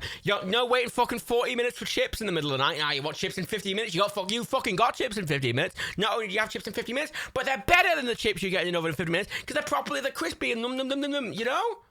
Fucking 10 out of 10. Buy an air fryer. You can get them real fucking cheap as well. Anyway, sorry, I went in an air fryer wrap for like 3 minutes. But you enjoy cooking, Matt? But you enjoy cooking oven chips? Air fryers are for sides. Like, you want fucking cheesy ball things that are great, excellent. You want some good chips? You put them in an air fryer. You want some sidey things? Put them in an air fryer. You know. Great for sidey things, so snacky.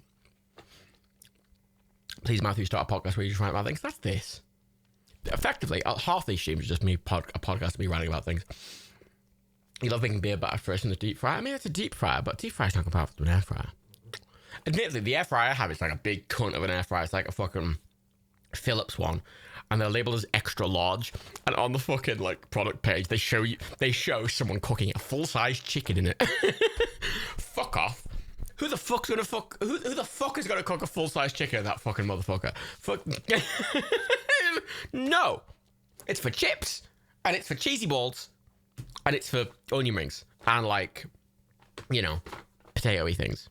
And as an Irishman, I obviously eat a lot of potato-y things. So, having an oven dedicated to little potato-y things, excellent. Can you air fry a Mars bar? No, you can't air fry a fucking Mars bar. You can't. If you can't do it in an oven, you can't do it in an air fryer. It's just, it's basically an oven, but it has more comparable results to a fryer. But you can't, like, battered stuff, you can't do battered stuff in it. It's going to come out shit. You do battered stuff in a fryer. But, you know, chips that you do in an oven or a fryer, you put them in an air fryer, it's like the best of both worlds. You don't get all the oil. You don't have to deal with the fat of the fryer. You have to deal with the fat of the oven. You just do blam. Wonderful chips. Although, right, I've got a strat, right? I've got a strat, so I do myself like salt and pepper chips. If you're not from England, salt and pepper chips, the shit, right? So, like thick cut fries, right, from a Chinese takeaway, you fucking MSG, fucking Chinese fried fries, fucking onions, peppers, blam, in a wok, fucking spicy chips. Yummy. Excellent. Am I pissed? No, I'm loving air fryers. Spicy chips, excellent, right? Amazing. Salt and pepper chips. Mwah! Mwah! It's me insane. Yeah, they are the shit, aren't they? It's me insane. Mwah! Excellent salt and pepper chips. And I have found the absolute goddamn best way to fucking do them. You get some nice thick cut chip, put them in an air fryer. Just a couple of minutes under them being perfectly done, right? You get them almost. You get them like a minute close to being like golden yummy. Right, only takes like 10 minutes. You get a fucking wok. You put a little bit of oil in the wok. You fucking finish them off in the fucking wok with a tiny bit of oil. Then you sprinkle this fuck. I found, right, Liverpool has the first Chinatown in all of Europe. I went to Chinatown like fucking last year. There's a fucking shop there that sells, a Chinese takeout sells like fucking mixes, like salt and pepper spices that they make, and they sell them in a big tub. I'm like, fuck yeah, it's like MSG. I fucking sprinkle that shit on. I'm like, oh fuck yeah, mix it in, mix it around, blah blah blah. You put a little bit on, and because from an air fryer, chips can be a little dry, but you need a little bit of oil to let the seasoning stick to them. So you just put a little bit of oil, just a little smidgen of olive oil, right, right. And then you mix it around. You're like, oh, fuck yeah. You put them on the thing. Perfect. They are perfect. They are crispy. They are perfectly done. They are warm. They are tasty. They taste like they've been done in a fucking deep fat fryer, but they're fucking not. They're barely any oil. There's a smidgen of oil on them. They taste great. They take fucking 20 minutes. 10 out of 10. Air fryer. Mwah! You know? Sorry, it's a whole thing. Can you cook a balls stir fry? I don't think so. Salt and pepper. Oh, fuck it. Oh my god. I got Chinese the other week. And it was you could get, actually I think I did it on stream. You could get salt and pepper chips with tofu. Because you can get salt and pepper tofu and you get more and more and more. Fucking Faye, you did try tofu and it was silly. You didn't press the tofu enough. See, this is the thing with America. You have shit food. America, notably, shit food. You get fucking tofu company tofu in the UK. So what do you press? It's fucking firm as shit. Don't need to do anything to it. Cut it up. Lovely. Or cut it up. Put it up. Take it. Get a bit of corn flour. Fucking, coat that shit. Put a bit of seasoning on it. Fucking bam. Throw it on what? Bam. Do it. Fucking put your fucking MSG on it. Put your little peppers. Fucking bam. Oh, salt and pepper. 10 out of 10. America's got bad food. Hey, I'm sure your cooking's amazing, Faye. But America has bad food. Fucking America charges twice the amount for a fucking apple that Europe does because America's like, oh, ooh. Food, like you buy anything from an American store, it's fucking terrible. Yeah, Americans, they fucking make amazing stuff. But the reason Americans are better at cooking than most of Europe, I say most of Europe, than Britain, is because they have to, because the American food you get so fucking shit from the store. What? The fuck, America? Oh my god. Oh, I'm gonna go buy some bread. Why is it a cake? Why is it so sugary? Oh, I'm gonna have some toast. Why do I feel like I'm eating a fucking cake? It's bread. Why is it sweet? What the fuck, America? Get out of here with your fuck. Oh, I'm gonna dip my eggs in bleach. What? What the fuck? Oh, I'm gonna treat our chickens like shit and dip them in fucking chlorine. Fucking America. Fuck off, America. Anyway, we're gonna watch. It's 50 now. It's 50 minutes. We're gonna wrap about. So we're gonna watch. Centered. We're gonna watch the film I said we'd watch, and that film is The Cobbler. There we go. I had it open in a tab. I definitely remembered what we were doing. I'm not drunk, but I can feel the alcohol. I mean, I did down a lot of vodka like 20 minutes ago. It's getting to me. Yeah, meat all around. What the fuck? Like fucking, oh my god. I found out like fries, American McDonald's fries, aren't vegetarian. They're fries. They're just potato. Why the fuck? Oh, we put beef fat in the fucking oil. Why?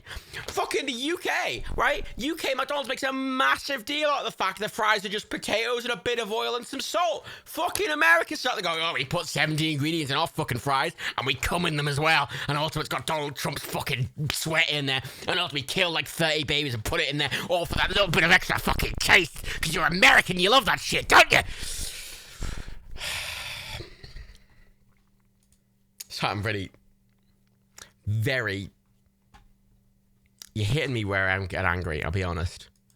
How do you manage to make 12 ingredient chips? That's a great question, Ireland. It's fucking America. Don't like America. Yeah, chips is just fucking, it's fucking potatoes, some oil, and a bit of salt. Bam, chips. 10 out of 10. Fucking McDonald's fries, just chips. A bit of oil, fucking salt. America's like, fuck it, stick a bit of fucking like shit in there. Oh, what's that? Oh, shit. Oh, we've got some runoff from the Teflon factory. Stick that in there as well. Oh, fuck. Oh, my God. What's that? Oh, the oil. Oh, fucking. Oh, we've got that in spades. Fucking stick that crude oil in there as well. It's fucking 3 cents a gallon. Fucking, we've invaded enough countries that we can just fucking throw it away like that because we got our gasoline so cheap. Let's just fucking throw some gasoline in there. Oh, fucking set it on fire. Oh, fuck yeah. And then they fucking like, oh, shit, let's put it in a big barrel. Let's put it in a big barrel made of wood. And oh, where's the wood from? That's right, slaves. We got slaves to make it in the 1700s. We've been using it ever since to have our slave chips. America. I don't like America. Don't like America. Don't like America. I really don't like America. Yeah, a bit of asbestos in there as well, Voos. Gotta have a bit of asbestos in your American food. America. Bit of lead in there. Oh, just a bit of lead in there. Some lead, some asbestos, a bit of Teflon. Ooh, maybe just get rid of all the water. Let's just be Flint. Let's just get rid of all the water and not give them any water. Oh. Or perhaps, oh God, could you imagine? You make some chips and then all the chips get fucking tear gassed for like peacefully being in a bowl. American chips. American chips are just British chips with tear gassed.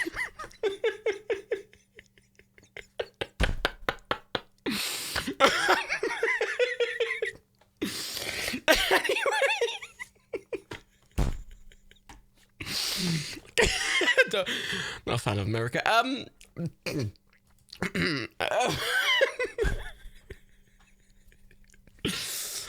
Oh, okie dokie. Let me tweet about it and then we'll start 30, 20, 15 minutes later than I said.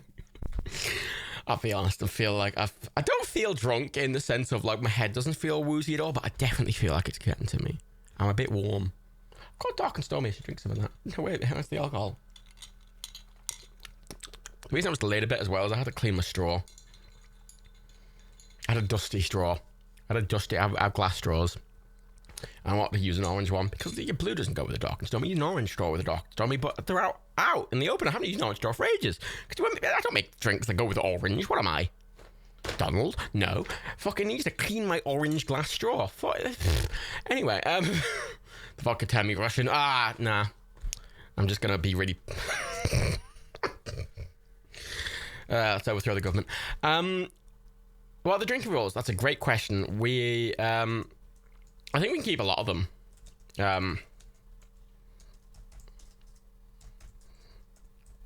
Tweeting. I think we can keep a lot of them because a lot of them are just Adam Sandler movie tropes.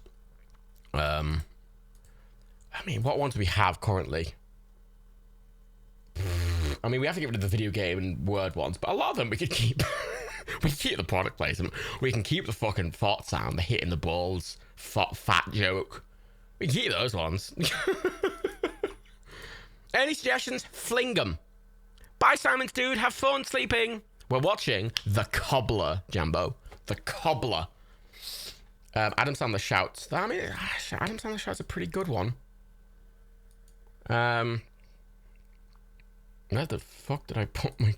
So the drinking game's on text files, and they're just hidden like in a folder, just I over folder things. I have a billion folders. Right, so let's get rid of one tip for sexism. Yes. Sexism. Or casual sexism.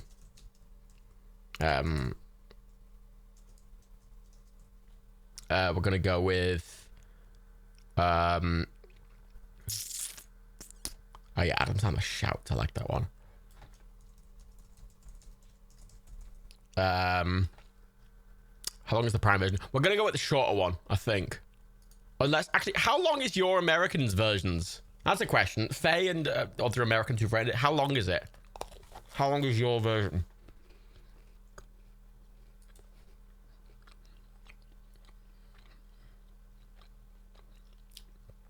$138. You're watching the 138 version. Oh, the Cobbler's 138. There's not two versions of it. Yeah, it's a single version. I don't know what I'm fucking talking about. That was the other film that was like had different versions. It was fucking Far Cry that had different versions. Not the Cobbler. The Cobbler's too good to have two versions. There's only one version of the Cobbler. It's the best version of the Cobbler, which isn't saying much. Yeah, it's close to. Oh, I like that they're slightly different lengths. Phase and Joshua's slightly different lengths. Maybe there's extra. I don't know. Fuck it. Life is boring. Sexual harassment. Ethnic humor. I don't know if there's ethnic humor.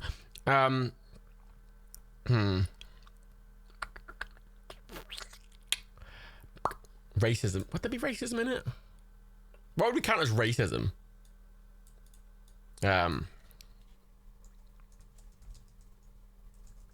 it, I'll go with casual racism. Fuck it. Fuck it, there we go. That's for one sip.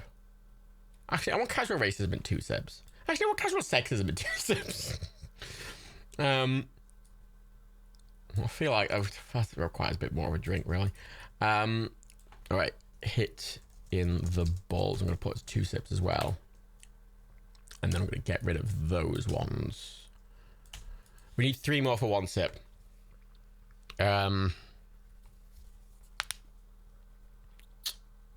Shoes. New shoes. Putting... oh, that's a problem. On shoes. I'm going to have one for putting on shoes because I want to fucking die, apparently. You don't have to play along necessarily. Adam Sandler confused. Yeah.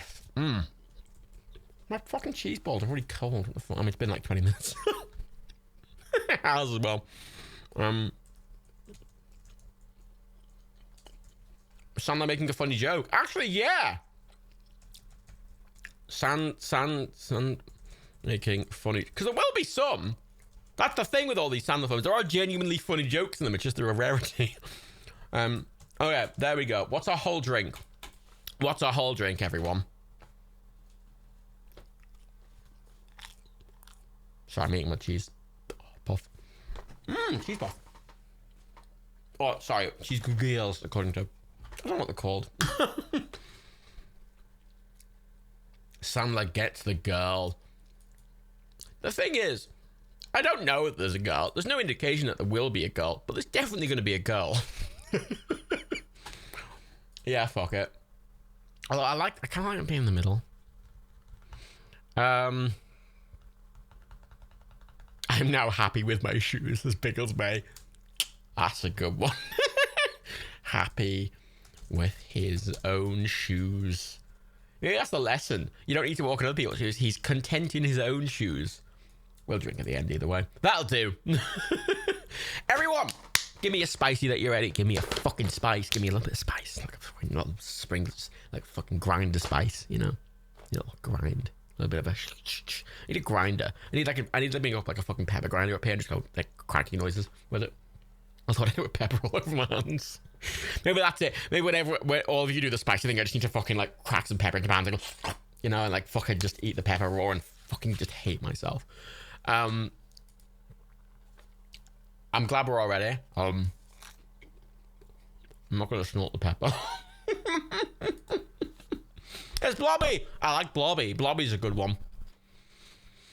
I like Squished. Squished Boy. Who is that? Is that a Pokemon? Fuck it. Grey Pepper's good. Why do you like pepper? Who doesn't like pepper? I'm always suspicious of people who don't like pepper. I don't trust them. Bit sus. It's usually the British. It's a very British thing to be like, oh no, this has a little bit of paprika in it. I'm going to die from the spice. I'm like, oh my god, the British. I shouldn't. I'm Irish. I'm fucking... I'm Irish and Scottish, technically. I shouldn't. They're worse for it. Actually, are they? Britain does live in curry houses, that is true, but imported, colonialized curry houses. Proper British curry houses. None of those dirty colonial curry houses. Oh no, we can't be having that in our Britain. Ooh, get rid of the immigrants. Oh, all right. Sorry. I pasted into the start of Watch Party. I just pasted from my clipboard into the word thing, and I had the cobbler. But I had casual sexism in my copy thing, and a movie did come up called Adventures of the Private Eye. It's the only result for casual sexism, and I'm very curious. I'm gonna look that up now, actually. The Cobbler. Select title. Start Watch Party. Yes. I'm gonna Google Adventures of the Private Eye. 1977 film. God, it looks fucking awful. Sex and sleuthing go hand in hand for a rookie private detective, Bob West. Wow. Fuck me. The Watch Party star, by the way. It doesn't come up on my screen though, so I'll count you in. Yeah, it's 4 stars, but that's literally meaningless. It's Prime. Fucking, they'll give a fucking literal shit. Fucking, like a literal shit would get 5 stars. Is this a porn film? There's a man running naked. Oh, it's a full frontal nudity. Invented the Private Eye. That's a good one. It's very British. It kind of looks like a British porn Vicar Dibley film. Kind of curious about that movie. The Christmas Club did a 5 stars. We're at 45 seconds now on the Cobbler. 47, 48, 49, 50. There was a man who looked like Sigmund Freud looking around. He's walking away now. 56, 57, 58. He's just knocked on a door called the Cobbler. 1 minute in exactly. The fucking thing's reset. It's me saying, if Amazon had the room, we would have already watched it. Genuinely. 1 minute, 10 seconds, 11, 12, 13. They're talking a language, I'm not sure what it is.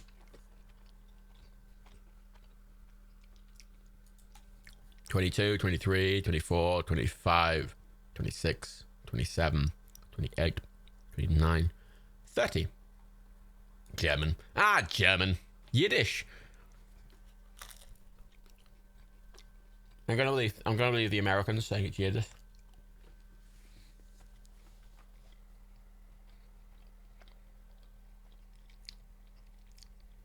Yeah, it's not German. It's not German. There's not enough swearing.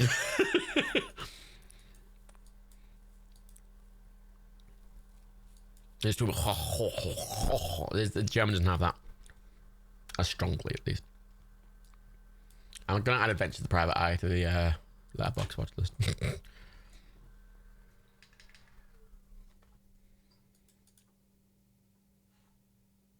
Or 2 minutes, 17, 18, 19, 20. They're showing the magical shoe. It's the magical shoe, everyone. Adam Sandler's gonna inherit the magical shoe. It seems like a very serious film. Fucking Daniel Day-Lewis is gonna walk out of a cupboard any second.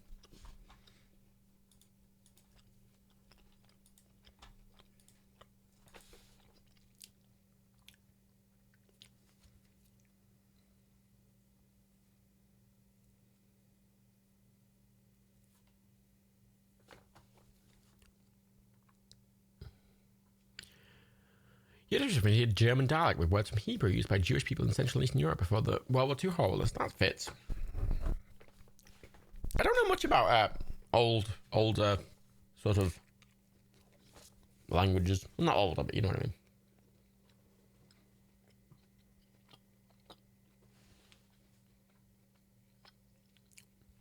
I'm not very well versed on language. That's the word I'm looking for. This is about where I have World War II stuff is Colin. I don't fucking know, to be honest. This film isn't available in your region, Simon, dude. I'm in England and it works. You don't have your VPN open to you, Simon, dude.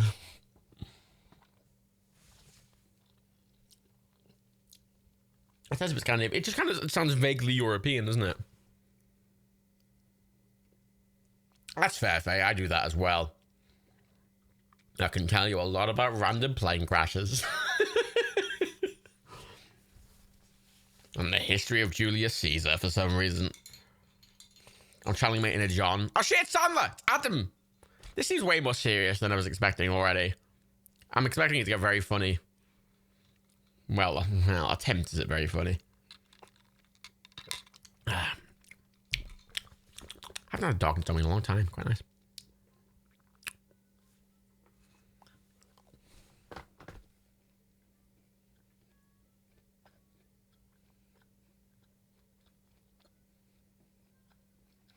This isn't a Happy Madison film. No, but like, how can it not be a comedy? How can it not be a comedy? It's about Adam Sandler trying on different shoes and becoming different people. Like, what, are you gonna take that? You're gonna take that context seriously? Maybe we're really surprised. Maybe we'd be surprised by Adam Sandler's range. Maybe this was his breakout hit before the fucking Jeweler or whatever the fuck it was. What was it called? It wasn't the Jeweler. Definitely wasn't the Jeweler. Uncut Gems. That's it. This music does sound a bit musty, but it's got Dustin Hoffman and fucking Steve Buscemi in it. So, Wikipedia says magical realism comedy drama. That's a really weird combination of words, J-Pot.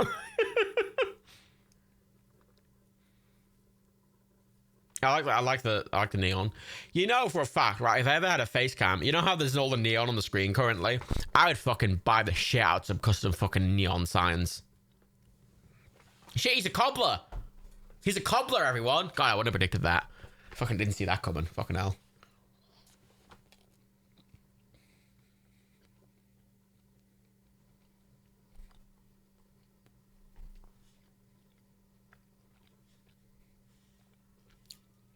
You glue that shoe, boy. Boyo.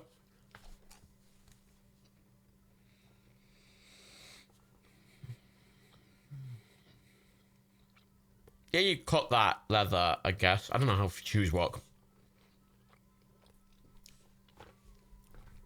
Genuinely don't. I've worn the same pair of shoes for 5 years, and I've gotten them fixed several times. Oh my god, they're cowboy boots. We just got the title card. We're at 6 minutes and 26, 27, 28, 29, 6 minutes, 30 seconds.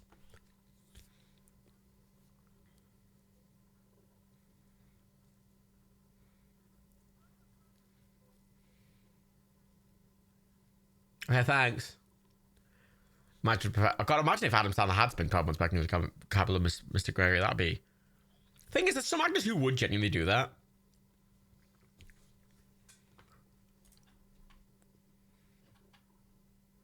Just Adam Sandler. He works at Starbucks now. Look, it's a generic rich woman from New York.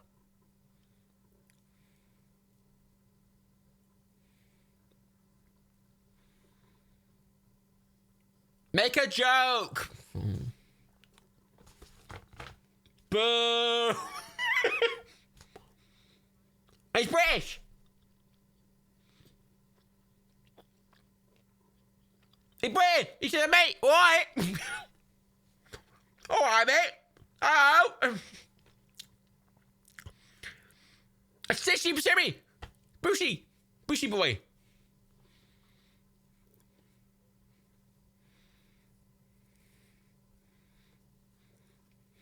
Say hello, fellow kids, and leave. His name's Jimmy, and he's at the barbershop.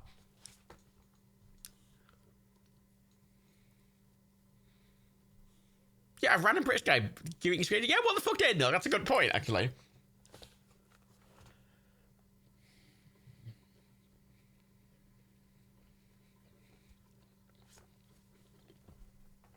Do you want to win an Oscar finally, Adam?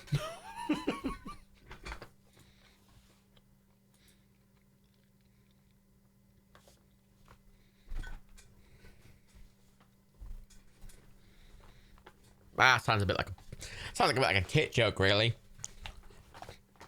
I'll take your mother's pears, if you know what I'm saying. Yeah, there's no subtitles. I've noticed that. Yeah, which is weird because to publish on Amazon, I remember we looked into this a while back because they opened up videos and you could put videos on Amazon, and I looked into it, and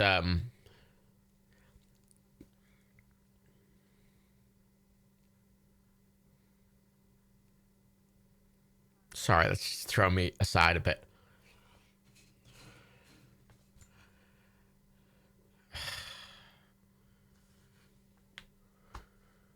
So yeah, to put any of our videos on Prime, you had to have subtitles for any region you wanted to go in. If you wanted to serve it to any any English language speaking region, you had to have it in English. If we wanted to have it available in the Netherlands, we had to have subtitles in Dutch. So we had to fucking do professional titles, but these fucking cunts are like, we can fucking do what we want. We don't need subtitles. Fuck you.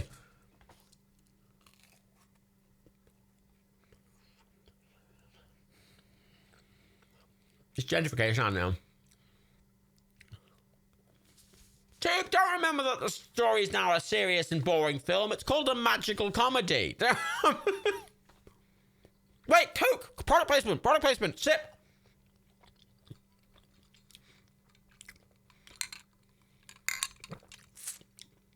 Oh my god, a boring film.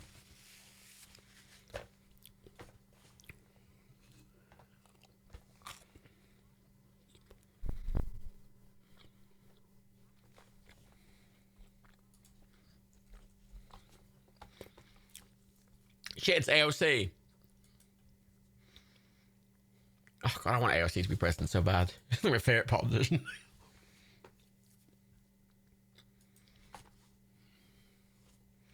I kind of want Joe from Soul to just sort of walk past. But like with Tina Fey's voice, being like, oh shit, the world's magical, you know. God, AOC's the best. Honest to God, fucking so good, AOC. She's like Jeremy Corbyn if Jeremy Corbyn was good.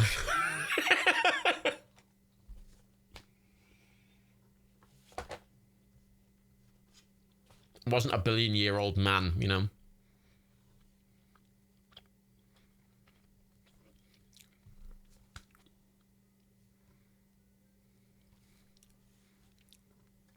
Fucking H-Bomb gets AOC on a stream. Why didn't AOC come on my stream? Why doesn't AOC want to watch The Cobbler with me, huh? AOC, you call yourself a liberal.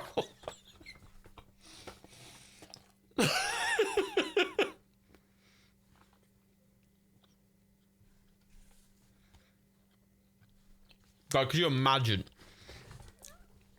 God, if you came on my fucking streams, you get panned for the rest of my fucking life. There's so many reasons for a never to come on anything I ever do. It's annoying. I could never be a politician. I've kind of fucked myself from doing this, really.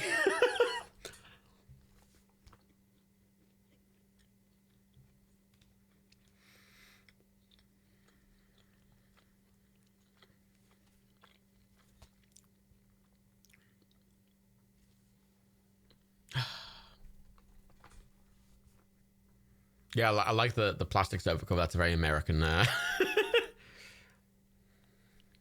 There's no zero jokes. Maybe I should move the Sandler making a funny joke to 2 sips.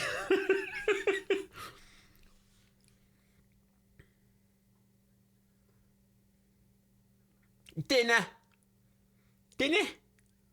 Oh, I've made that a bit scouse. I've not made that American at all.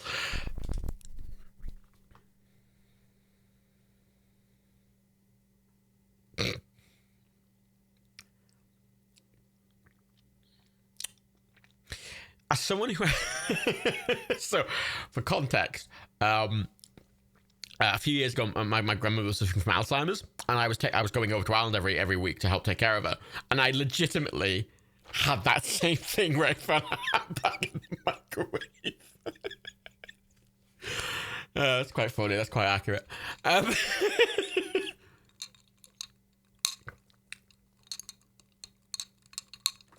Yeah, is this like his fucking? Was this him trying to be his foray into serious acting?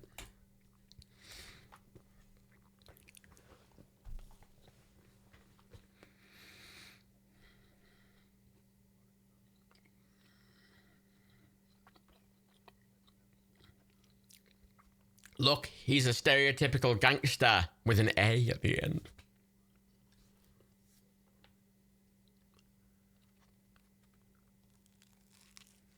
If there's a problem, mate, why didn't you ask before you fucking got the work done?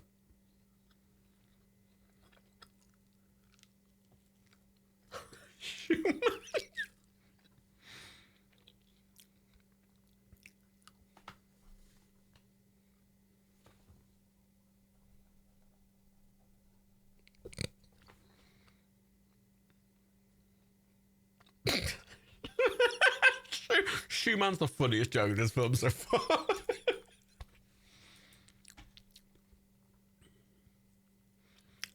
I like his... Oh no, his shoe machine broke. Oh no! Oh no! Oh shit, his shoe machine broke. The gangster man's gonna be very angry.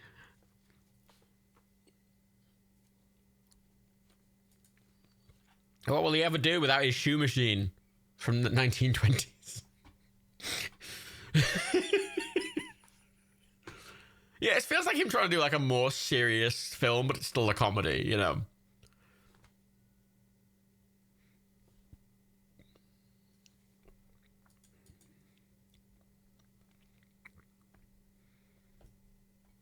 I mean, look, he's going to have to... Literally, the concept of this film is he puts on magical shoes and he becomes different people. There's gonna have to be a point where this film just massively shifts gears, surely. Its Metacritic score is 23, which is... Oof.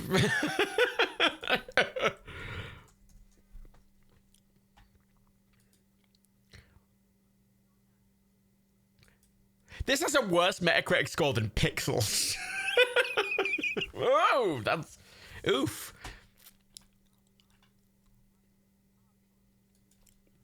Oh, it's a magical, like, non-electric shoe machine.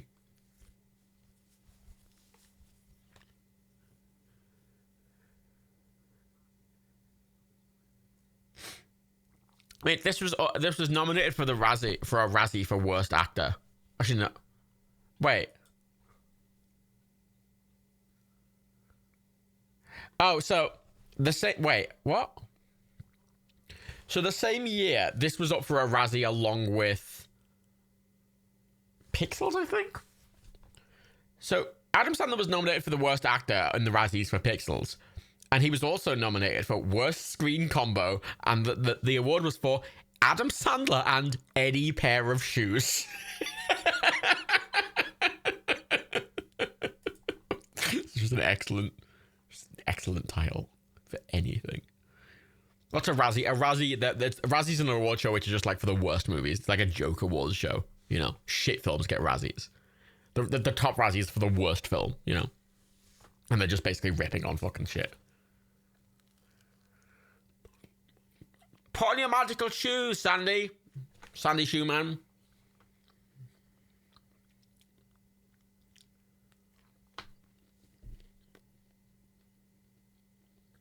He's waiting around for Gangster Boy. He spent all day working on his Gangster Boy shoes, and now his Gangster Boy's not arriving. Is he going to put on Gangster Boy's magic shoes and he's going to turn into Gangster Boy? Yeah, why's he got pickles? Like what?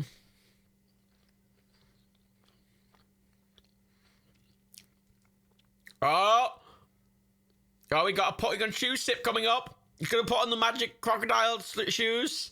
It's a bit of a weird thing to do, Sandy. Come on, Sandy, now. Sip! Sip for shoe putting on.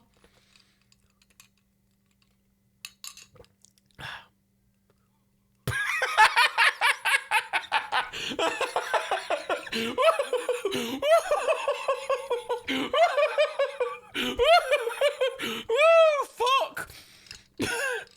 That's a very Quantum Leap reaction.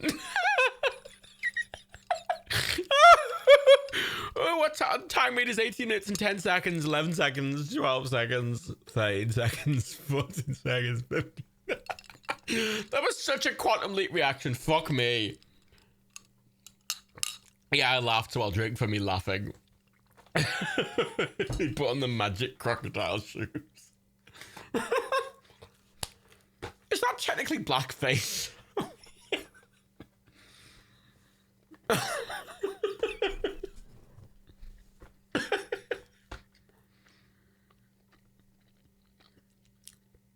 No, he's putting on the magic crocodile shoes again.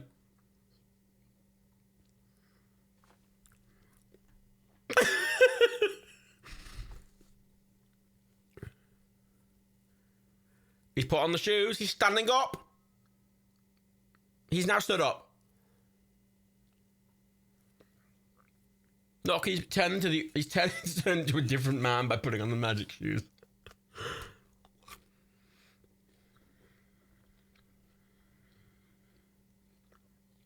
It is literally Quantum Leap, but with shoes.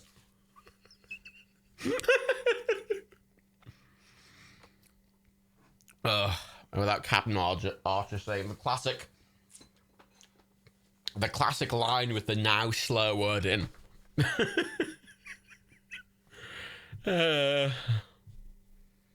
Wait, he's trying on different shoes, is he?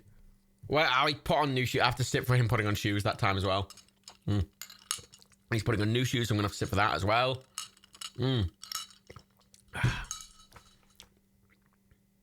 Is he a cowboy now? No, he's just like he's sad. Oh, I'm not a cowboy now. Look. Why am I a cowboy? Adam Sandler sucks.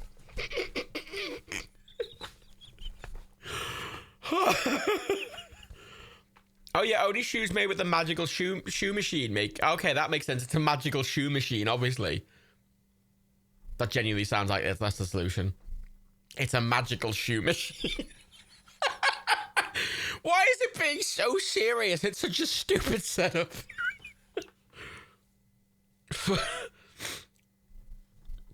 I want to see Adam Sandler cowboy. Oh, he's putting in the shoes. Sip for the shoes. Is he a cowboy now? Rootin' tootin'. He's a cowboy. Fucking hell. This is taking it so fucking seriously. Sip for more shoes. Shit. He's another black man now. Oh. Adam Sandler's like, yeah, I can say the M word now. No, Adam. Sip again, new shoes. This is very dumb. It's taking itself very... Oh my god. He put on a dead man's shoes. Fucking he turned into the dead guy. I'll drink for that. I'll drink for laughing at that, actually. He's putting on a lot of shoes. I've sipped a bunch.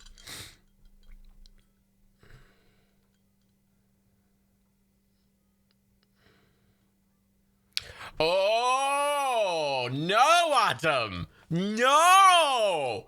Oh, fucking transphobia. Oh, I didn't have transphobia. I'm going to drink, I'm just going to say that's sexism. I'm just going to say casual sexism. Just going to take 2 sips for that, for the fucking transphobia. That's some pretty... Oh, fucking hell. Oh, yikes. Big old fucking yikes for that one. Fucking hell.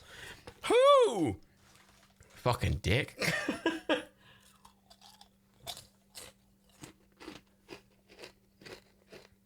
I finished my cheese puffs.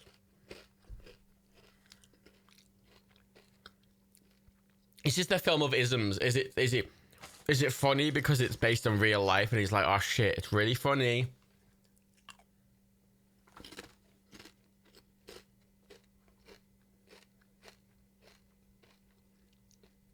Why is he putting the paper bag in the plastic bag?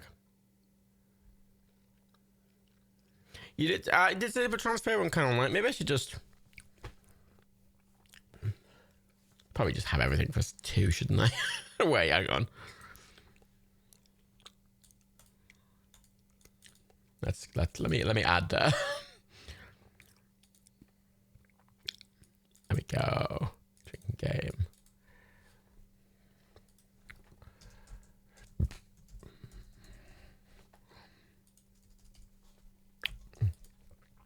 Will that fit?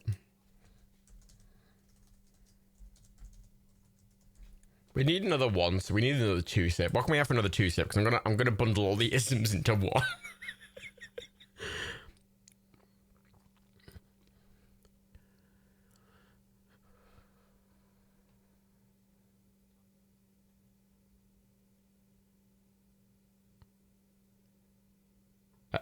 Oh, it's Adam Sandler pretending to be a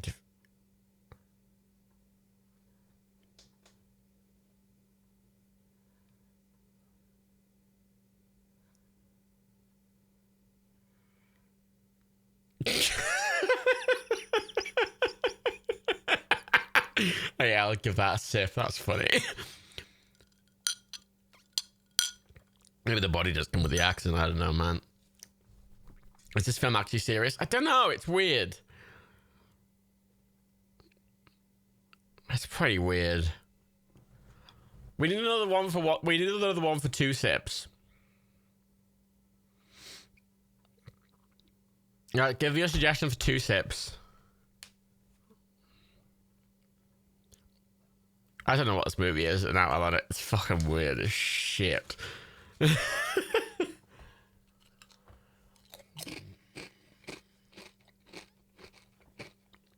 Oh, fuck me.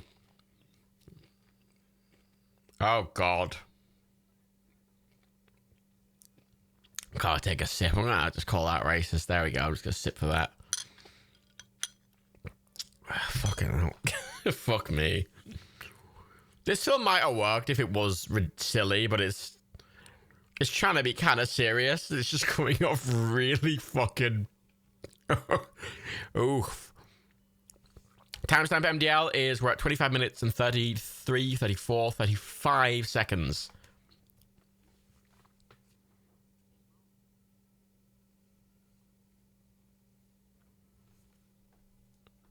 I mean, technically, it's not Adam Sandler being offensive. It's the actors being offensive, but you know.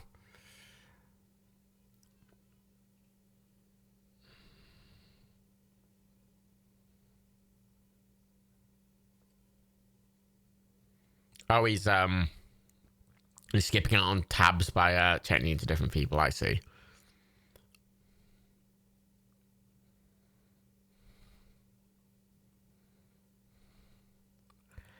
There's a few yikes moments, isn't there? It is a bit similar to Click, but I remember liking Click. I remember liking Click.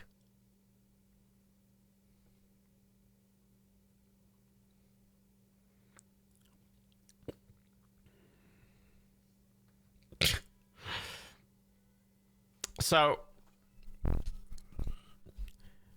is he a kid? He's a kid. He's a kid. He's on swing. He's having a nice time. It'd be a weird power to. It'd be a weird superpower to have, wouldn't it? Like,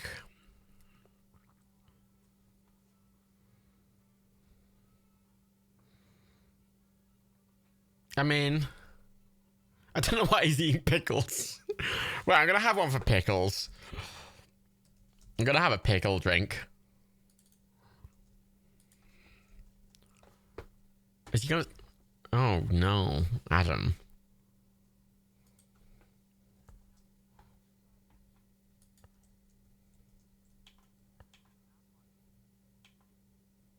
Is he really? Oh.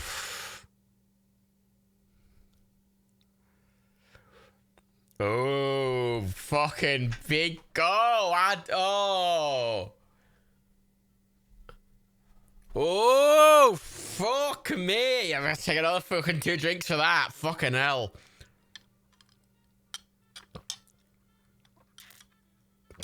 Framing a black man, stealing a car, great. I mean, we could have had vampire titties, but I think I'm glad we're watching this film because honestly, it feels like this fucking needs. Fucking hell. Fuck me. I'm also gonna take 2 sips of pickles because we missed the pickles.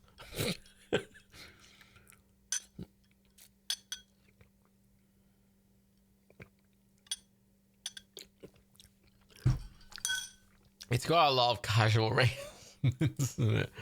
Whoo! Fuck me. I'm laughing, but I'm crying inside.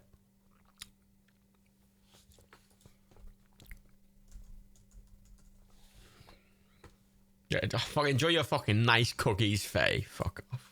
Fucking cookie cunt. Oh, fucking cookies.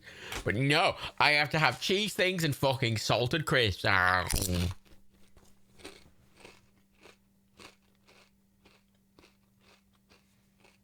MDL, you're having chamomile tea with gin. I mean, that's very British sounding. It has a bit way too much sort of casual racism in it, doesn't it?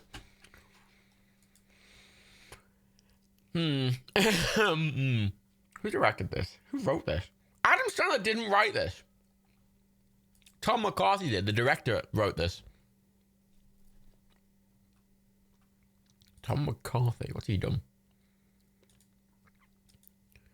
Fuck off, what? Hang on. What? So, fuck me. The guy who directed and wrote this also wrote and directed fucking Spotlight. Spotlight! The Mark Ruffalo, Michael Keaton, Rachel McAdams fucking Boston Globe film. And he also directed the Christopher Robin film.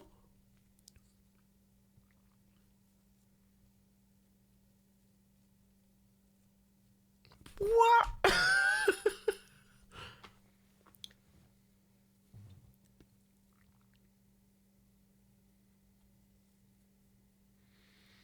I have a feeling of what he's going to do. I'm not looking forward to it. Everyone's saying, Adam, don't do it in the chat. Definitely, Adam, don't do it. It's a bit creepy. It's not a bit creepy. It's very creepy. It's very violating, isn't it? Oh. He's a young, hip dude. Okay, well, it's a bit different. Still violating. I mean, the whole thing's technically violating, pretending to just be someone else. Oh, no, I see what he's going to do. Oh, never mind. That's very violating. That's incredibly Oh, fuck. Oh, actually, well. I mean, it's still violating either way, but, you know. He's looking like a hot dude to get girls. What happens when he takes off the shoes to fuck? Oh, he's gonna be one of those fucking shoe fuckers. Like, I keep my shoes on in bed, thank you.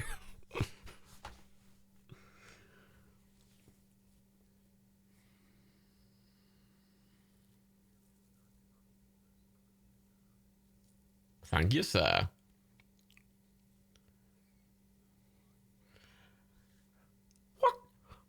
What's this deal with pickles? 2 sips of pickles. Why has he got a pickle thing? Why is there a running pickle thing in this film? 2 sips of pickles.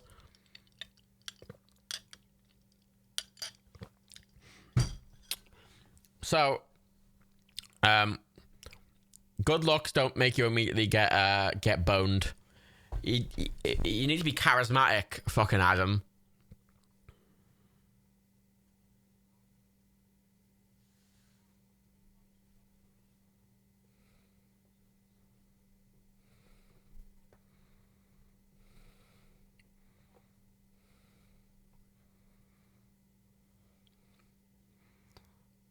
Is this how bars work?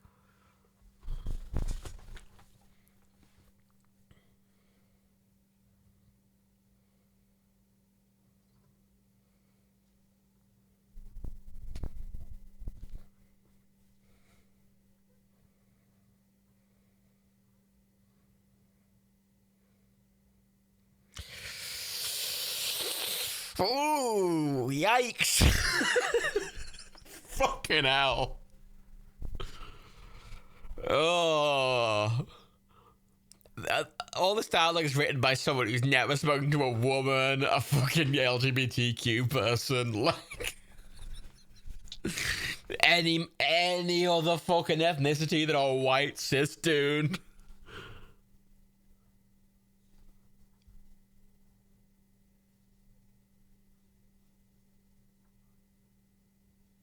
That'll...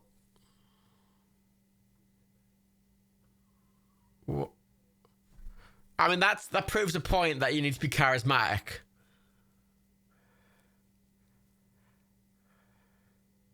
I feel we need to watch this for science. It's quite important. Oh shit, it's the guy. He's bumped into the dude he's wearing the shoes of. Oh, he took off the magical shoes. Fuck me.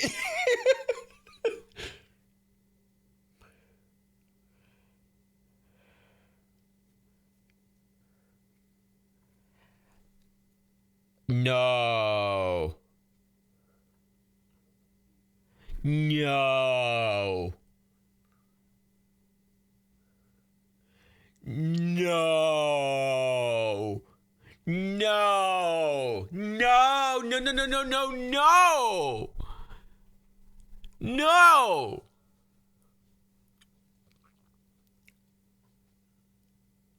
Oh. I mean, this has been a pretty fucking hot war. Yeah, this is pretty bad touch so far, but this is getting fucking worse somehow.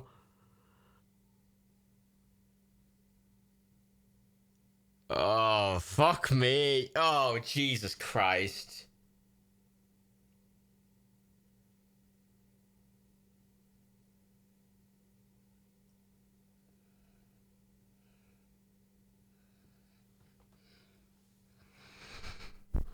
I mean, you know what?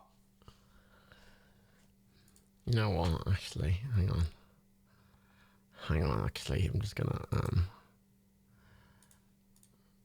hang on, I'm making it, wait, hang on. Wait, I've got a plan. Don't worry, everyone, I've got a plan. Right, it's called pressing that button. And ending the watch party. Fuck me.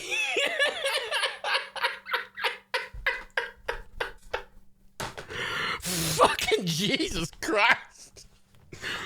Whoo! That is just so... That's a first. That's definitely a first. I mean, all the other films are bad, but that's a bit much. Like, that film's fucking going full, like, let's do transphobia, let's do racism, let's do fucking sexism, and a bit of fucking non-consensual fucking sexual assault. Well, let's just do that as well.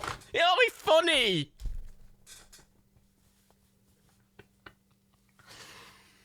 Fucking Jesus Christ. I was expecting like a fucking Quantum Leap comedy of him doing wacky shit, not fucking sexually assaulting people. Like, Jesus Christ, because not only in that, if that scenario is real, not only would he be sexually assaulting the guy he's pretending to be, because that's a pretty fucking big, that's a pretty big, like, fucking red line there, right? But then, pretending to be the man and having sex with the lady.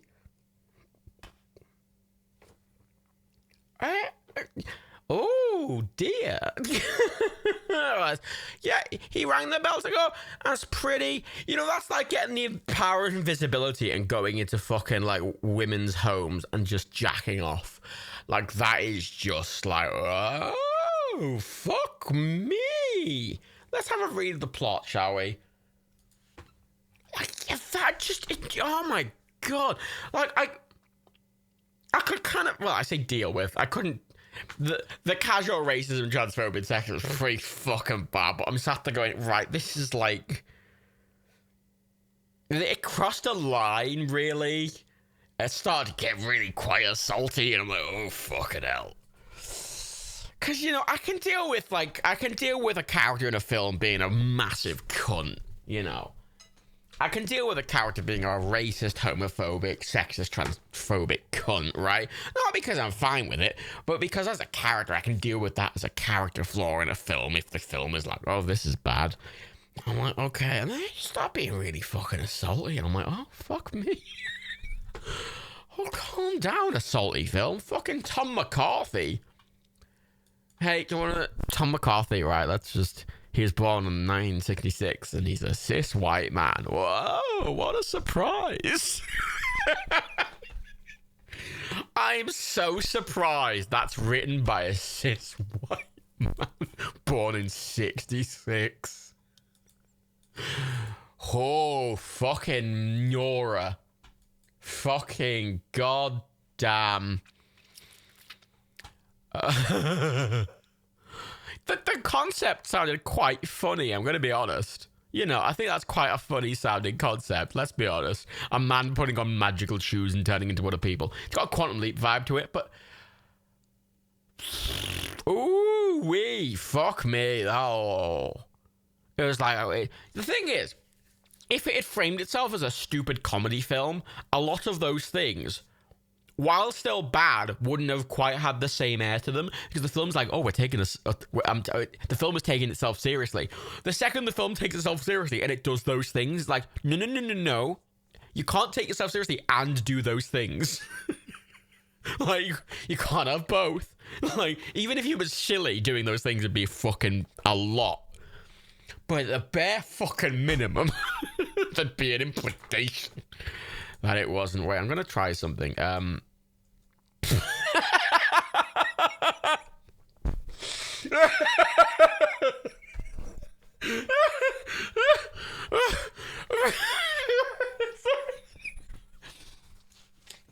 pressed Control V in the Start Watch Party list, and it just pasted the word pickles.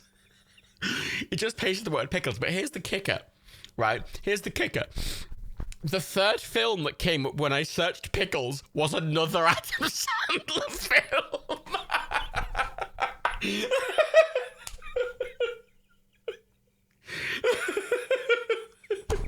What the fuck? The fucking wedding singer. Admittedly, the first thing that comes up when I says pickles is SpongeBob SquarePants. There's the wedding singer that comes up. Fuck me. Wait, there's a film I had. Wait. I'm sorry to those who fucking had to pay to rent that fucking film. Jesus Christ. Oh, that's the worst film we've watched on one of these watch parties. Jesus Christ. I mean, I don't walk out on films. I am a person who does not walk out on films, right? That is my thing. If I go into a cinema and I'm not enjoying a film, I'll fucking sit through it because I think it's valid to watch.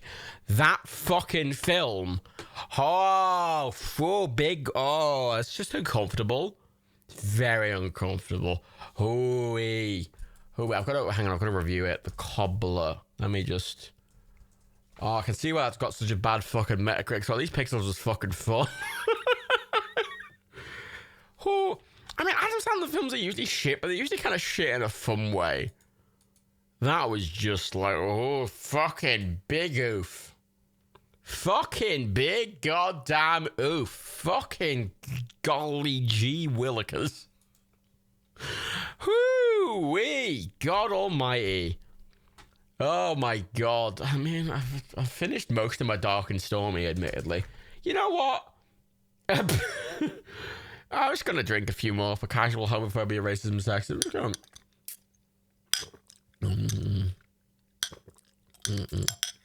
Just for good measure.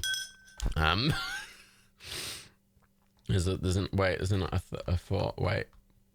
I'm going to see if this is available in other countries.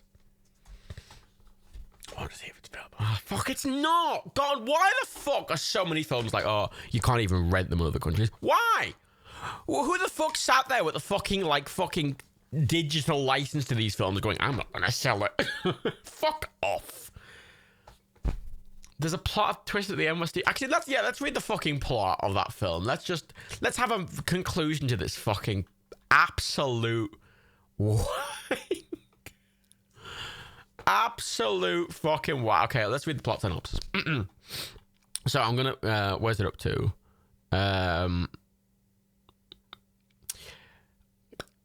want to just here's a point. You know that the black man at the start, the first guy he turns into.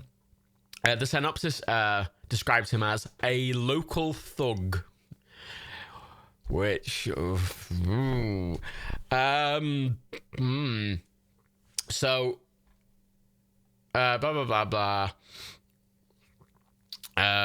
Max finds out where Amelia lives and then goes there where she sees the new Taryn taking a shower. She invites him to join her. He eagerly starts to take off his clothes until he realizes that once he takes off even one shoe, he will no longer be Emilio. So he leaves. So he doesn't actually have sex with the lady. Doesn't really excuse it. He still went into, like... Max decides to make his mother happy by using the shoes that belong to his father, Dustin Hoffman.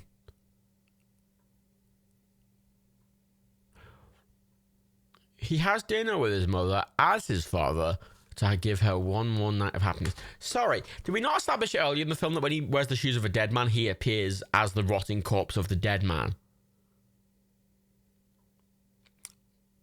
But if he plays as his dad, he's fine. What? The next morning, Max finds... I'm going to read the entire plot. The next morning, Max finds that Sarah has passed away. His mother. He and his family sit Shiva for the week. When he returns to work, Ludlow, which is the guy who originally... The man who he originally learned he could transform shoes into... Ludlow demands that he get his shoes back or he'll kill Max. Max gets multiple shoes and follows Ludlow in disguise back to his apartment. Using Ludlow's shoes, he meets Ludlow's girlfriend, who apparently has been abused by Ludlow. Max goes into Ludlow's room to find his watches and ends up uncovering a cache of guns and other weapons. The real Ludlow returns and starts to choke out Max while still wearing Ludlow's shoes until Max zaps him with a taser. Max joins two thugs that think he is Ludlow to an area where they are holding a man captive for stealing from them. They are about to kill him on Ludlow's orders until Ludlow / Max tells him to let the guy go. Furthermore, Max is taken to the home of a slumlord named Elaine Greenawalt. She gives Ludlow Max a large amount of money to buy out a man from his building. Max goes back to Ludlow's home wearing the stilettos of a cross-dressing man. That's the quote in the thing. Ludlow attacks him again until Max removes a shoe, startling Ludlow when he sees Max. He tries to attack Max again until Max sticks the other stiletto in Ludlow's neck, killing him. Max turns himself into the police, but then they return to the apartment. Ludlow's body is gone and the blood is cleaned up. The police leave Max alone and confused. Jimmy confronts Max about his recent odd behavior. Steve Buscemi is Jimmy. He tells Max that his father did the same thing before he disappeared and that he kept this a secret from Max to protect him. Max goes with Carmen to the apartment of Mr. Solomon. The man that Grenwald is trying to buy out. He refuses to leave, as he has lived there for decades and even raised his daughter there. Max comes up with a plan to trick Grenwald into giving him a large amount of money while letting Solomon keep his home. When Grenwald realizes she has been played, she goes to Solomon's home and threatens him with murder. She is caught on camera by a local news reporter, and she is later arrested. Max's life starts to get back to normal. Carmen goes into the shop and invites him to dinner, which Max accepts. Who the fuck is Carmen? Don't know. Don't care for shit. Fuck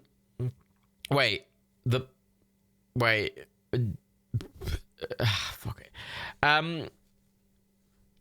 He later goes to Ludlow's home as Ludlow to return the watches to Macy and tells her that he's sorry that she and that she deserves better.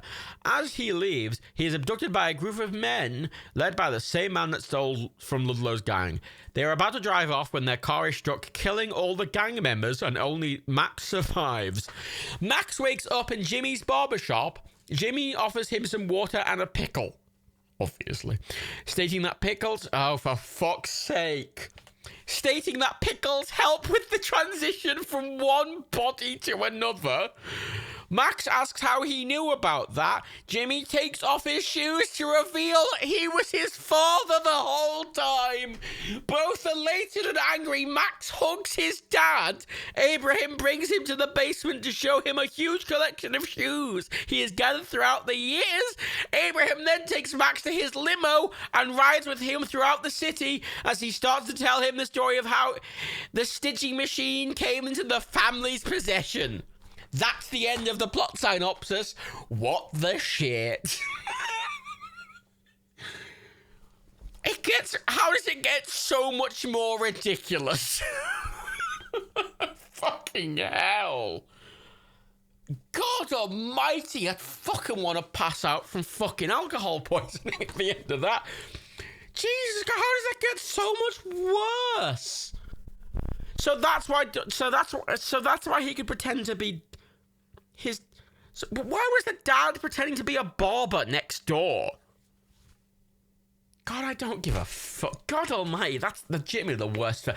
Not only is that a bad film, but it's so bad in its message, and it's so bad in what it's saying, and it's so bad in what it's doing, and I'm like, ooh, it's a 12A. Tom McCarthy, you're a fucking hack, and you should never make a movie again. Fuck you, Tom McCarthy, you stinky pile of piece of shit shoe man.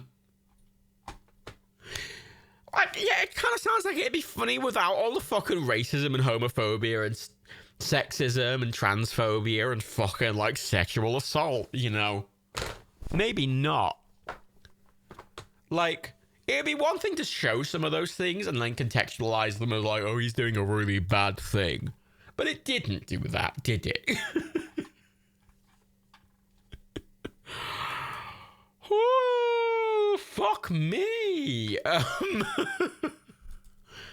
He's written, yeah, again, I need to illustrate. That's the same man that a year later wrote the screenplay for Spotlight. Spotlight. That very good film. Spotlight, the film that won 2 Oscars. You know? It won Best Film at the Oscars. He won the Oscar for Best Writing a year later for Spotlight. Spotlight is a genuinely good film. I have no fucking goddamn idea how he co-wrote up, says SL Prawn. Fucking hell, he did. He co-wrote up. How the flying shit?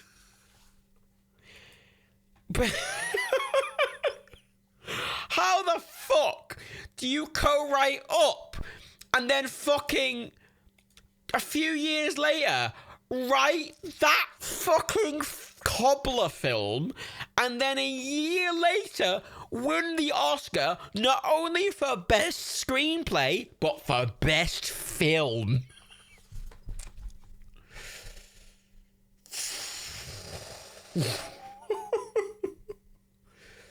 He directed it. Like, he directed and wrote Spotlight immediately after The Cobbler. And he won Best Film and Best Writer for that. Like, they are the highest possible accolades he could win in the film industry. They are the highest possible accolades you could ever win in the film industry. Best Writer and Best Film for a film you wrote and directed. That is the fucking highest possible fucking honor you could win in the film industry. He wrote The Cobbler a year early. Oh, fucking hell. Jesus Christ. How do you go from a fucking film with a goddamn, not only a 23 rating on Metacritic, but like having all of that fucking big yikes in it, to fucking Spotlight, a film that won 2 Oscars for Best Film and Best Screenplay and has a 93 on... How do you have such a wide range? Because Spotlight was a genuinely good film. I just don't know how the fuck you write The Cobbler. You know why? It's because fucking Spotlight was based on a real story. You didn't make anything up. Like, I'm sure, you know what, that film, it looked nicely directed, I'll give it that. Like, shouldn't, but, you know, it was fine. Tom McCarthy has no regrets about making The Cobbler before Spotlight, so fuck him. Really? What does mean nothing? I mean, awards mean a certain amount. I think they should mean less than they actually do, but, like, winning an Oscar is a fucking big deal. Like, that is overarchingly the most respected award in filmmaking. To win an Oscar for Best Film is such a big fucking deal. Even if the film's not amazing, that's such a big deal. How do you go from that film to winning Best Film at the Oscars a year later? How the flying... Oh my god, I'm so dumbstruck. How the... I was saying, oh, we should never make a film again. He won the best... He won 2 Oscars.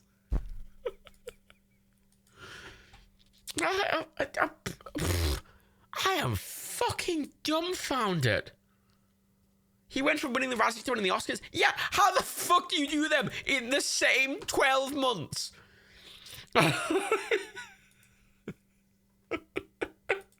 Yeah, The Cobbler, right? It didn't win the Razzies. I need to point this out. It was nominated for a Razzie. For worst screen combo. Adam Sandler and Any Pair of Shoes. Which is an excellent title. It's just an excellent subheader. You say you say that Sandler financed the films, but like that wasn't Happy Gilmore making it. Like he's not listed as a writer. Is he listed as a producer? He's not listed as a producer.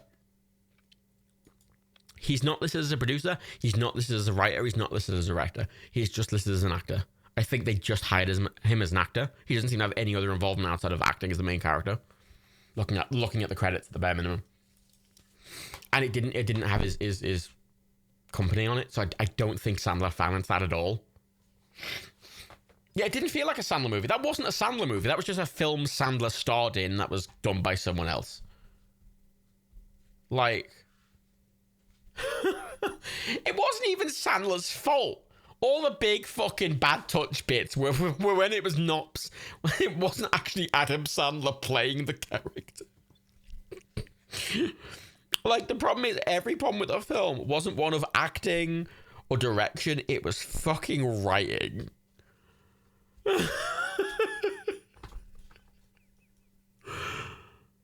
Oh, fucking hell. I am so absolutely fucking dumbfounded. No, I'm tweeting about that. I turned it off.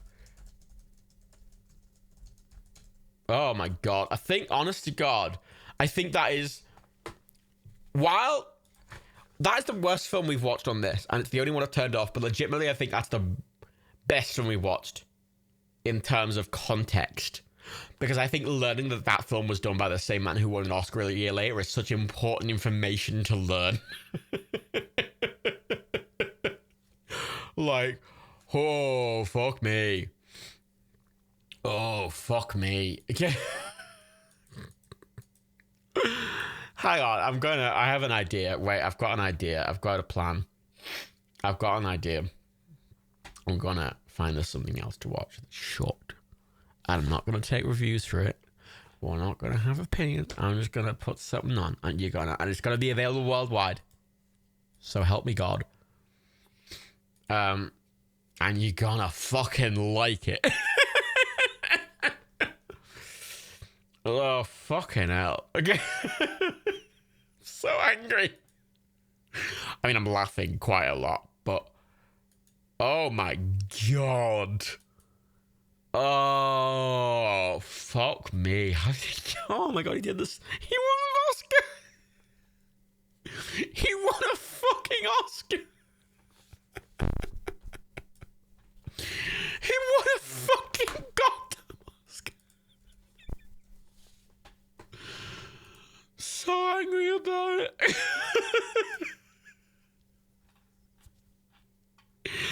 Revoke that man's Oscar. Take it away from him. Oh, fucking hell. Oh, dear. Like, oh. We'd be watching Lower Decks if it was available in Canada and the US on Prime, to be perfectly honest. We'd just be watching an episode of Lower Decks, because it's a HBO Max show. It's an Amazon original, but it's an Amazon original everywhere outside North America. We should have just watched Pixels twice. That would have actually... Admittedly, I'm genuinely glad we watched that film. I need to clarify this. As much as I turned it off and I hate it, I'm glad we watched it because I think it was a valuable learning experience. This is the thing. I'm of the opinion that even the worst thing is valuable. And that was definitely the worst thing. Is Black Box on Prime? Wait, is Black Box on Prime? Oh, fuck me. It's on Prime. Holy fucking shit. Wait. Is it available in the US? Is it available in the US? It's important. No, it's not. Black Box isn't available in the US. Oh, it's on the Roku channel and Crackle and FilmRise. Oh my God, all of Black Box on Prime. Me and Dan have been talking about this recently. Right, so we were talking about... Because I've been debating on here for a while about the idea of doing good comedies. Because the films we've watched on here have either been cult classics that I love, or just films that I love, absolutely love, or they're just silly bad films. Watching a genuinely good comedy, I've not been sure if it works or not, and I've been a bit about doing one. And me and Dan were talking about it because we wanted to do Lower Decks. And we were talking about Fleabag, and now Black Box is available on Prime. Like, you'll have to go with your Prime only rule. Well, no, because the fact I can't let go of the Prime only rule because that's the entire format. Like, they only work with Prime. Granted, I know all the people can watch them without Prime, but the format on Twitch only works with Prime, and they're only accessible if they're on Prime. Like, they become so much less accessible if they're just not available on Prime for anyone. And there's loads of stuff on Prime. And, like, yeah, I could sit here and do a just chatting stream and just say we're syncing it on Netflix, but that's really awkward to do, and I don't think that's very smooth, and it wouldn't have the right category, and it'd just be a bit awkward. It's not as accessible. We're not watching the Clue movie. It's too late. I want to watch... Oh, fuck. Why? Fuck me. I want to find something that's available in the US that's really good. Wait, I want to watch Black Box. Wait, Americans that are here. Right, Americans that are here. Do any of you have the Roku channel or Crackle or FilmRise? I don't know what the fuck they are. That's where Black Box is available. Do any of you have that? No one has that. Of course they fucking don't, because I don't even know what those words mean. Yeah, no one knows what the fuck they are. Why would you? What is Black Books? What is Black Books, Fref? Only the best British comedy ever made. At least I think so. The best British comedy ever made. Oh, it's my favourite British comedy ever. Like, Fawlty Towers would be my favourite British comedy if it wasn't for all the fucking racism. Oh, that John Cleese being a massive cunt. Whereas Black Books is sat there just being excellent, you know. And, you know, fucking... Oh, my boy! My boy! Dylan Moran. Oh, he's so good. I've seen him live like twice, and he's so funny. And he's such a nice guy. And Bill Bailey. Oh, Bill Bailey! Fucking Bill Bailey. Oh, no. Only Fools and Horses is excellent, but I think Black Books is better.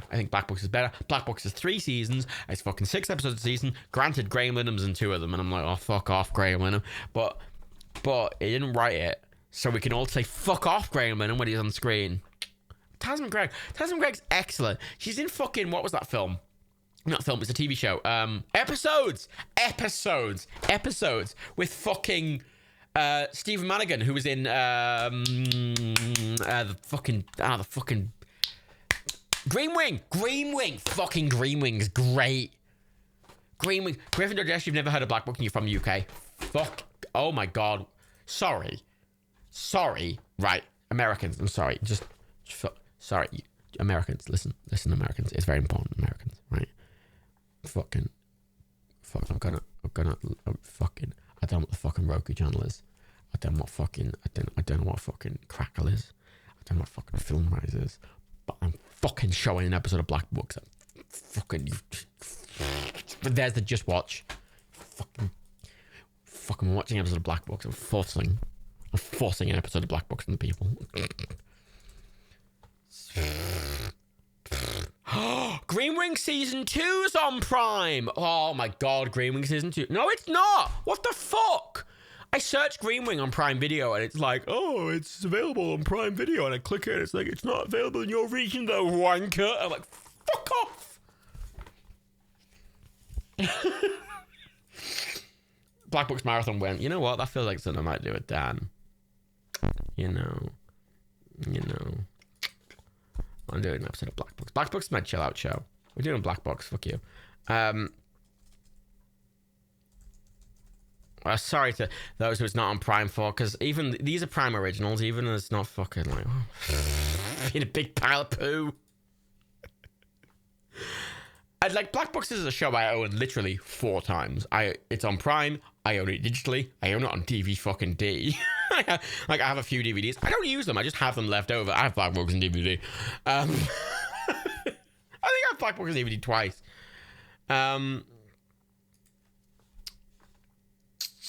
So yes, there's no drinking game for Black Books. You just drink every time that Bernard drinks. Every time Bernard drinks. Just drink every fucking time Bernard drinks. That'll get you wankered enough. It's on all 4, yeah, if you're in the UK. I'm sorry to the Americans, but fuck, oh my god, look at the Just Watch. Find a way to fuck, it's the best. That's the best comedy. I'm not going to watch the first episode, which is the Cell, because it's my least favourite one. I'm going to watch... what's my favourite episode? Ooh... Oh, I'm choosing an episode that I can sell Black Books by. Ooh...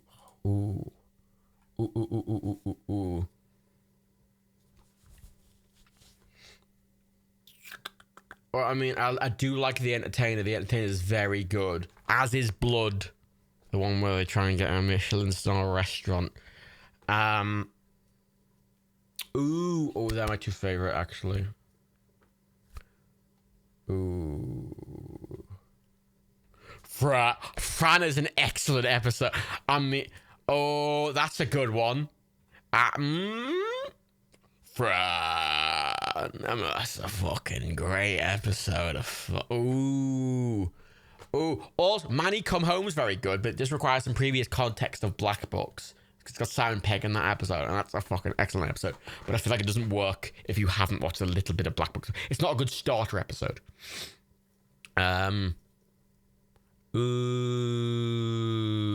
Wait, you're not. No, there's no fucking poll here in DW. This is my fucking show. This is my this is my time. Fuck off. um.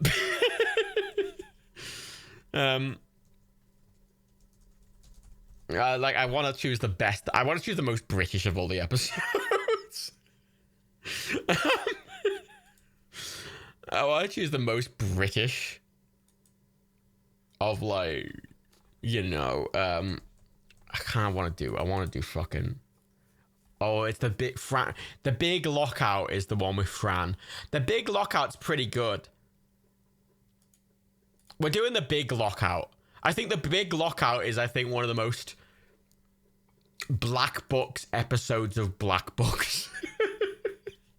So, for those in other countries, Season 1, Episode 5. Much like most British television, there's 3 seasons, and there's 6 episodes a season, and they're 25 minutes each. Because that's what British comedies do. They don't outstay their welcome like American comedies. They don't do 70 billion seasons with 20 episodes a season and sit there going, we're still funny after 30 years, The Simpsons. We're doing the Big Lockout. I'll give everyone a moment to get ready if you're watching elsewhere. If you're in America, you must find another option. I am apologetic about that fact, but I'm sorry. We're watching Black Book. This is like, we need something very nice after the very bad time. Yeah. So the drinking game for this, as I'm gonna change the drinking game, briefly, as I wait for anyone to be set up who isn't set up. The thing is, the best British comedies, right, are short and they leave you wanting more, because that's the best thing. Bye, Faye. Oh no, I hope I'm able to sleep. Okay, I'm sorry that you feel a bit shit because of your medication. I have the same thing. Good night, Faye. Fucking so Black Box, right? There's gonna be 2. Actually no, there's gonna be 3. Wait. Wait, bro.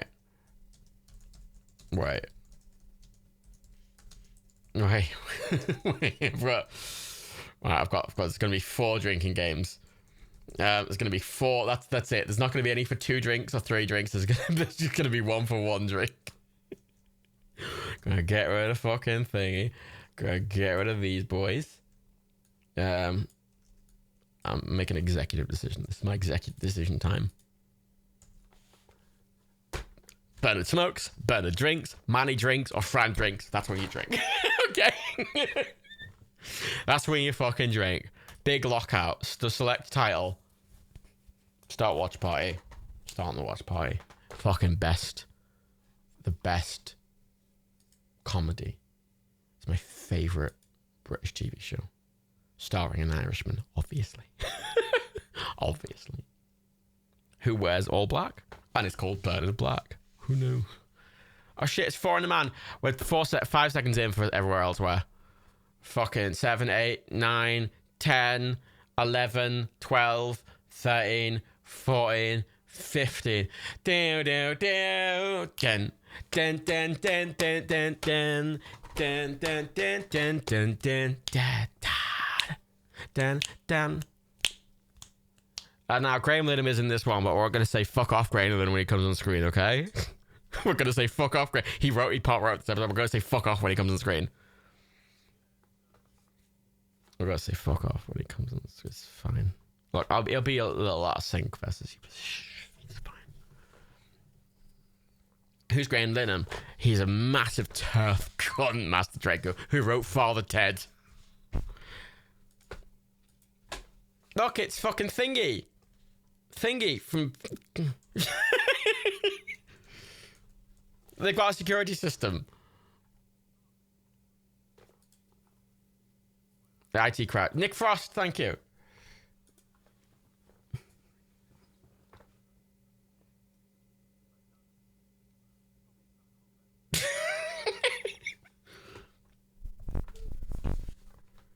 This is full of British comedians. It's Sabutio Man. You're waiting for Sabutio Man.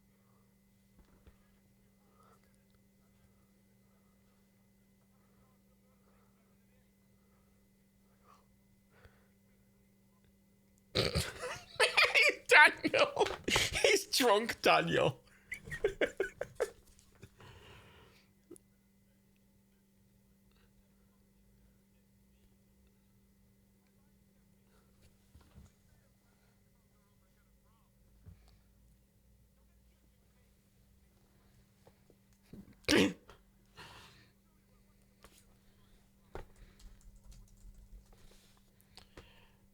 Okay, there's an important gift coming up, which is my favorite Black Box gift. This episode is most of my favorite Black Box gifts.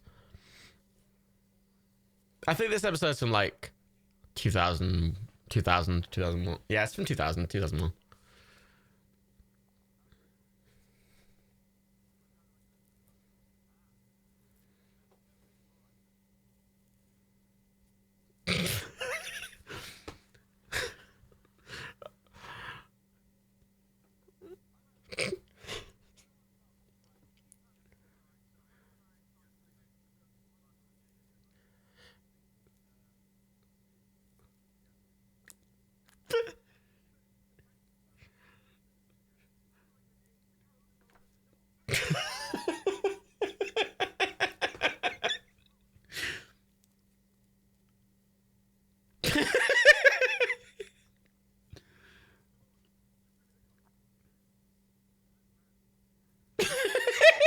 It's a little superior, man.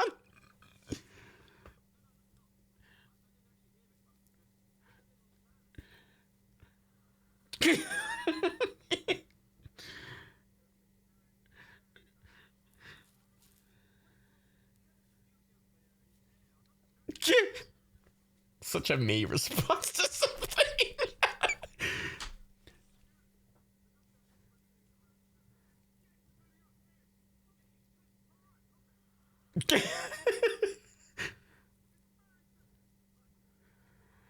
It's coming up. The gift's coming up, everyone. Don't question the superior player, Bookchin.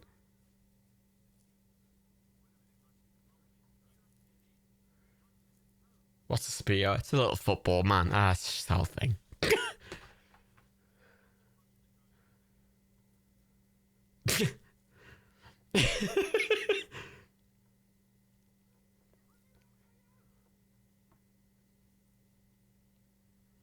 Well, it's important. It's the most. It's about. After this one, it's important. It's my favorite Black Box gift. There's this bit, and then.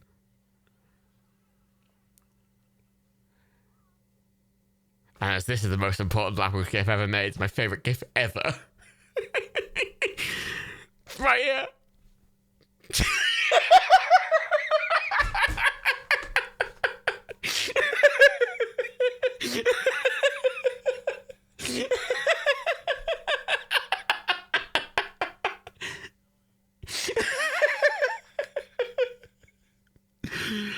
Oh, fuck it, Joe. Cause the favorite thing. Oh. He got the. But Fran's wanking.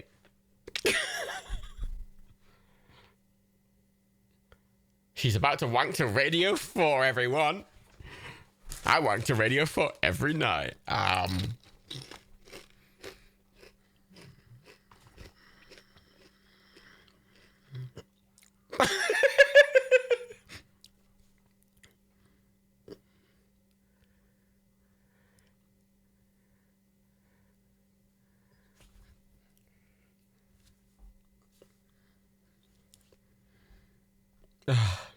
For context, the exterior is round the corner from King's. That's my second favorite Black Box gift. So the exterior they're doing now, the interior is in a film set, but the exterior shot is literally round the corner from King's Cross Station, and I was so angry that it wasn't in Watch Dogs Legion. I was so angry that they didn't make a little black box around the corner from King's Cross and Watch Dogs Legion. I'm so angry about it. They did Cyberdog, but they didn't do fucking Black Box. They didn't do White Records, I don't know.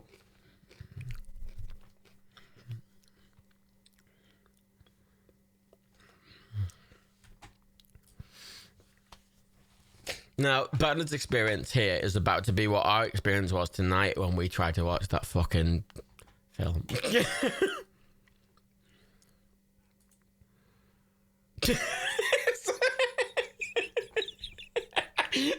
cobbler's back.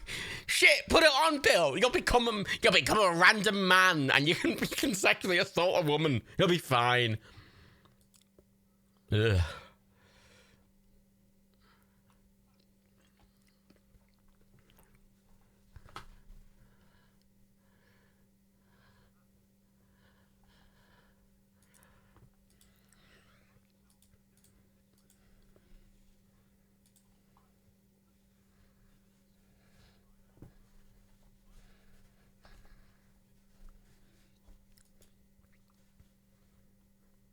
Perfect. Absinthe. The drinking's coming up, don't worry.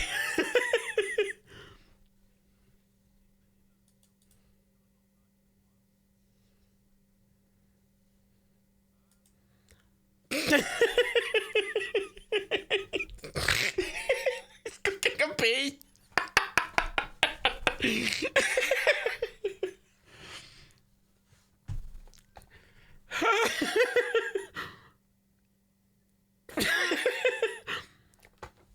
And look, it's the man. He was in Edge Tomorrow. Look, he was in Edge Tomorrow. He was the guy with the fucking horse. Remember? Look, it's him. You recognize him.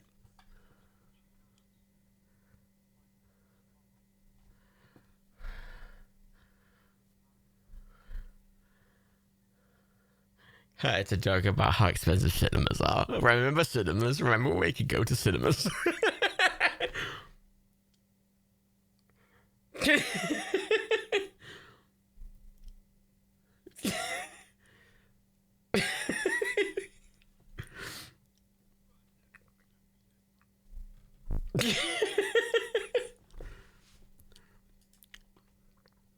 Yeah, I remember going out and places and outside and things.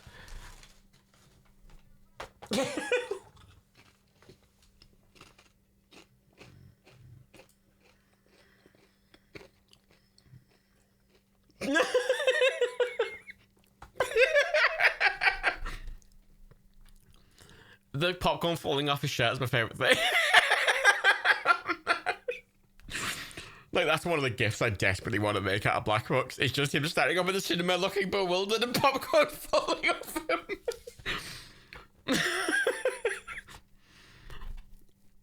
It's his favorite thing.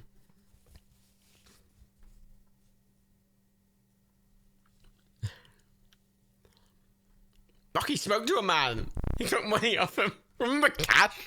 Oh. This is from 20 years ago. Remember this. A lot of you are younger than this television show. She's wanking, Bernard.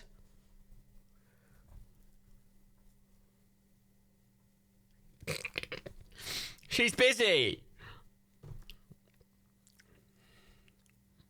She's eating dirty chips off the floor.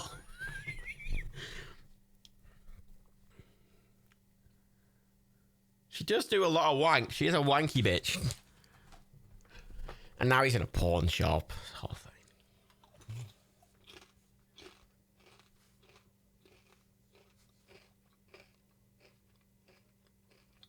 Here's a question. How many of you are younger than this TV show that was made in 2000? Feel free to raise your hands.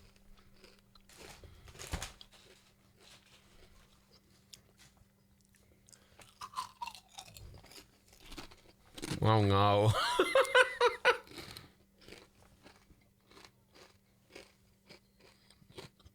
Uh-oh, Scooby-Doo.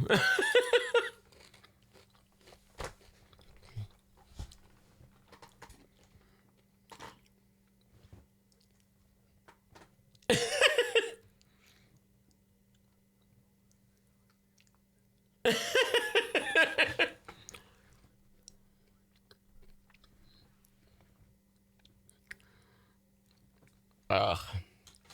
It's weird watching a show that's 20 years old and being like, I remember this when I was a young lass. Wanking World.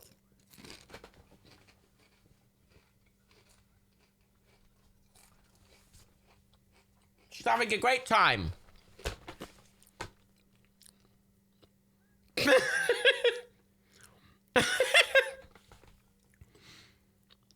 Like, this episode is just them all playing off themselves, which is my favorite thing.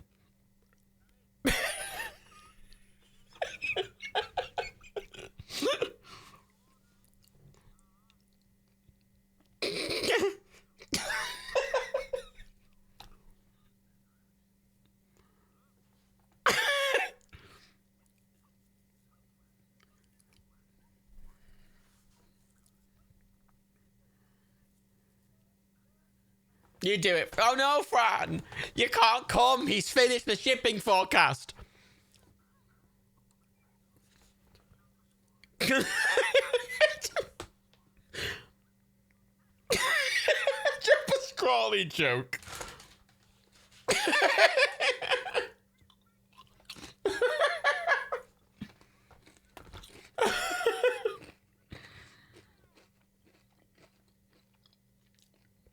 I was 7 when this aired, and that's, as a 7-year-old, I was playing. I was playing like the X-Files fucking games, watching adult television. That's why I am the way I am. It's the man again. It's the arse man.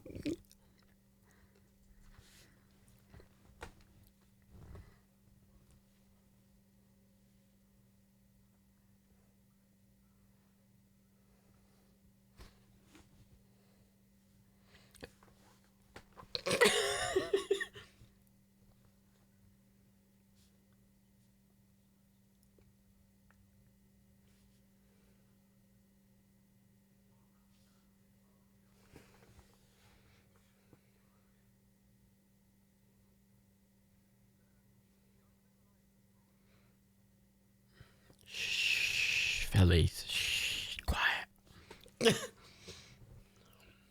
It's a very British takeout, isn't it? Non-British people, do you have anything close to a takeout like this that just does like burgers and chips and pizza and they're already cheap and horrible? It's raining. Oh, we're getting up to the bad bit. When I say the bad bit, it's got the bad man in.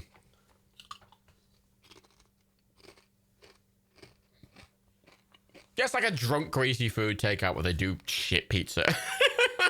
And shit chips. And shit drinks. And shit burgers.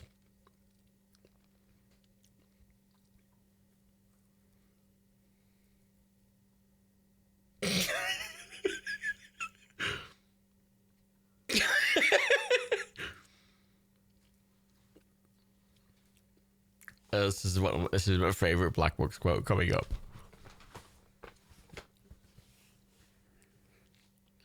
She's wanking on the phone.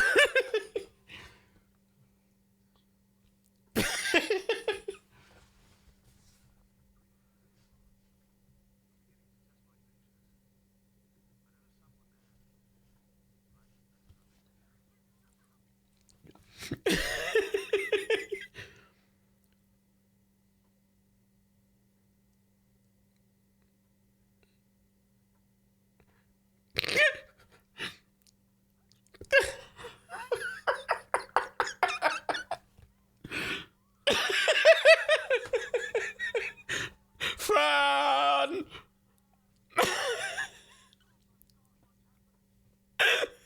I stubbed my toe on the refrigerator.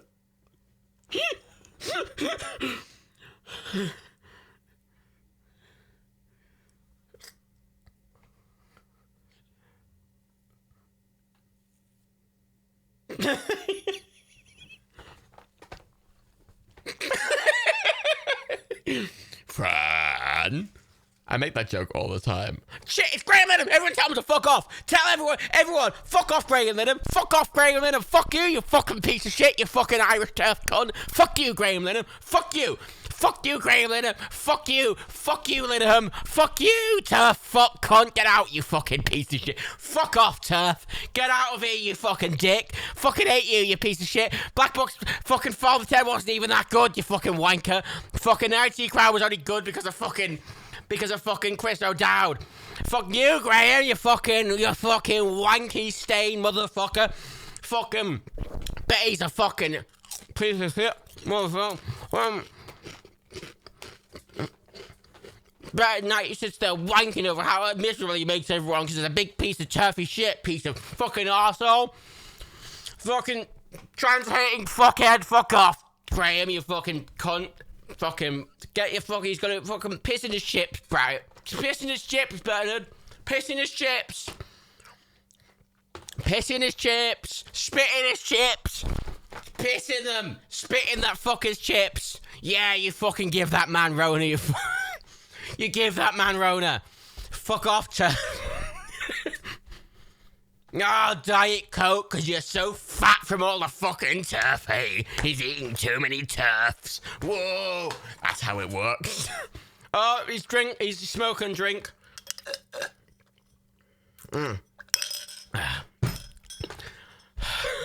Yeah, fuck off, Graham. Fuck off. Fuck off back to bumfuck Phil.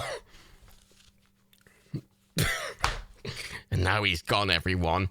It's better now. Graham Lingham's left. He's dead now, everyone. Yeah. You don't know who that was? It's the Graham Lingham. He's a really big TERF cunt and he's the guy who wrote IT Crowd and Father Ted. He's a really big British comedy writer.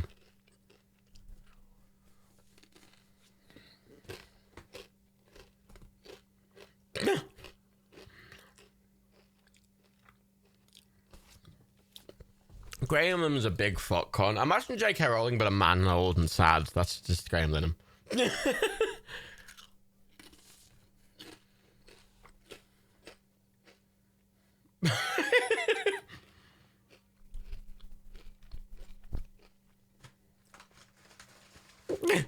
She was wanking.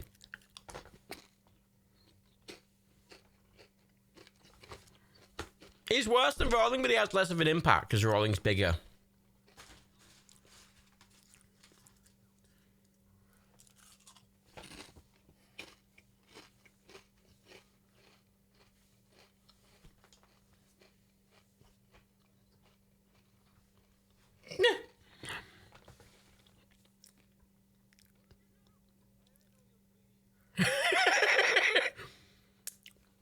Out of 10, my favourite. It's best. Black Box is the best British television show. It's the best. It's the funniest British comedy ever made. That's one of my favourite episodes. It's funny if you watch all of it in like a...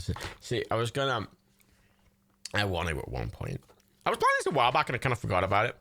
But I do want to watch all of Black Box in a sitting. And basically my plan is to have all the episodes of Black Box in like a fucking in a Final Cut project. I'm gonna press M and mock sections I want to make into GIFs. So I'm gonna watch all of them on stream, press M. I mean, chat can just press the M button and just fucking type M in chat, and I'll be like, oh, I'll mark bits as GIFs, and then I want to make a bunch of GIFs because the Black Box GIFs are my favorite kind of GIFs. And there's a bunch of Black Box GIFs, but they're all like low quality from the Tumblr days. I want to remake like loads of Black Box GIFs in like high quality. And also make Black Box GIFs that are things that aren't currently Black Box GIFs. It is very British. Like, oh, it's very British, but it also stars an Irishman and also Bill Bailey, who's like the best. Bill Bailey's so good. He's like, oh, I'm gonna make a 7-fucking-necked guitar and play it on tour. I'm like, all right, Bill. Oh god, Black Box is so good. Oh, it's my favorite. You're like, you know, if I need a show, just like I'm like, oh fucking, I want to be cheered up. I watch a bit of Black Box. You know, watch a little bit of Black Box. Black Box is very good. It's very good. According to the binge clock, this would take 9 hours. It would take 9 hours. Which is a bit longer than, you know, Indiana Jones. But, you know, I could do that on a Saturday. You know. Or I could do it in 2 sittings, potentially. The thick of it's very good as well. I'll admit the thick of it is excellent. for the non-British people, or even the British people who haven't watched British comedies because you have no taste. Oh my god, watch more comedy. Like, oh my god. It's so good. Do you have my copy of the Little Book of Con? I don't have a copy of the Little Book of Con for context. The first episode of Black Box, which I'll be honest is my least favorite, just because it is the pilot and it's trying to like set the concept up. is basically how Bernard and Manny meet. And like Manny swallows the little book of calm and he becomes this like Jesus figure. It's kind of funny in concept. It's the one I least rewatch. Okay. The thing of it's too complicated for me. Because stops at fuck the Tories. Yeah, but it's so good. It requires a bit more concentration than Black Books, I will admit. But I mean, I like the IT Crowd as well. But Graham Linehan wrote it. I'm like, but like. The three people in the IT Crowd, the four main characters, if we're gonna count fucking, what's his name? Oh, fucking hell. Wait, what's his name? He's my favourite man in Black Books. I'm bad with names. Matt Berry. Matt fucking Berry. Oh my God, Matt Berry. Oh, he's the best. Matt Berry is so... Like, he's one of my favourite comedians. He's so good. Father! Excellent.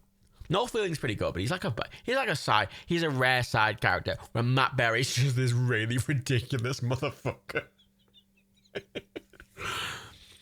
Oh, it's so good. Like, Matt Berry's really good, and fucking Richard Ayoade is really good, and Chris O'Dowd's really good, and Catherine Parkinson's really good. Like, it's a fun show. Fucking Limmy's in an episode of it. He plays a fucking window washer. And God, there's this fucking clip of Limmy talking about Graham Linehan on like a fucking stream. And he just basically calls him a cunt in more words. Which is funny to me. Because Graham Linehan's a right cunt. And he can write good comedy, but it doesn't make him any less of a cunt. The IT Crowd's a frustrating fucking show because there's so many funny bits about it. And like all the actors are doing a great job. And they're all really funny. But Graham Linehan is a cunt. The Mighty Boosh is good. It's its own thing. The Mighty Boosh is very different to a lot of other British comedies. It's very weird. It's really fucking weird. It's really good, though. I do love Limmy's show. I'm a big fan of Limmy's show. Why isn't Limmy's show on Amazon? Why don't I fucking put Limmy's show on fucking Prime? Fucking... I'm a big fan of Limmy's show. Like, Limmy's show is just... I highly recommend watching Limmy's show because it's Scottish comedy and it's just so fucking weird. It's just so fucking weird. And it's just constantly switching. It's a sketch show. So it's just constantly like, what the fuck's happening? And you don't really have time to figure out what the fuck just happened before the next thing happens. But I find it really funny. Watch a lot of Limmy's show. I think Limmy is an iPlayer, but I don't pay for a TV license because I'm not a wanker. Yeah, I don't understand a lot of Limmy's show as well. I mean, I had this conversation with a couple of people I know about, because they watch Limmy's show on Netflix. And here's the top Limmy show tip. There's actually two versions of Limmy's show. There's a version of Limmy's show that's on Netflix, right? But it's the HD version. And the HD version is different to the original, because the original had a load of licensed music in, and the HD version has none of it. So there's actually sketches removed from the Netflix version because they're reliant on a song. And also, a lot of sketches in the Netflix version have different songs than they did in the original, so they're less funny. So I swear by buying Limmy's show digitally on like iTunes or like DVD if you can get it, because like... you get all the jokes, and you get the original song, and you get the fucking... Oh, so good. Bye, Kentish Dan. You fucking hate Limmy because you have to deal with real life Limmy, says Ewan. I mean, that's fair. What the fuck is a Limmy, Sammy? He's a really surrealist Scottish comedian. He's a Twitch streamer as well. His Twitch streams are really surreal as well. He does, like, sketch comedy on his Twitch streams. Like, I think he's the best... person to use a facecam on Twitch because he does something really cool with it, in that he's got a load of things set up on a stream deck clearly to like not only change the camera, because he's got multiple cameras, he also has set up for different zoom levels of his cameras, and he can flip his camera and change the green screen at the background of his camera. So he does sketches on stream where he will like be sat there doing a sketch with himself, but he'll be pressing the stream deck so subtly that it looks like an edited TV show where he's playing himself in two shots. And it's like flipping the thing and changing the background, so it looks like he's talking to himself, and he's doing it all live. And it's really complicated now, Alana, and it's so good. Genuinely, it's so clever, and I think he's the only person on Twitch I've ever seen to like use the to use the face cam setup like properly and do something clever with it, you know, do something really clever and interesting with it. I'm actually right. I want to show you a brief clip. I'm not going to show the whole thing, so you watch it yourself. I'll put it in chat, but I'm going to show you a very brief clip of a bit of a Limmy show, like on Twitch, right? This is a thing for Twitch. I want you just to see what he does. Oh, I've got left to do. What you doing in there? I'm trying. See? I'm alright, and I'm fine. Just, I'm gonna make. Okay, you're gonna ruin my dinner. I'm not in. What? He's doing that live. Just stay there in the living room. He's doing that live. Stay through there in the living room. He's doing that live. And I'm He's doing that like he's doing that clever switching, and he zooms in a lot, and he's really clever with it. He's a really good. I mean, Let Me Show is a BBC Scotland show, and it's really clever. If like he's a bit much for a lot of people, I will say. Like I'll post a link to it in the Twitch chat there if you want to watch the whole thing. He's improving as well throughout this entire thing. It's an improv comedy sketch where he's switching cameras and doing multiple characters live. And it's so weird, but so well done. He can be a bit much, but like he's impressive. I think he's really talented, even if he was a bit much at times, you know. I don't watch his streams, but I do sometimes watch his Twitch highlights because you know they can be a bit much, but he's very good. I think he's really good. We watch Black Books that yeah, he's a really good amount of talent. Like I say, Limmy Show is really good to watch. Like if you can watch Limmy Show, it's on Netflix. I mean, it's better to watch it on Netflix than not at all, even though it's the worst version of it. Like.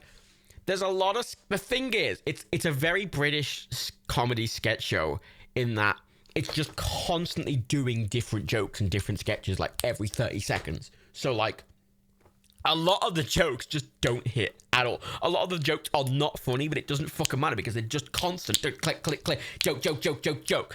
So it doesn't matter that half of them aren't funny, honestly, because some of them are so funny. It's not on Netflix anymore. What, Pickles, mate? They got rid of Limmy Show for fucking Netflix. Wow, fuck off, Netflix. Cheeky fuckers. Oh my God, Limmy Show. I reference Limmy Show all the time to everyone I know. Like, it's... Oh. I can't do a Scottish accent. It's kind of, yeah, it's not available to stream. Oh, that's really sad. Oh, no. It's kind of, if any of you watch Nathan For You, it's got that same sort of deadpan, weird, surrealist humor. Like, I really like Nathan For You. If you like Nathan For You, you'll probably like Limmy Show. Nathan For You he's a Canadian comedian. He does a show where he I don't know how to explain it. It's a show where he's like a business consultant, but he goes and he gives really bad business advice to actual businesses. Like, he's like, he goes to a yogurt shop and he's like, I've got a plan to make your yogurt shop get put on the map as shit flavored yogurt. And they always go along with this ridiculous ideas because they just think he knows what he's doing, even though he very obviously doesn't. And then they just do a shit flavored yogurt. And he's so deadpan. I mean, he did one. My favorite one was where he's trying to get more customers to a gas station. So he gets the gas station to offer a really massive, like 70% rebate, like 90% rebate or something ridiculous. But because of the laws, you can make the rebate however you want. So to get the rebate, you have to climb to the top of a mountain and put it in a box. You have to fill out a physical paper form and get to the top of a mountain with a paper box, with like a little box you have to slip in. But there was no car access, so like they fill up their car, they come in, they go, I'm here to pay with the petrol, and they go, okay, the rebate, you have to put it in the top of the box. And he offered it minivan service, and he ended up like fucking like 20 people ended up going for this. So he took all these 20 people in a fucking minivan, and they had to camp overnight. So he's camping on the top in the middle of this fucking mountain with 20 random cunts wanting cheap gas, and he's really deadpan. He's so deadpan. He's just constantly. I mean, the best way I can describe Nathan View is there's a bit where he's trying to do like a Hollywood gift shop. And he tries to get celebrity impersonators there, and he gets a Bill Gates impersonator, who is genuinely the worst impersonator you have ever seen in your life. He doesn't know anything about computers. He just says, "Oh, the computers," awful. And did that episode. Basically, what ended up happening is the guy who was the Bill Gates impersonator kind of just kept turning up at their office when they were making the show and just hanging out. And he kept like mentioning his like missing love. And then because he'd become so enamored with this guy, the last 2 episodes of Nathan For You, like season 3 or something like that, he put the entire budget into going on a journey with this random Bill Gates impersonator to find his lost love. And the last 2 episodes are him literally just traveling with this dude, trying to find the guy, trying to find the woman he dated in high school like 60 years prior. It's really fucking weird. But it's so out there that it's so funny. I highly recommend Nathan For You. It was so funny. The tightrope was... God, Nathan For You is really good. Like, it's incredibly deadpan comedy, and it's like awkward, kind of sort of cringy comedy, but I find it really funny. Oh, it's so funny. And Limmy's kind of got a similar vibe to it, but it's a sketch show. And it's Scottish surrealist humor, which is a bit different. Limmy's Homemade Show, Accidental Mind. Limmy's Homemade Show was weird because they gave him a budget and he just did it at home. It wasn't even COVID related, he just did it at home on his own. And Limmy's Homemade Show is basically Limmy's show, but on his own in his house.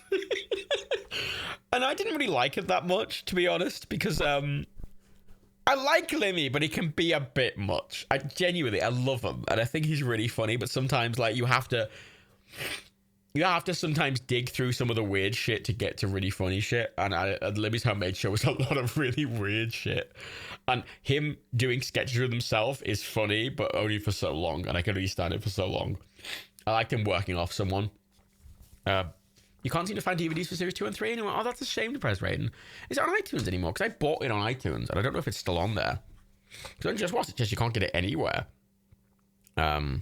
Which would be sad. Because fucking Limmy Show, man. Oh. Fucking Limmy Show. I was searching in the US. That was my problem. UK Limmy Show. There we fucking... Yeah, you can buy it. What? You can only buy 1 season of Limmy Show on iTunes. That's the only way. In the UK, you can buy 1 season of Limmy Show in iTunes in the UK for 25 quid. Oh, it's the collection. So it's not 1 season, it's all of them. It's the whole collection of all 3 seasons plus the Christmas special. So it's 19 episodes, half an hour each, for 25 quid. And you can only get them on iTunes, which... And that was a tough sell. I'm quite aware it's a tough sell. Hey, sign up for an iTunes account, spend 25 quid on this random Scottish man. But it's really funny. I mean, if not, there's a lot of Limmy Show sketches on YouTube, just, on their own. I really like the Falcon Hoof stuff. It's an Amazon Prime, is it? Oh, okay. It's not showing it, just watch. Okay. If it's an Amazon Prime, I fucking get it on Prime. I imagine a lot of people are going to get it on Prime. You'll struggle to get... Yeah, it's on Prime, yeah. So if you want to watch bits of it, I recommend... if you just search Limmy Show on YouTube, a bunch of sketches... I mean, some of the episodes are just full... I just searched Limmy Show on YouTube, and several full episodes immediately came up. One of the best sketches that people really go for, which is on his YouTube channel, which has 1.2 million views. It's a 6-minute sketch. It's called Yoker. And one of the characters he does is called Dee Dee, which is based on him being on the dole in the UK and just being like so fucking out of it all the time and just being like ridiculous. And it's just Yoker, and it's just him getting on like a random bus to Yoker. And it's so fucking weird. It's just about a guy getting on a bus and going to this random fucking place and then leaving, which is such a nothing thing. But honest to God, I'm going to link it, right? Because I think you should all watch it after this stream. It's 6 minutes long. It's considered one of the best Limmy Show sketches.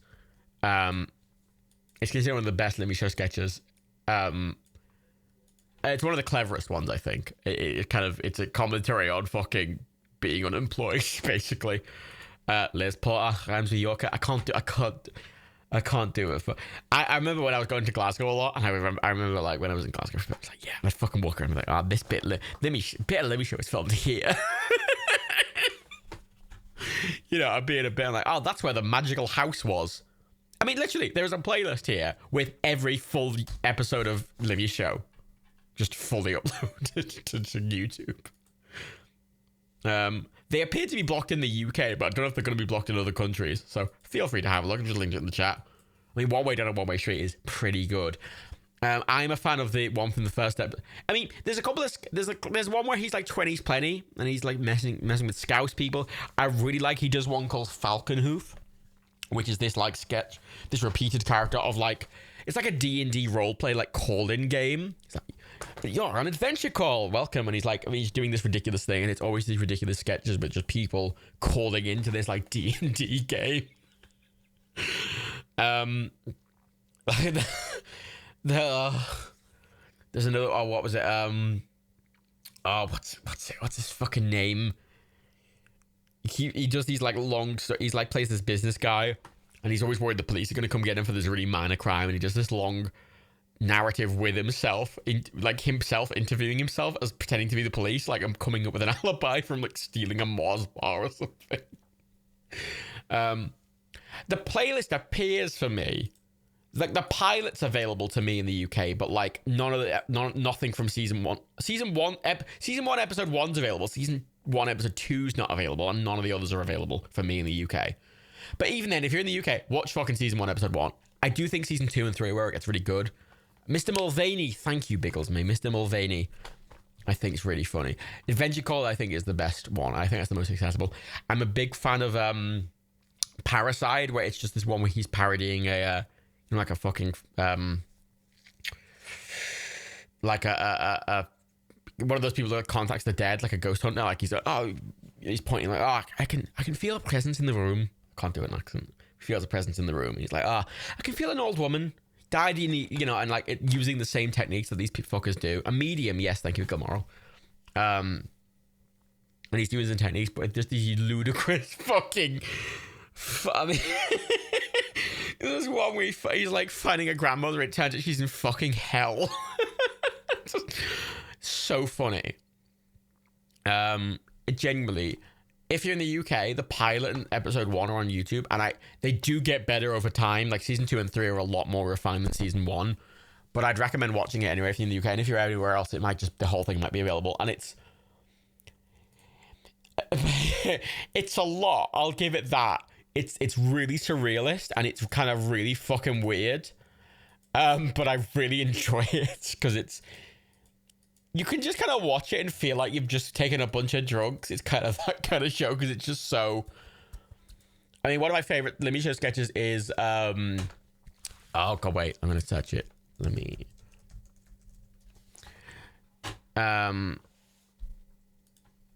Americanisms. It's Americanisms, right? It's him in just a cafe complaining about like chips being called fries and the flats being called apartments and the chemist being called Lloyd's Pharmacy. Lloyd's Pharmacy, one word.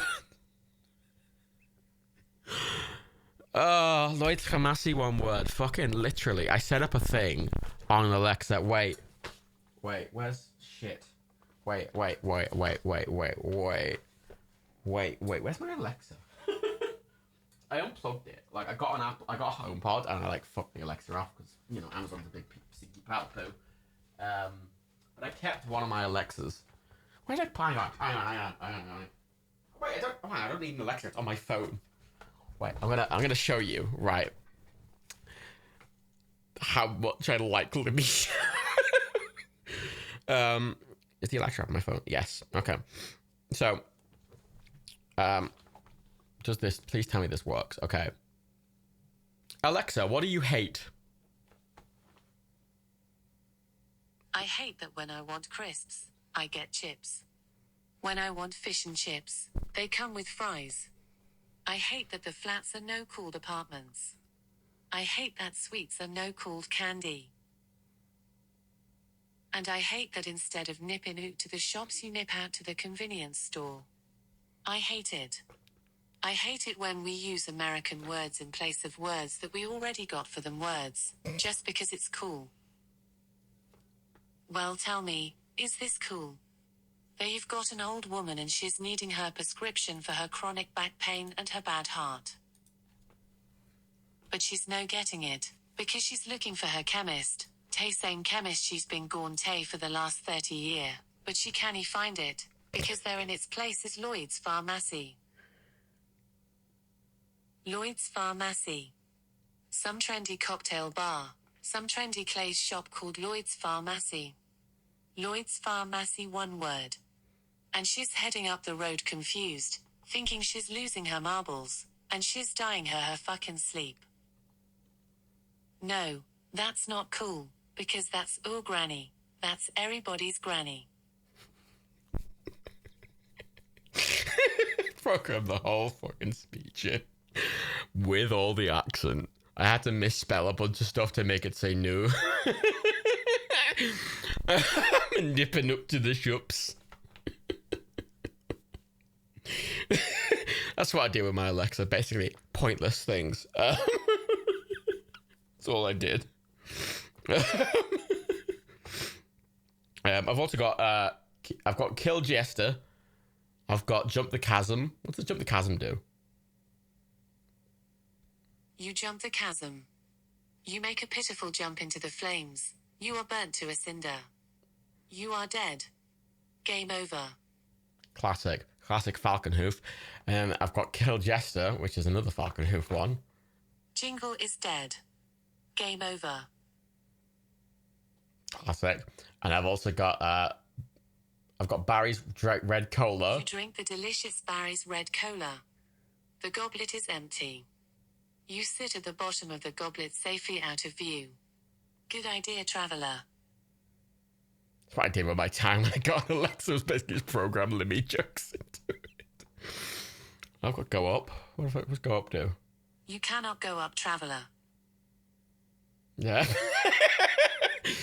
There's a lot of Oh, I've got this one. What's heavier than a kilogram of right. What's heavier? Chat. What's heavier? A kilogram of steel or a kilogram of feathers? I'm waiting for an answer. Chat. What's heavier? A kilogram of steel or a kilogram of feathers?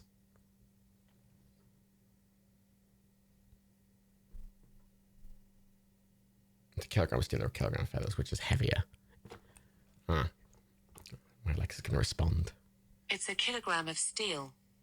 Because steel is heavier than feathers. The answer.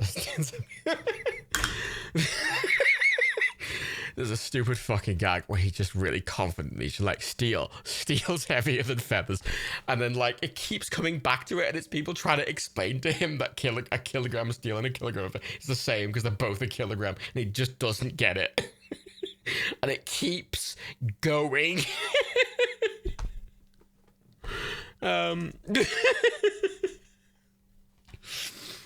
Like, because he often does things in threes, so he'll do like one sketch, and then it'll continue with the rest of the show. Then it'll come back to a second sketch from the same thing, then go a bit further, then come back to a third sketch. And yeah, a lot of these sketches are on YouTube. There's the link to a kilogram of steel or a kilogram of feathers. I mean, classic. It's classic. Fuck it. What's heavier, a kilogram of steel or a kilogram of feathers? That's right, it's a kilogram of steel, because steel is heavier than feathers. But this is the thing. The I don't get it, right? So I use the I don't get it as a GIF a lot. I made my own GIF of him just looking confused, because people I know generally have watched Limmy, so I don't even need to have the text below it that says I don't get it. I can just show a picture of him being confused from that sketch. What do you mean? They're both a kilogram. But steel's heavier than feathers. I know, but they're both a kilogram. What? It doesn't prove anything. Steel's heavier than feathers. I know, but look, they're both a kilogram, right? So they're the same. I wouldn't want to look at the size of it. That's cheap. Right, I feel like I should show this instead. Right, I'll show a bit of this sketch as a context, because like, look, right. Right, it's a kilogram of steel, because steel is heavier than feathers. What do you mean? They're both a kilogram. But steel's heavier than feathers. I know, but they're both a kilogram. What? It doesn't prove anything. Steel's heavier than feathers. I know, but look. I've met they're people both a like this, kilogram, though, is the right? thing. So they're the same. I wouldn't want to look at the size of this. That's cheating. No, they're the same No, weight. it's a kilogram. Steel's heavier than feathers. Paul gonna tell them. They're right. They're both a kilogram. Oh no, you are not. What is it you don't get? I'm joking. You alright? Don't get it. Sorry, Use that as a gif all the fucking time. Like all the fucking. I use it as a gif constantly because I find that really funny. Him just saying, "I don't get it," quietly to himself. Please show the Mugger one. I'm not going to show you more because it's I'll show a minute long one, but the Mugger one's like a 2-minute long one where someone tries to mug him and he has a chat with them. There's a link to the Mugger one, which I highly recommend you all watch. Genuinely, Limmy's a kind of a slightly acquired taste, but I think some of his sketches are just genuinely incredibly funny, even if you don't like the whole show. We're not watching anything else tonight, no. No. I just fuck it. The Mugger one's the first one you saw, says Depressed Raiden. It's great. The Mugger one's got really good, but yeah, as Oliver says, it's got really good pacing. I'm not going to spoil the Mugger one, because,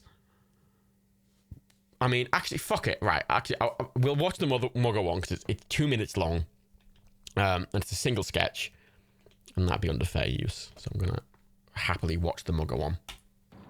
So...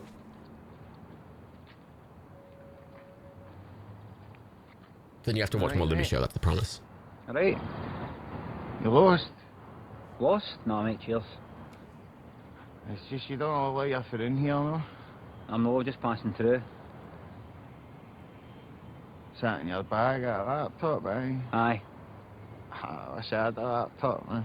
Aye, you're not missing much. You can take off the stuff on the phone nowadays, can't you?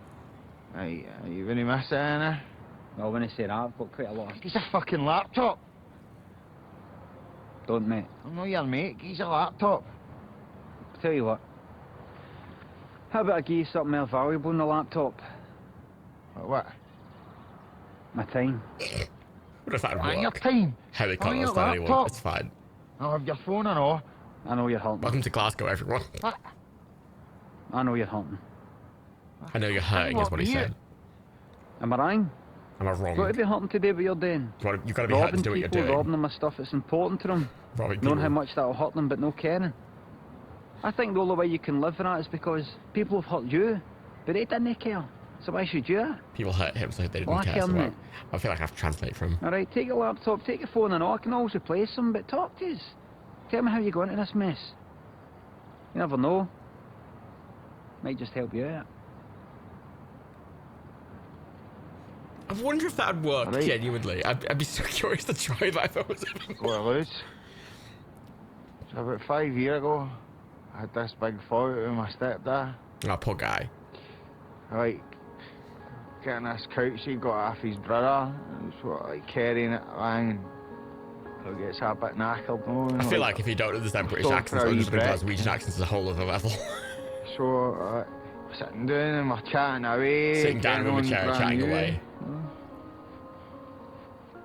Then after about 3 or 4 minutes,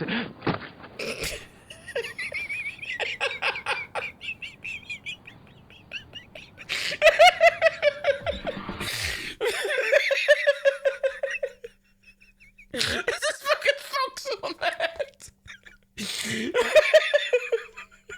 This fucking twats him in the middle of his really, really sad story.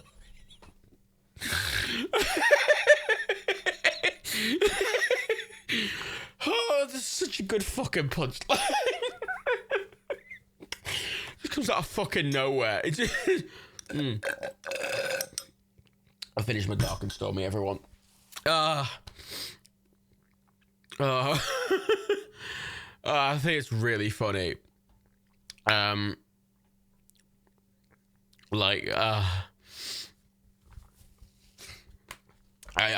like Lemmy a lot, and I think he's funny. like again, watching his show, I think there's a lot of hit and miss, but it's a really good background show, I think, because a lot of the sketches are just act genuinely shit. They're shit. I never laugh at them, but I think that they're good because I don't laugh at them, because it means that it kind of paces it between the bits that are really funny. Like there's some that are really funny with the DD bits. I mean, the DD bits, the Adventure Call, the Falcon Hoof bits, I always will stop and watch properly if I'm watching Lemmy show. And there's usually a running gag over the whole episode, and there's usually little sketches like that. There's a really weird one, like that. It's not on the Netflix version, and I don't know if it's on the Amazon version. But it's so fucking real. Because it's like, again, a lot of these work in a 3 sort of tiered thing. Like, you know, he does it 3 times in a row. So, you know, the sketch will happen 3 times over the course of an episode. And there's one where it's like, it goes dun, dun, dun, dun, dun, dun, dun, and it's like, it's him on a backdrop where he's wearing a shirt and a dress, and he's got long hair, and he turns around and he says, "Let's go, girls." And then that's the entire guy. It's like a 1 second, like, transition shot. And he does it again later, and it's the same thing, and he's like, "Oh, you're a bit late that time." And the third time he does it, and then it just transitions into full Man I Feel Like a Woman. He's flying through the air, and for some reason he's wearing a big dildo, and then he falls off a fucking roof of a flat. Like a mannequin falls off the roof of a flat, and he's crying on the floor. And literally, that's the whole sketch. And I have never got it. I have never understood the sketch. I don't know what it's trying to say. I don't know what it's trying to do. I don't know what it means. I don't even know what he thinks it means. But it's so surreal that I'm just dumbfounded every time it fucking happens. Because it's so... I can't even show it on Twitch. It's a full cock. It's a full cock. I mean, it's got fucking copyright. I mean, it's the weirdest fucking thing. And it wasn't on the Netflix version. There was people I was spoken to who really like Lemmy, and I referenced that sketch, and they went, "What?" And I went, "What do you mean, what?" And he's like, "I don't know what you're talking about." I'm like, "What? Have you not what?" And I looked at the sketch, I'm like, "What?" Because it was only on because I watched it all on the iTunes version. In SD instead of HD, but I got a better experience. I haven't watched any genre stuff. I'm a fan of surreal comedy. I've tried to get Dan and Rebecca to watch Lemmy show, and they fucking hate him. They cannot. I try and put him on, and they fucking cannot stand him anytime. And Dan and Rebecca have so many fucking times put fucking Jeremy Vine. Is it Jeremy Vine? Is it Jeremy Vine? Am I thinking of Jeremy Vine? I am thinking of Jeremy Vine. Dan and Rebecca. No, I'm thinking of Jeremy Vine. I'm thinking of fucking Tim Vine. Yeah, I'm thinking of Tim Vine. I'm thinking of his brother, Tim Vine. Dan and Rebecca keep putting Tim Vine on for me whenever I'm over there, and I fucking hate Tim Vine. I do not laugh at a single fucking joke of Tim Vine. And they're sat there pissing themselves, and I cannot fucking stand him. And then I will show them Lemmy show, and I'm sat there pissing myself, and they cannot fucking stand it. I find it really funny. It depends on your style of comedy, really, and what you like. I'm cheap. I mean, they're cheap, just in a different way. Yeah, actually, not mine. The Man I Feel Like a Woman sketch is really fucking weird, and I don't get it. Tim Vine's good in Taskmaster. I don't know. His sketch shows are just. If anyone who doesn't know, Tim Vine's a British comedian, and his entire shtick is he's just literally making constant jokes. I mean, like, you know how a comedian on a stage will just do this long build. You know, he'll do a bit of a build up, right? You know, like you might watch Bo Burnham, and it's like, you know, a 3-minute segment. Tim Vine is 5-second jokes unrelated to each other for 3 hours. Joke. None of them are related to each other. It's just like, have you seen this? And next joke. It's so much, and I find it kind of fucking exhausting. Yeah, it's constantly one-liners. And honestly, a lot of the one-liners are really funny. It's just absolutely fucking exhausting to watch. And I can't stand it for that reason. Whereas I like Limmy because there's a lot of shit in between the really funny bits, and I feel like it's paced a bit better because of it. Whereas Tim Vine is just... I can't God, they put them on and I forced them to fucking turn it off because I couldn't... Like, they were trying to force me to watch it. I just walked out the fucking room because I couldn't stand it. Oh, I just couldn't fucking stand it. Oh, I just... I love... Oh, what's his fucking name? I'm really bad. I'm such bad with names. Stuart Lee! We all the three of us are all in agreement that Stuart Lee is excellent. Stuart Lee, very funny. Good comedian. We all love Stuart Lee. But, oh God, I can't fucking stand Tim Vine. I can't fucking stand Limmy. Oh, fuck me.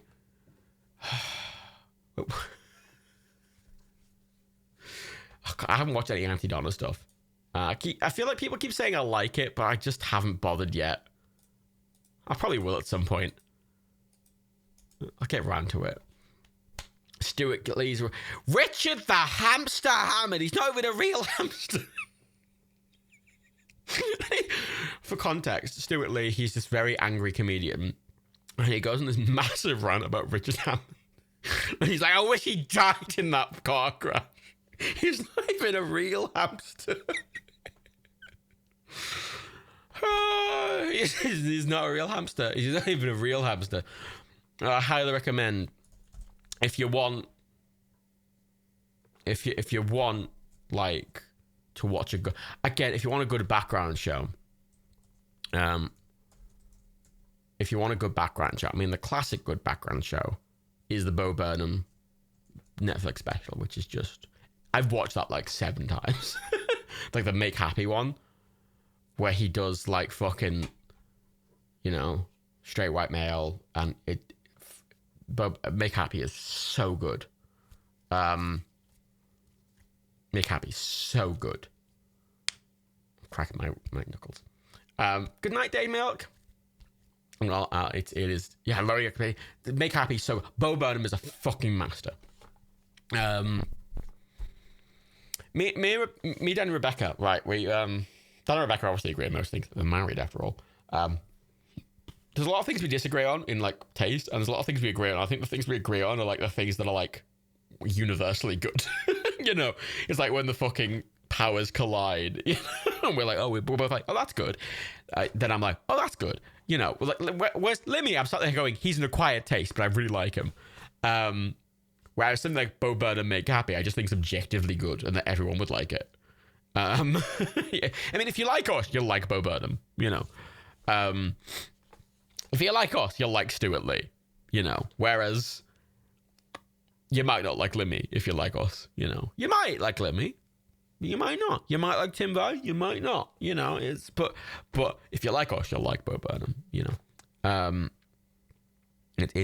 like that hardcore stuff, you know. The Top Gear inspired thing with me and Dad, but I still have, I want to put it out, right, there's like 100 gigs on my fucking computer taken up by the fact I saved that intro project file. The project file for that Top Gear intro I have saved with all the footage. As I'm sat there like, I'm not fucking deleting it. If I ever need that again, I don't want to remake it from scratch again. So I've got it saved. And because I have all the source footage from the entire like episode saved and all the other things I downloaded for it, it's like 100 gigs of just footage just sat there wasting space just in case you need the Top Gear intro again. Top Gear what? Bob and what's pretty good. I've only seen it, like I think I've only seen it once. I don't remember it very well, to be honest. But to get me to watch it, I mean, I think Make Happy is just his peak. Well, not his peak, but like it's his Mona Lisa. This is Mona Lisa. It's really good. I mean, I think that's really good. Stuart Lee has a lot of really good comedy sketches. If you want a really good comedy sketch that I like a lot, the Rowan Atkinson sketch. I mean, it's on his YouTube channel. I'll link it. It's an 1.5 hour long stage show of just Rowan Atkinson stuff. And it's old Rowan. It's like proper Rowan Atkinson doing like impressionist stuff and really exaggerated stuff. And it does this bit where he's like cleaning a stage, and he like keeps bumping into a drum set, and he like plays a drum set, but like there's nothing on stage. It's just sound effects. Rowan Atkinson is such a fucking good comedian. And the Rowan Atkinson sketch I've just linked in chat is so fucking excellent. It's so fucking excellent. Absolutely. I mean, one of my favorite comedies of all time is Blackadder. Blackadder's 2 to 4 because 1's a bit. The Devil one's really good. I mean, I love Rowan Atkinson. I think he's really good, and I think Blackadder 2 to 4 are just fantastic. I mean, Blackadder 3 is my favorite Blackadder because who's that? That's right, it's Hugh Laurie, my boy Hugh Laurie. What's that? It's Hugh Laurie. Fucking Hugh Laurie. Oh my god. Fucking. It's Rowan Atkinson and Hugh Laurie having a great time together. And also, like, the dictionary episode. The 4th series is pretty good, but the fact of the matter is, I mean, Hugh Laurie's great in season 4 of Blackadder, but season 3 of Blackadder, I think Hugh Laurie is like, you know, is Hugh Laurie not in all of them? No. So season 2, Hugh Laurie's not really, I don't think he's in it at all. I think he might be in it briefly. I can't remember. I don't think he's in it at all, though. Stephen Fry's in season 2 a lot. He's not in season 3. I think he might be in season 3 for like 1 episode, briefly. And then Stephen Fry's in season 4 loads. Which season 3 is lacking Stephen Fry. I will give it that. Season 4 is the culmination. Because you have all of the main actors from Blackadder in season 4. Because, what's his name? He plays Percy. Percy. What's his fucking name? Fuck.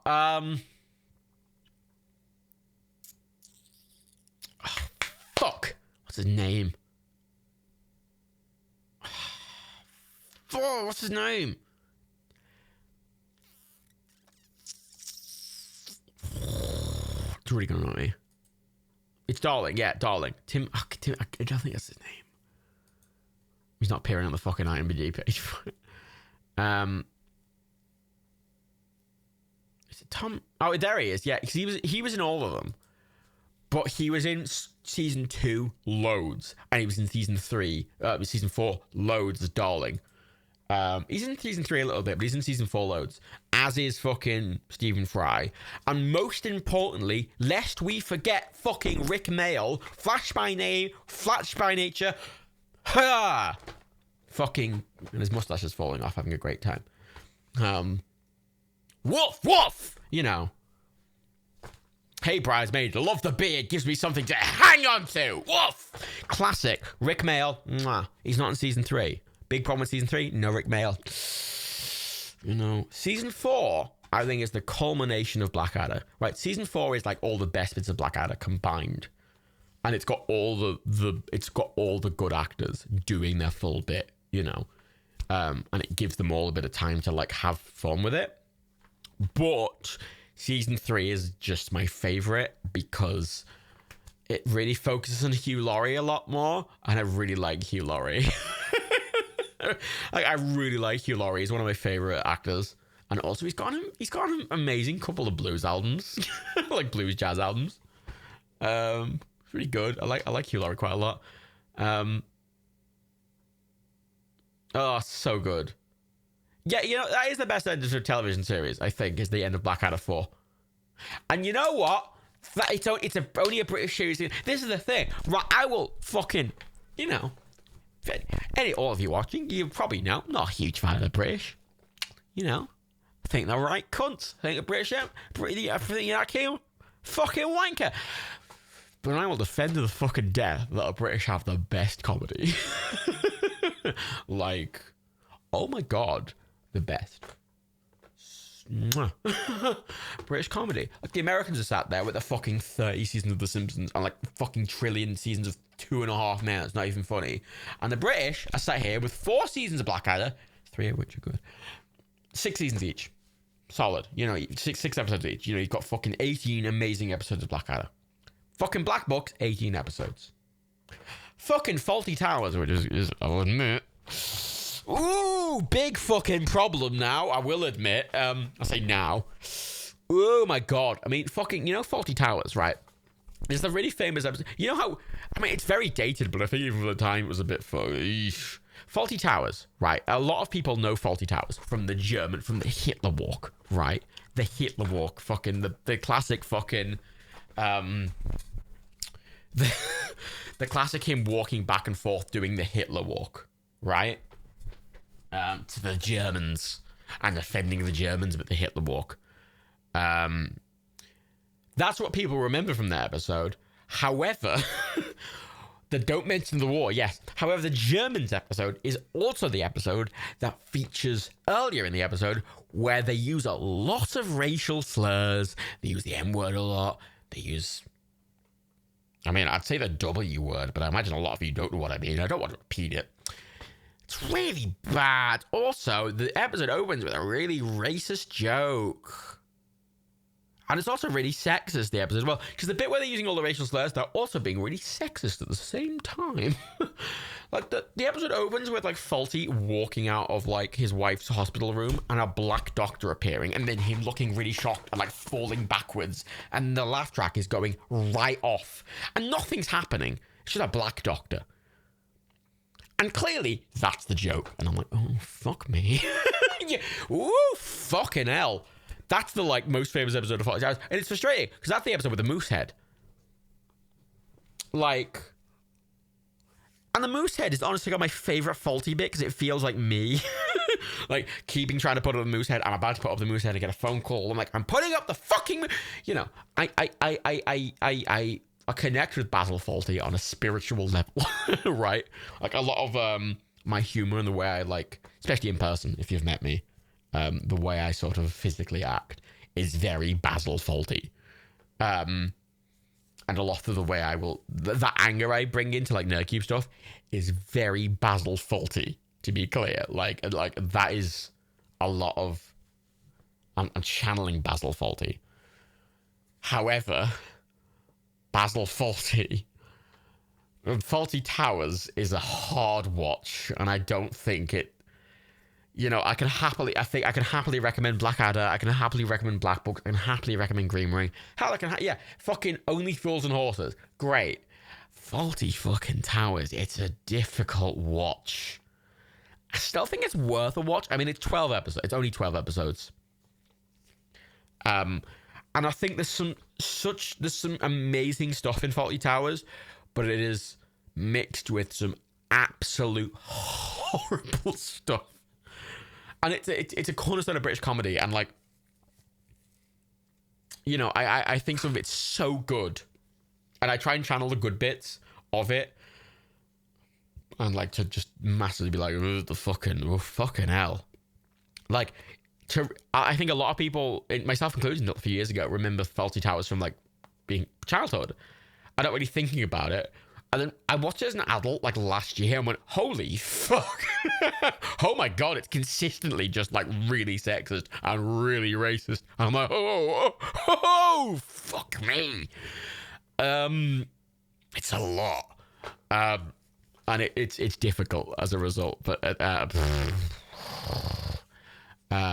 it's Blackadder. Blackadder's just a good watch. Yeah, Blackadder's just a fucking great watch. Manuel's a big old fucking oof. Manuel's a big old oof. The way Faulty talks about. I mean, part of the defense I've heard to that episode, the Germans episode, is that Faulty and the Major are meant to be horrible people, which is a frustrating argument, because as someone who likes Always Sunny, right? I imagine a lot of you like Always Sunny. All the cast of Always Sunny are absolutely terrible people. Like, that's the joke, right? No one's looking at Charlie and going, oh, I like him. He seems nice. Like, no one's looking at anyone in fucking Always Sunny. Like, the joke is that they are objectively horrible people. And that's been the defense of Basil Fawlty in the Major. But I don't really think it holds up in the same way. Because... I don't think it holds up in the same way. That's the defense, but I don't think it holds up. I think Always Sunny is so explicit about how genuinely terrible all the cast are. Right? They are so... And the show keeps saying very clearly, look, these people are fucking despicable. Right? Whereas Fawlty Towers doesn't do that. Fawlty Towers just has them say horrible things, and then the laugh track laughs at them saying horrible things, and I'm like... And they're like, oh, but the jokes that they're horrible. I'm like, yeah, but the laugh track's laughing at all the racist things they're saying, not that they're terrible. Like, the joke isn't that, oh, they're terrible, look how bad they are. The joke is that they're being racist, and isn't it funny to be racist? I'm like, no, it's not. It's not at all. So it's a difficult watch. I still think if you're interested in British comedy, I think it's a worthwhile watch from a historical standpoint. But it's difficult. It's difficult now as well. The thing with Always Sunny is they're terrible people but they never have a good time or never get their way. Yeah, it's true. They never have a good time, never get their way. Admittedly, Basil never gets his way really as well as the joke, but Fawlty Towers is just structured differently, and that I don't think that carries. It's really clear in Always Sunny, it just doesn't carry in fucking Fawlty. It just doesn't carry in Fawlty at all. And like Manuel, the joke about Manuel is that he's fucking foreign. That's the joke. That's the entire joke about Manuel, is that he's foreign. And he don't speak English very good. And I'm like, okie dokie. But I still think Fawlty's it's an interesting watch, if anything else. I say it's only 12 episodes, and I don't think it's good. Like, it's really problematic, and it's got full of a lot of genuinely horrible shit, and I kind of want to fade into obscurity. But if you're curious about the history of British comedy, it's a really important cornerstone. And I watched it, I watched it like a year ago, and I sat there watching it going, oh my God. And I think it's valuable to have that kind of rose-tinted glasses removed a bit. You're right, Oliver, no comedy has aged well, necessarily, in terms of inclusion and social issues, but Fawlty Towers especially has aged very, very poorly, to the point of, even at the time, I think it was pretty bad. It's pretty bad, whereas Blackadder, I think, while it has some, questionable bits, I still think it carries well, and I still think it's funny. Black Books is still very funny. Like, good night, Depressed Raiden. It is 4 a.m. It's 3 a.m. I will... Hang on, I'm going to give you a brief recommendation before I go. I'm going to open my... See, Daniel buys DVDs. I don't like DVDs because I travel all the time. I travel all the time. I was traveling all the time. I've never been in one place, really, for more than, like, a few weeks. For the past 10 years, aside from since Rona hit. So I never liked discs because I was traveling with a laptop all the time. I'm sure a lot of you know, if you have divorced parents, for example, you're traveling back and forth a lot. It's having a bunch of physical shit like that. Annoying. I'd travel internationally a lot, going to Ireland a lot. I travel around the country a lot. Had a few long distance relationships. Dan and Rebecca live far away. It's kind of annoying to have physical media. I have loads of devices. I want to watch and everything. So I always buy, I've bought stuff from iTunes because it's the most convenient for me. And the comedies I've bought on iTunes, I always think the most relevant.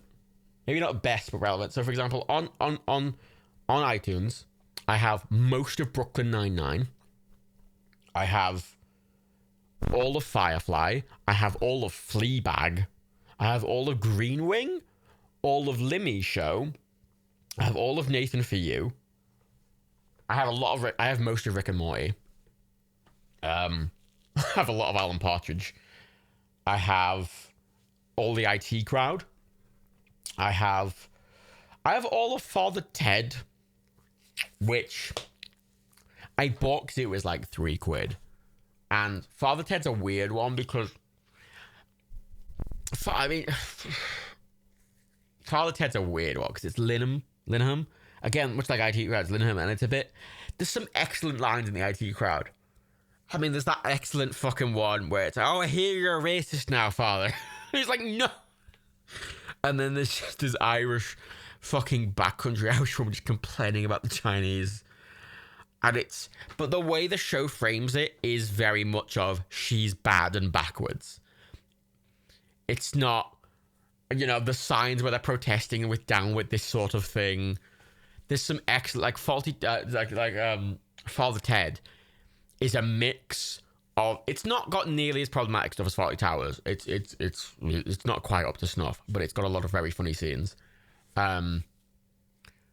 And honestly, the Fawlty Towers' Christmas special is something I like. It's a Christmas thing I watch every year, where it's all the priests getting lost in the lingerie section of the department store, and I just find that really funny.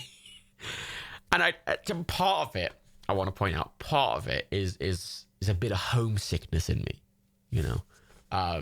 bit of homesickness for the Irish. For example, I do have the first season of, now this is a contentious thing to say, I have the first season, and I purchased it on iTunes, of Mrs. Brown's Boys, which is a shit show. But I remember liking the first season, and I still do, because the house set they have is decorated exactly like my nan's house in Dublin. It's the same sort of thing, a Dublin terrace house. Decorated the same. Fucking Mrs. Brown dresses the same as my nan, right? The Mrs. Brown family is almost a carbon copy of mine, like the layout of like uncles and aunts. And the way the characters talk and act is just, it reminds me a lot of my family and like how I found Dublin.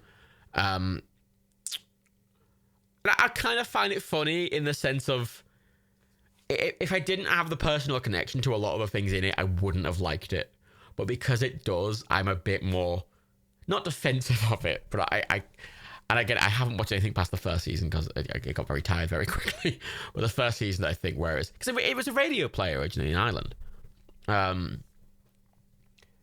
I think it can kind of be funny for the first season, but only because of, I feel like I have a bit of a personal attachment to it. I like Derry Girls a lot, Bookchin. I think Derry Girls is really good. It's very Northern Irish comedy. And I've never been to Northern Ireland. I'm Irish. I'm British.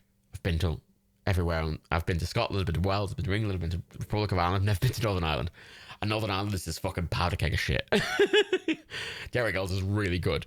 And it's not something I necessarily culturally resonate with because it's not something I identify with, but it's really good, Derry Girls. It's really good, Derry Girls. But like Mrs. Brown's Boys has that, how people have with Corrie? Almost. It's like a working class street in Mank, or like EastEnders is like a working class.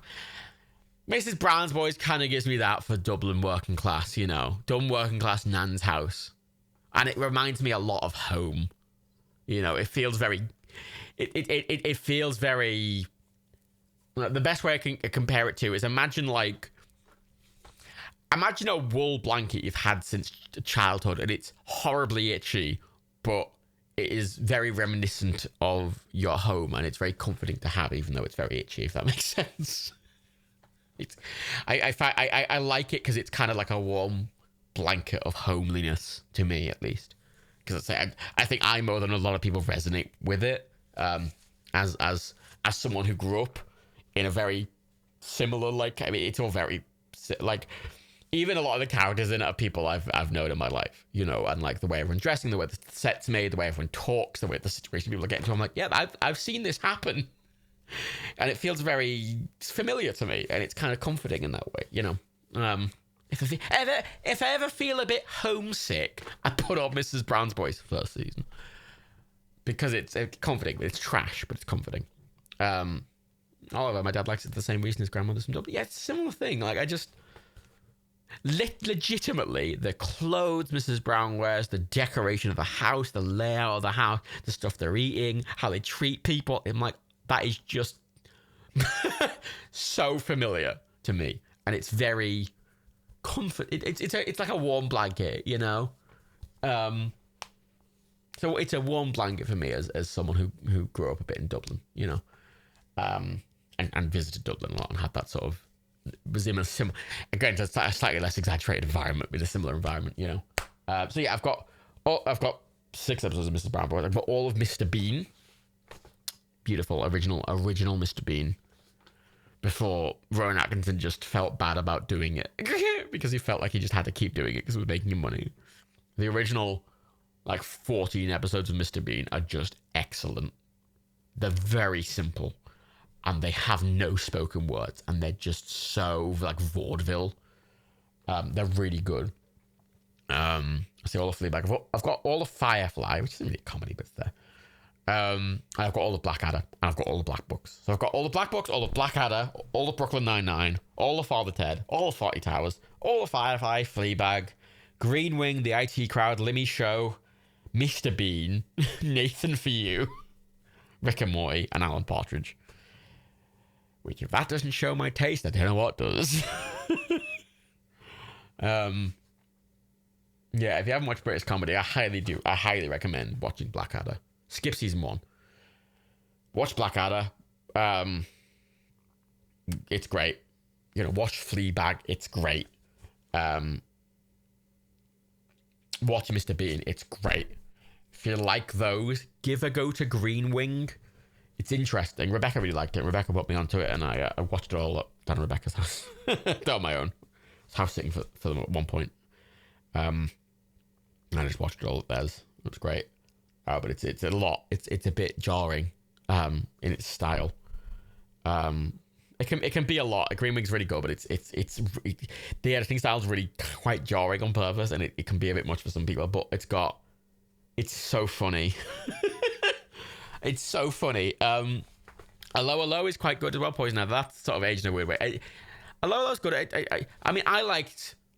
So, I'm someone who likes Hyacinth Bouquet. And I'm waiting for one person to recognize what that means in the chat. Like, when I say Hyacinth Bouquet, what show is what show? Thank you, Mr. J. P. Says Bucket. Keeping Up Appearances. Yes, Keeping Up Appearances. And it's not a show I've watched in my modern as an adult because I just can't get it anywhere. And I remember Keeping Up Appearances fondly from childhood because it's just this very. She's trying to really be posh and she's not posh, and the joke is that she's just really trying to keep up appearances. That's the joke. Her name is Hyacinth Bucket. It's spelled bucket, but she pronounces it bouquet, don't you know? She's trying to be fancy. She keeps getting caught in the Chinese. This is not the Chinese. I remember it fondly, but I haven't watched it as an adult, so it's hard to know. Yeah, she's a pretentious snob with a kind of saint of a working class husband. And I remember it being very funny when I was younger. And I've watched sketches from it as an adult, but I've never rewatched it properly because you can't really get it anywhere. I think it's good. But again, I can't recommend it like as an adult because I don't know. But I remember it being good. The bouquet resident lady of the house speaking. She felt very proud that she had a dishwasher, you know. The amount of times someone says bucket and I immediately say, it's bouquet. And they go, what? And I go, it's bouquet, darling. And they have absolutely no fucking idea what I'm saying. And I seem like a right mad cunt.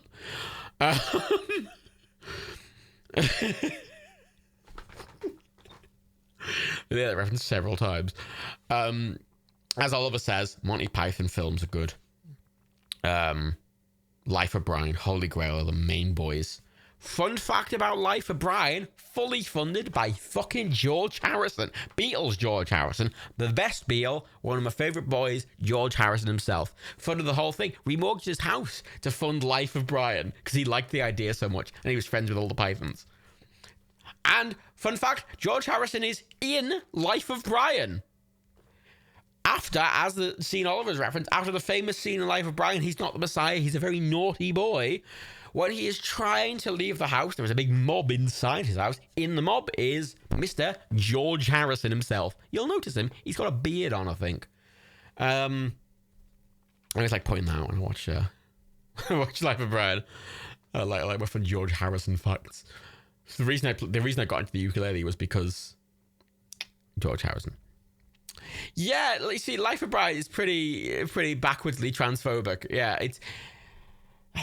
I have a frustration with a lot of old comedies because a lot of old comedies do this classic, like, you know, it's a man dressed up as a woman joke, and it's really shitty.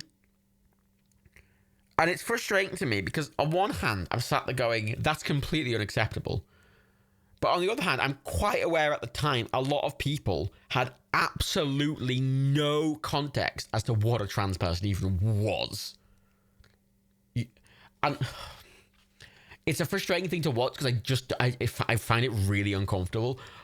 But also I'm not angry at them for it from the time, if that makes sense. Because, I mean, there's people I've spoken to as an adult who I've spoken to about trans issues who just have never met a trans person, who don't know what being trans means, who don't know anything about them, and they're really backwards about it. And I explain it to them and I try and, like, educate them, and they go, oh! And I'm like, yeah. And I'm like, oh, I didn't know any of that. And they're fine. I'm like, okay. So some people, it's just they're uneducated and they don't know anything about it. I'm like, okay, so it was ignorance.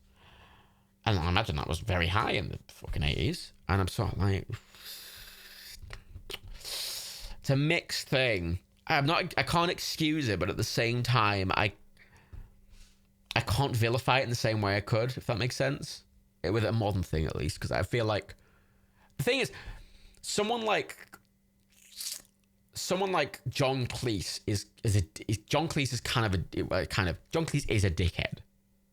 John Cleese has routinely, even recently, been like, I support J.K. Rowling. I'm like, oh, thanks, John Cleese, you fucking twat. Like, John Cleese is a tit. And he's always been kind of a tit. He's always been a tit. John Cleese has always been a tit. Even though,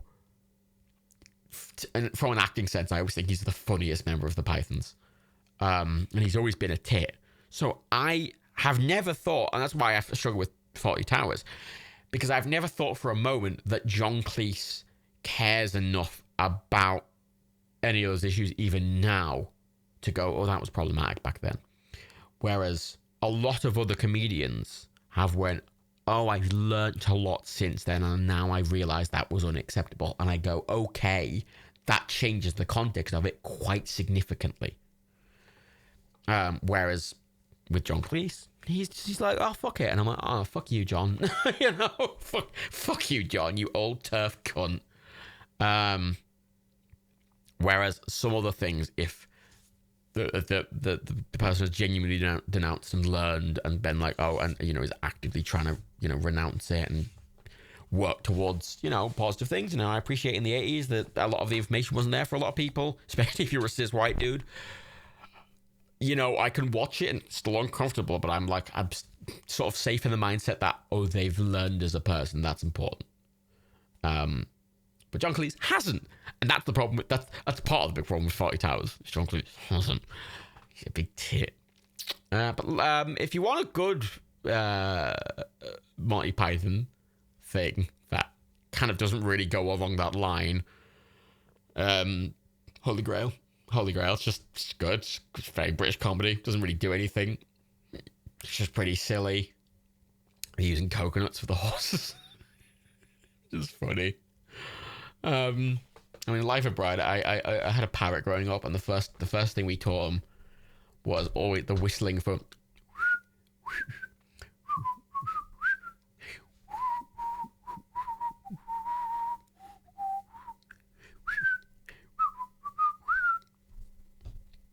That's the first thing he whistles that. God, even now whistles that fuck. He whistles the Life of Brian thing constantly.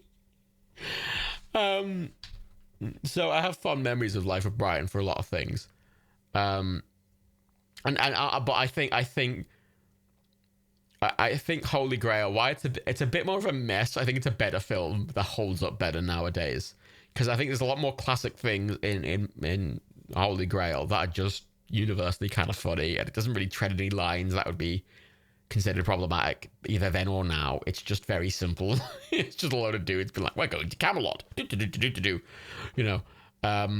Tis but there's the Tis but a Scratch. There's just it's just a model Camelot. This is a silly place, just cause them all do a little dance, you know. It's funny, and I think it's funny to watch, and I think a lot of people just genuinely enjoy Holy Grail. Holy Grail's really good. And then if you obviously want a good fucking British sketch show that I don't own for some reason, I think it's because I watch it all on Netflix. Fucking Mitchell and Weblock. Fucking Mitchell and Weblock. God, Mitchell and Weblock. Like, I've heard Robert Webb's a bit of a twat. I've heard murmurings that Robert Webb's is a bit of a twat. But yeah, I like myself some David Mitchell. Mitchell and Weblock is very funny. I have heard was a bit of a twat. I don't know much about him. It's not something I've looked into much, but I've mentioned him several times to people, and I get from people, and I've got the vibe that he's a bit of a twat. But David Mitchell, I've seen a lot more of David Mitchell is the thing. I feel like I don't know that David Mitchell is a good person to have said it, but I've seen a lot more of David Mitchell than I have Robert Webb. He's been in a lot more things, and I've never not liked him as a comedian. I think he's very funny. I like how angry he gets. Again, to be clear, the anger I channel in like Nerky videos and stuff like that, I am channeling Basil Fawlty and David Mitchell. Feather. If you look at David Mitchell being angry about something, and you look at Basil Fawlty being angry at something, you'll go, oh, when you look at me being angry about something. You know. Yeah.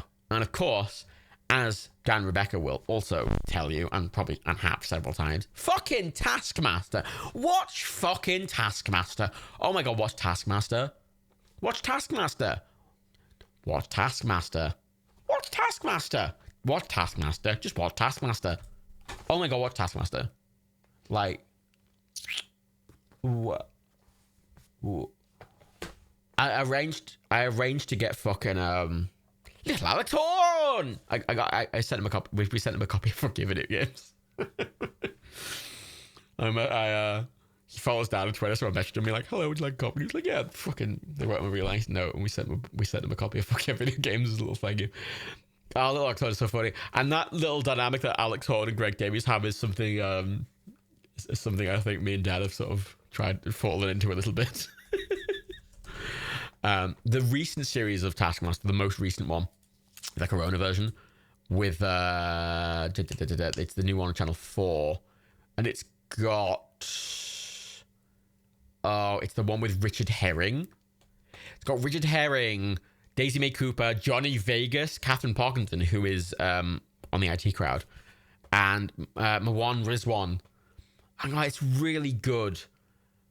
And Johnny Vegas is just so fucking funny on it. And I love Richard Herring. I mean, we all love Richard Herring here at Nerdcubed. We all love Richard Herring. I've never been a huge fan of Johnny Vegas either, but honestly, like, I've never liked him in comedies really, but like, he's so good in Taskmaster because he's like, Johnny Vegas is like a chili pepper, right? I don't want to eat a whole chili pepper. I just want it sprinkled. I just want it sprinkled throughout my fucking food a little bit. Just give it a little bit of spice. And Taskmaster, Johnny Vegas is just sprinkled a little bit. He's just sprinkled a bit, and it's nice. Johnny Vegas in moderation is very funny, and Johnny Vegas in Taskmaster is very funny. And he's Johnny Vegas through and through. He's not like not being Johnny Vegas. It's just the way Taskmaster contextualizes him and the way it's like using him is so genuinely funny. And because Taskmaster, the comedians just being themselves sort of thing, they're still putting it on a bit. They're doing what we as sort of creators do, where we're taking our base personality and sort of exaggerating it a bit. They're all doing that. But they're still being them. And my favorite bit of Taskmaster is them laughing at themselves, because I think that's so funny. I mean, it's my favorite bit when I'm editing Dan's videos. And you might know, I don't know if you will have noticed, but ever since I started editing Dan's videos, there's a lot more of him just laughing at himself and his own jokes in his videos, because I think that's funny and quite endearing. And that happens in Taskmaster a lot, where they're just embarrassed at themselves or laughing at it. It's very funny. Richard Herring's very funny. Fucking love that. I love that season. Series 9, the season beforehand, which was David Baddiel, Ed Gamble, Joe Brand, Katie Wicks, and Rose Matafeo, is really fucking good. Really good. David Baddiel's really funny. Fucking Ed Gamble, Joe Brand, Katie Wicks, and Rose Matafeo were really funny. It's a really good season. Was the previous season. I mean, season 10, because it's on fucking Channel 4 now, its fucking viewers doubled. It doubled in viewership. which is I'm so glad it doubled in viewership for season 10. It's so funny and it's so simple. What was the other season I really liked? Taskmaster. It was I like a lot of seasons of Taskmaster, but like there's some that I think really stand out. There's a season, there's season 4 from 2017, which is Hugh Dennis, Joe Lycett, I can't pronounce the name, Lolly Adifo. Oh god, I can't pronounce their name as well. Mel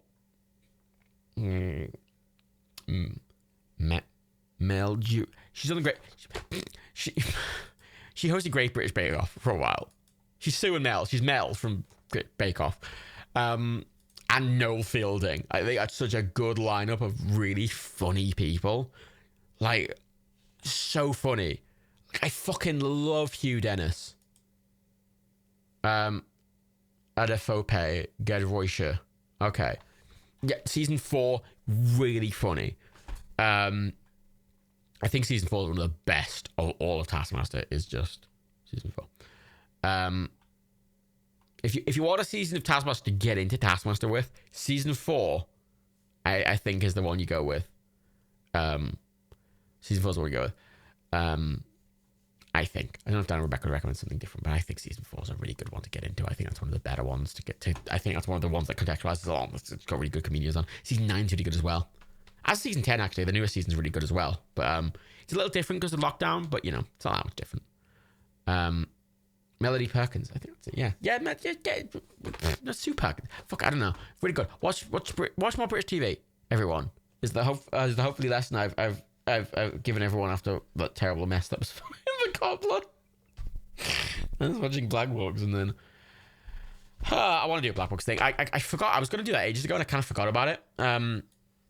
But I'd like to do a Black Books watch through. Maybe I'll get down for it. Maybe I'll just sit and watch Black Books and I'll just fucking mock them on Final Cut and make gifs out of them later. I mean, either way, I think we want to watch. We want to watch Lower Decks. We're going to do a Lower Decks watch party. I think we're going to do it on my channel. Actually, I think Dan was like, "Oh, let's do a Lower Decks thing." I was like, "Okay." He's like, "When do you want to do it?" I was like, "I don't mind." He's like, "When do you normally do them?" I'm like, "Fridays." He's like, "Okay, we'll do it on your channel." I'm like, "What?" Sorry, maybe we'll just do Lower Decks on here. Don't know. Maybe we'll do it on his channel. Don't know. Well, we're doing Lower Decks because me and Dan will just fucking keep. Lower Decks is really fun. We both love Lower Decks. A lot of Star Trek fans really don't like Lower Decks, but I think Lower Decks is made for people like me and Dan who are massive nerds over it, who are tired of modern Star Trek and also like stupid comedies. And Lower Decks is all of those things. It's really nerdy. It really likes Star Trek. You can feel one of the things me and Dan like with Lower Decks is that you can really feel there's a lot of love for Star Trek in it, which a lot of the like Discovery and Picard just don't have. Lower Decks has that in. Oh, it just is oozing with love. DL.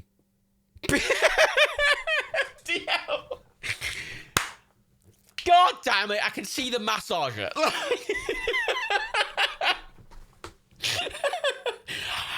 Oh, I'm a robot prostitute from the future.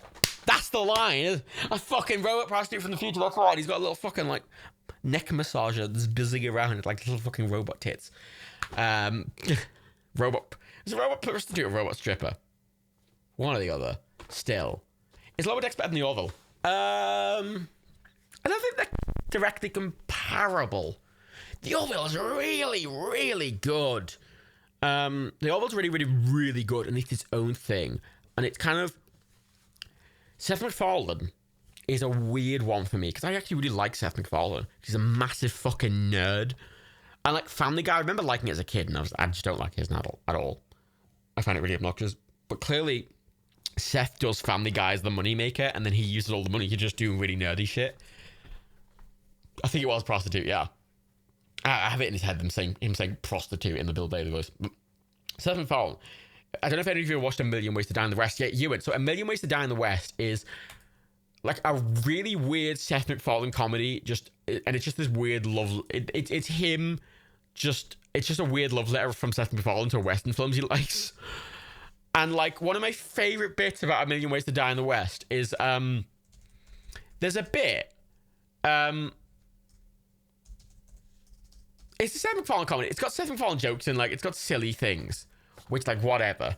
But one of my favorite bits in it is that I think shows off who Seth MacFarlane is that he's just walking home from the bar, like in the movie, after a plot point's happened, and he sees a shed with, like, blue light coming through the cracks. And he, like, walks to the shed because he thinks that's strange, and he opens it. And who's in the shed? That's right, it's Doc Brown. And what's he doing? That's right, he's working on a DeLorean. And he's like, what's going on here? And Doc Brown turns around, he's like, it's a weather experiment. And he covers the DeLorean. And Seth MacFarlane's like, oh, okay, and then he leaves. That's the whole gag. It's the whole gag. And it's really stupid. My favorite thing about that is the DeLorean in that shot, which is like a proper, like, Back to the Future DeLorean with all the trimmings. It's not one they found. It's Seth MacFarlane's personal DeLorean because he's a massive nerd and he just clearly wanted an excuse. He just clearly wanted an excuse to get fucking, what's his face? Oh, what's his name? It's on the tip of my tongue. Oh, God, I'm so bad with names. Christopher Lloyd. It's clearly just an excuse for him to get Christopher Lloyd in the DeLorean something, clearly. Which I like. Yeah, like, Liam Neeson's in it as, like, an Irish cowboy. It's really stupid, but I like the film in a similar way that I like Chef, because A Million Ways to Die in the West feels like the film Seth MacFarlane wanted to make. Like, watching it, even if it's stupid and shit, it feels like there's a lot of love in it. You know? It feels like he really likes it, and he's like, it's what he wanted to do, and it's just him just geeking out over things, and I can feel that in it, and it's quite nice. I quite appreciate it as a thing. And the Orville is that, but for Star Trek instead of Westerns, basically. It's him going, I really like Star Trek. Because he does really like Star Trek. He was in episodes of Star Trek. He was in an episode of Enterprise as just like a random crew member. He just like worked his way into being on it because he really liked Star Trek. And so the Orville is just him like nerding out over Star Trek. It's why the Orville's just full of random Star Trek actors doing just stuff. The Orville has such a ridiculous amount of Star Trek actors just in it, just cause. You know, a lot of the episodes are directed by Star Trek people. Like, it's a Star Trek show in everything but name. And yeah, I agree with you, Gilmore. The Orville works better when there is less comedy, because I remember the first episode of The Orville, I thought it was a bit rough, because it was Star Trek, but Seth had tried to, like, put Seth MacFarlane, like, almost Family Guy style humor into it, and they didn't gel. And it almost felt like he was putting them in there out of, like, habit, rather than that it fit. And as the show goes on, he puts them in less and less. And by the end of the season, there's barely any of it. Like, if any, you know. It's still a bit lighter than Star Trek. It's still got a feel like, you know, in his Orville universe, alcohol's still a thing. You know, a big thing in Star Trek is that everyone drinks synthahol pretty much, and alcohol's very rare, whereas in the Orville, people drink alcohol and people get drunk.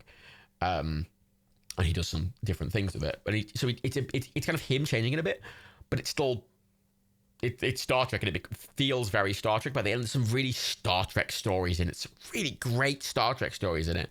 And it frustrates me looking at it because I'm going, God, just give this man an actual Star Trek show.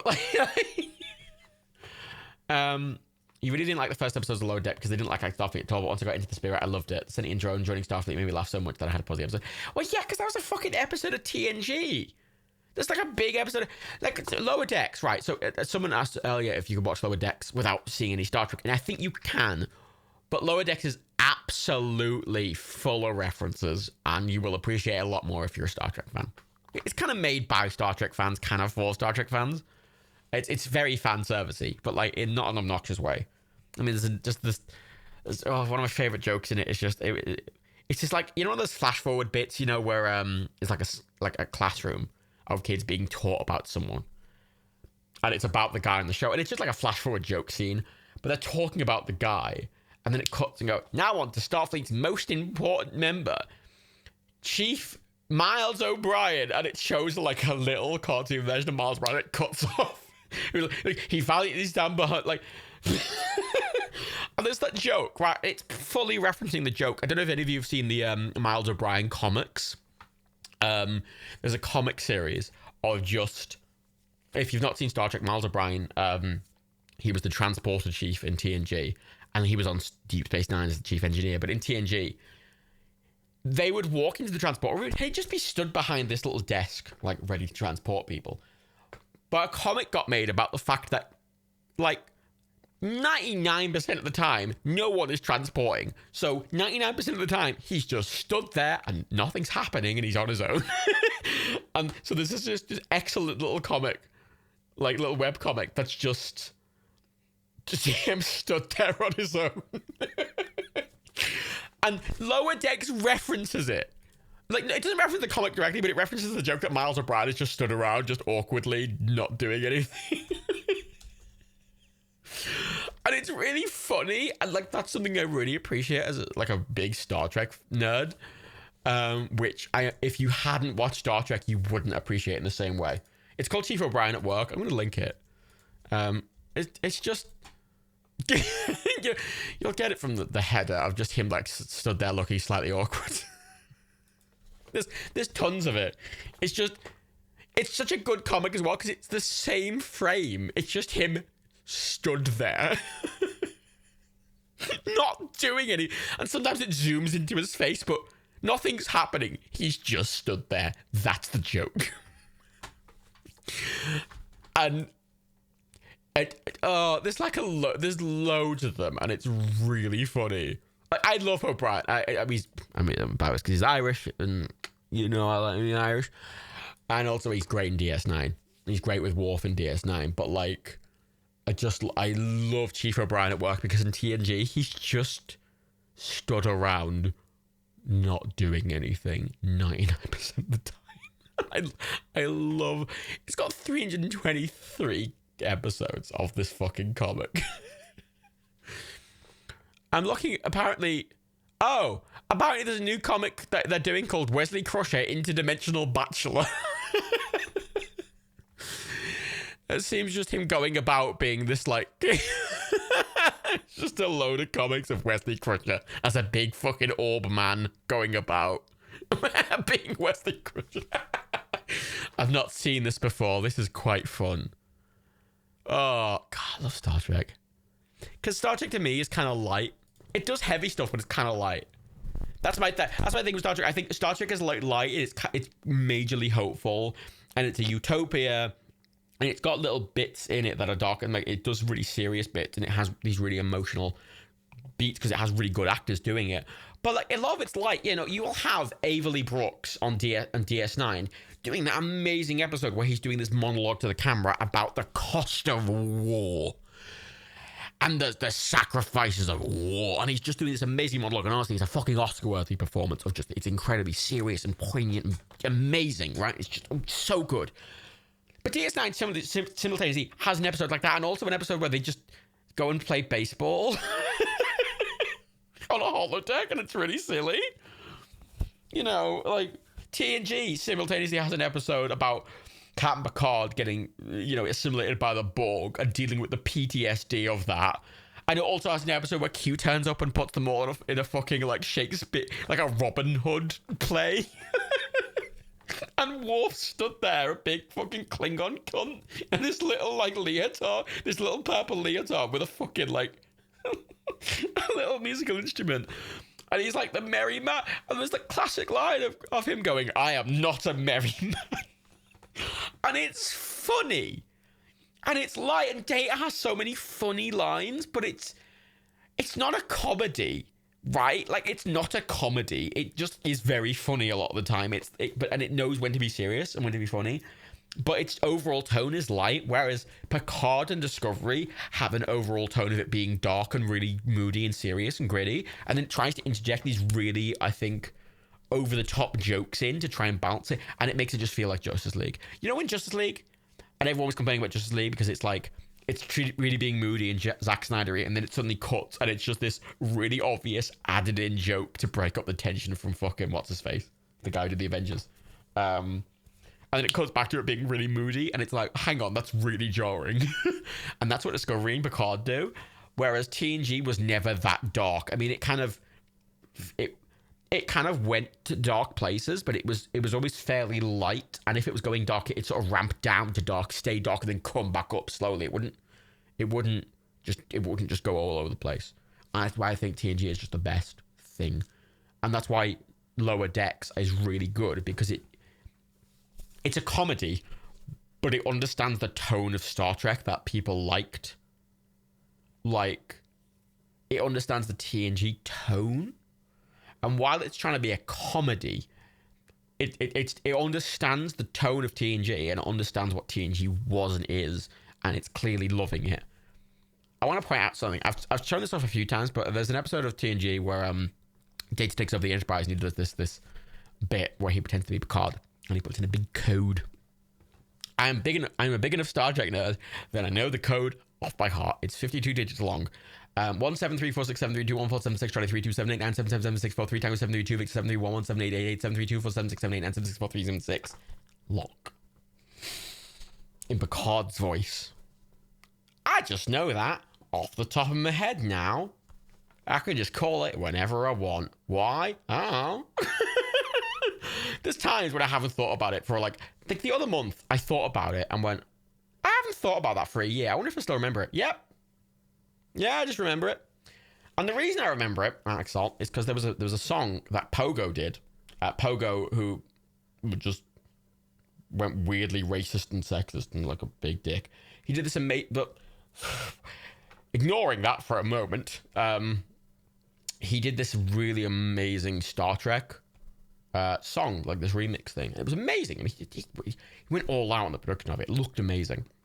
And there was almost this solo that was like a guitar solo. Like I kind of learn rhythmically and musically, and I remember guitar solos. Like I remember music better than I remember words. And the solo is that code. And I listened to that song loads. So the solo is 17346732147 Charlie 32789777643 times 732 Victor 7311788873247678976.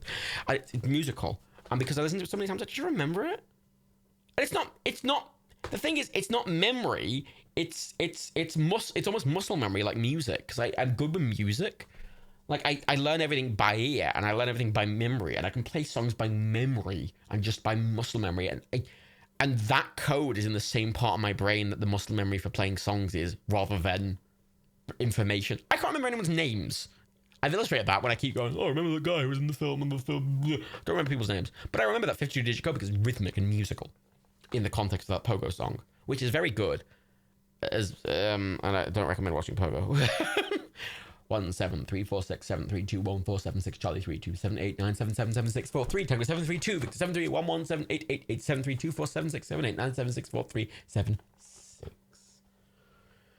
73117888732476789764376. Do you remember names and songs? No. I remember I can do guitar solos with my mouth really good. That's why I learn stuff by ear most of the time, because I remember the fucking solo by ear. Like I can learn. I have several times learned a guitar solo by ear from memory, which I think is a good skill. Which is something I'm proud of. But I'm not that good with lyrics. Necessarily. Your brain uses different parts to memorize lyrics. That's why it's used for speeches. Using music to reline speech is a super interesting form of therapy. That is interesting, Oliver. Stuff like that's cool. I like stuff like that. How would you... Here's the chicken. How have you tried watching Star Trek? That's my question. I can't remember Digits of Pi, because that's like... I only learned that Star Trek one through listening to a song. If all 50 Digits of Pi were in a fucking cool song that I liked listening to, I know they're in a song, but I don't like listening to it. I probably know them. I only know the I never made a point to learn the Star Trek code. 17346732147 Charlie 327897776 Tango 732 Victor 7317732476889764376. Gotta Google it to make sure it's perfectly right. Yes, it is.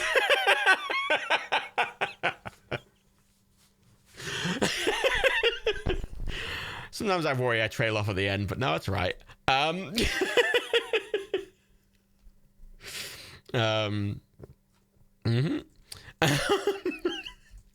of.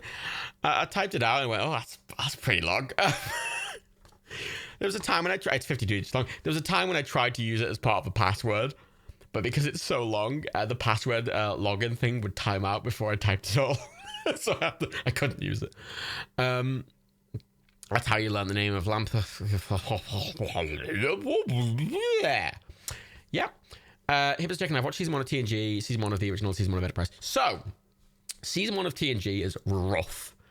They're trying to find the fee. Season 1 of the original, I don't like the original series of Star Trek. I just don't like it. I appreciate it. It's not for me. I don't like it. Season 1 of Enterprise, I think you will only like if you like the rest of Star Trek. If you want to like Star Trek, skip. The thing with TNG, I think it's worth remembering, is that it's episodic, not serialized. So you can just dip in and out of random episodes as you please. If you want to like TNG and you don't like it after watching season 1, skip straight to season 3. Skip straight to season 3. Roddenberry's gone. The uniforms are different. The cast's a bit different. They've refined it. And they've refined it a lot by season 3. And it knows more what it is. You know, you could watch some really excellent episodes of it. Admittedly, some episodes are only good. They're only as good because, I mean, some of the best episodes of TNG are only as good as they are because you know the characters, right? Like, a lot of watching the Q episodes, a lot of what makes the Q episodes really funny, like, one of my favorite episodes of TNG is from, season 3, episode 13, Deja Q, where Q turns up and he's like, I've been ejected from the Continuum, Picard. And Picard's like, oh my god, fuck off. And like Q's there with a fucking Macarena band. It's really funny. But the comedy of the episode comes from knowing how serious and stoic Picard is versus how fucking ludicrous Q is. And like, some episodes like that I don't think will work if you hadn't watched it all properly. Mariachi Band, thank you. Mariachi Band. But I think you could watch season 3 from the start. If you watch season 1 already, you already have some of the context. Like, you will have already seen the first episode of TNG with Q, right?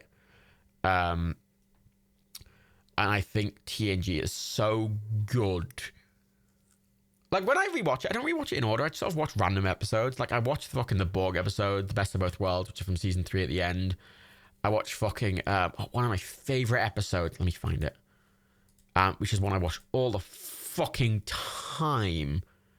There's actually a couple I watch all the time. One I watch all the time is from season 4, episode 5, called Remember Me. It's a bottle episode about Beverly Crusher. And it's just really clever. And it's just like reality's just fucking changing and morphing around her. My favorite episode of TNG is when there's like a mystery. You know, when there's like a mystery to solve.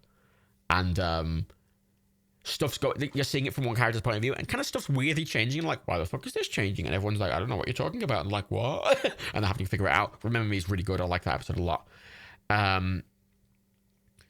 There's, what's another good one? I like Clues, which is another season 4 one, which is where they were unconscious for like 30. They realized, they find out that they were unconscious for 30 seconds. They don't know what happened. And it's them trying to figure out what happened. That's really good. If there's the ones I rewatch a lot of these mystery ones because I find them really good. Darmok's really good. It's him like trying to learn to communicate with a race who speaks in kind of ideas, like because the universal translator translates their words, but like they don't understand what they're saying. But it's like I think the way they describe it is like, imagine if I communicated to you fully by referencing GIFs. Like, imagine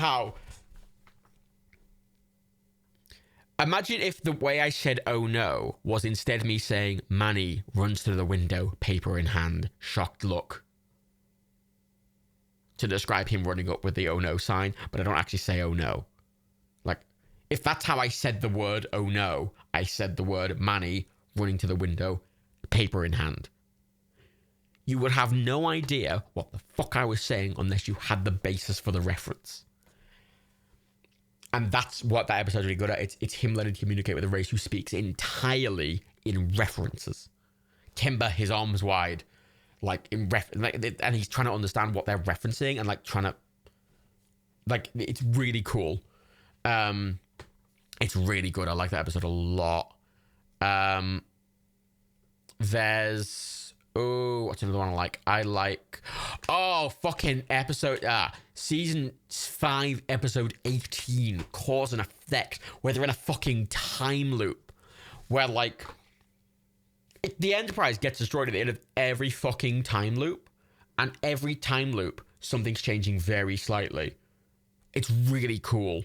It's a fucking great episode. Even if that's one of those episodes that you can watch on its own. You don't need any context for the rest of the show. You can watch that on its own. It's really good.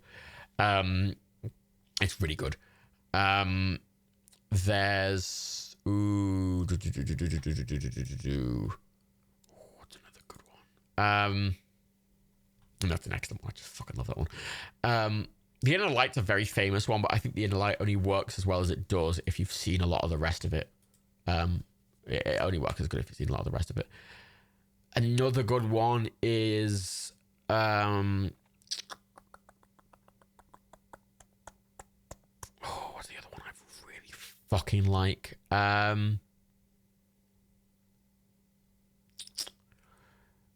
Frame of Mind, season 6, episode 21. Riker, it's actually really fucking existential and I fucking kind of hate it. It's called Frame of Mind. Riker finds himself in an insane asylum. And they're saying, oh, your life on the Enterprise is all a fantasy. And, like, imagine gaslighting someone to, like, the most insane degree. That's that episode. It actually always makes me feel a bit uncomfortable. It's really fucking good.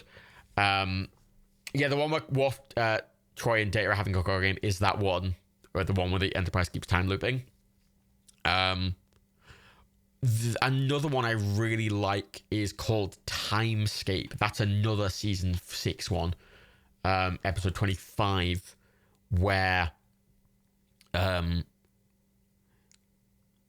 be brief moments where like a person will be frozen in time, and they get back to the Enterprise, and they find the Enterprise frozen in time, where fighting a Romulan ship, and everything's frozen in time.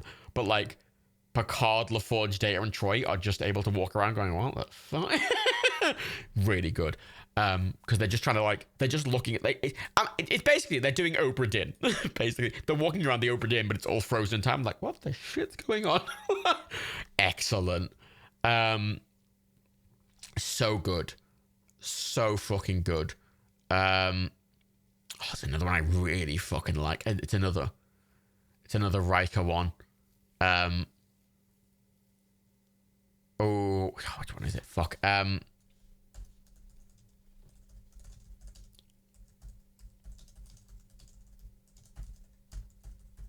remember the quote. Hang on, I'll find the episode. Future Imperfect, episode 8, season 4. That's another one where Riker's just sort of again being horribly gaslighted. They have this reality questioning thing. It's because the description on Netflix doesn't say what it is at all. It's like he does the whole thing, this weird stuff going on in the Enterprise, and it's got my favorite quote of going, "You're not capable of that kind of incompetence." No, you don't. Don't even try. Shut up. Shut your mouth. Excellent. Measure of Man's great, Chris DVD, but it is, again, one of those I think that only works if you've watched a lot of Star Trek. Because there's some episodes that I think are really good, but I wouldn't recommend to someone who's getting into Star Trek because they require you, I think, to have such a kind of reverence with what the characters are that you need to have kind of not watched the episodes for context, but you kind of need to feel what the characters are. You need to have watched a lot of the show to get it, I think. There's so many good episodes of TNG. And then DS9, if you like TNG, just you sit through all of DS9 and have a great time because it's all serialized. And it gets really good as it gets into it with this sort of Cardassian and the Dominion War. It's about religion and war and the cost of war, and it's dark. And one of the best parts of DS9, I think, that really sets the tone, is when Q turns up on DS9 and Cisco's response is to punch him in the face. And he sits up and goes, "Picard wouldn't punch me in the face." And he goes, "I'm not Picard." And that sets the fucking tone. Because Picard would just like sigh and rub his fucking head and try and talk his way out of it. Cisco doesn't give a fuck. Cisco is like the war doctor, right? Cisco's just like, fuck off, get out, punch in the face, bish bash fucking bosh. Yeah, Cisco hates Picard. DS9 opens with Cisco talking to Picard and Cisco looking like he fucking wants to murder him. Which is great because it's a different character, and I think that's really important to get these different sort of styles and different leadership styles, and it's a different show. Voyager, if you liked TNG and you liked DS9, Voyager's just a good way to watch more Star Trek, even though it's kind of a mess. It's kind of a mess, but if you like Star Trek, you can put up with it. I like a lot of episodes of Voyager, even though some episodes are literally the worst episodes of any Star Trek thing ever. Bar Discovery. Discovery's taken a lot of the new cakes now. But it's really, I mean, yeah, the Doctor is excellent. I love the Doctor in Voyager. He's my boy. I like Chakotay a lot as well. I like Harry Kim a lot. I do like the Doctor, my main boy, though. I do like Robert Picardo as the Doctor, just having an excellent time discovering himself. Like, yeah, my favorite characters. I mean, TNG, my favorite characters are just, I mean, I'm just going to be a basic bitch. I'm going to say it's fucking Riker and Picard second. Do you like me a bit of Riker? I like Riker having a nice time and playing the trombone. Riker's like Bill Clinton, but kind of, he's like the fun prez, you know, and Picard's like serious prez. And then on DS9, I love Odo so much. I love Rene. I can't pronounce his last name. He's the guy who voiced Mr. House. I mean, Odo and Quark's fucking dynamic is so fucking good and funny on DS9. It's one of my favorite things. I love Odo. He's like my favorite character in DS9. And obviously O'Brien gets a real shine on DS9 as well, which I really like. On Voyager, the Doctor's just my favorite, obviously. And then on Enterprise, I really like Trip. I remember when I started watching Enterprise, and it was after I'd watched through, you know, all of TNG and all of DS9 and all of Voyager. I started watching Enterprise. I remember getting 3 episodes in and saying to someone, I fucking hate this show with every fiber of my being. I hate it. I hate all the characters. I hate everything. Then I watched more of it. I started to really like it. And then by the time I started really liking it, the show got cancelled, which I think was what most people liked. And I remember when I started watching Discovery, and I reminded myself as I got 3 episodes in, and I was sat there going, I fucking hate this. And I was like going, you said the same about Enterprise and you ended up really liking it. I went, oh yeah. And now I've watched 3 seasons of Discovery and I still fucking hate it. So I hate Discovery shit, fuck it. And then Picard, I had the same thing with. And then I finished the season of Picard, went, I fucking hated that. Hate Picard. And Lower Decks, I watched a single episode and went, oh, this is great. And I watched the whole thing and went, yeah, that was great. And here I am, Lower Decks, being great. Have I seen much Stargate? When I was younger, yes, but I've not watched it as an adult. I don't remember much of it. And a lot of those shows, like Stargate and Battlestar, I remember a lot of bits of it because I remember it being on a lot as a kid because my dad really liked sci-fi. It's how I got into TNG and stuff like that originally. I remember seeing a lot of episodes of it. It's the same reason I know a lot about Friends from childhood, because my mum used to watch loads of Friends. And Desperate Housewives. Which is quite convenient, because they're all the things Daniel watches. So when I'm like, oh, remember that episode of Desperate Housewives? I'm like, yes. I'm like, oh. Kind of like Friends and Desperate Housewives and Seinfeld. I'm like, oh shit, all the things my parents made me watch. How convenient. I was told that Discovery finally got good in season 3. That is sort of true, Colonel Light. It got good, and then the final episode happened, then it ruined everything again. You know, it was getting good, and then it fucking, you know, they did this. They finally got on their feet, and they started fucking. I'm pretending it's ice skating. They started getting onto it, and then they just absolutely botched the landing so hard they crashed through the fucking ice and broke their neck. Like, you know, it doesn't matter how good the rest of the fucking performance was. Everyone's going to remember them crashing through the ice and breaking the neck, you know? Like, oh my God, the final episode was so bad. Oh, fucking hated it so. Like, I was enjoying season 3, and it was like, oh, you knew what you were doing, and then you just shot yourself in the dick. You just shot yourself in the dick. And they're like, this is fine. And I'm like, oh my God, stop. And it's like, no, I want to do this. And I'm like, please stop. I don't want to see this. And it just then started like, you know. God, there's this bit in the fucking last episode of Discovery where they're fighting in a turbo lift, but the doors are open. And if you've seen any episode of like any other Star Trek show, turbo lifts are basically lifts that can go horizontal as well as vertical. That's what a turbo lift is. They're very fast, but they're just lifts, right? Like turbo lift shafts are just like the width of a lift, and they're just in the middle of the decks, and there's like little layouts. They just sort of tootle people around. Whereas in Discovery, apparently the turbo lifts are just floating in space in a massive cavern in the middle of the ship. And for some reason, the cavern they were flying through in the fight at Discovery was somehow bigger than an entire starbase inside of Discovery. Like, somehow inside of Discovery, which they've established the size of several times. It's not a very big ship. They've regularly done shots where they zoom in from the outside into a window, showing that, like, oh, look, it's not very big. It's like, because Star Trek ships are pretty big, but, like, especially some of the early ones, like, you know, Voyager, Discovery, and the original, like, TOS ship, they're small. Discovery and Voyager especially, right? They're like, you know, there's that end shot of Voyager flying under the Golden Gate Bridge. Like, it's big, but it's not like humongous. Like, they're the size of, like, big aircraft carriers. Maybe, like, double the size of an aircraft carrier. Like, they're big, but they're not, like, skyscraper size. Whereas something like the Galaxy class, the Enterprise D, is fucking massive. You know, DS9, the entire thing takes place in the middle bit of the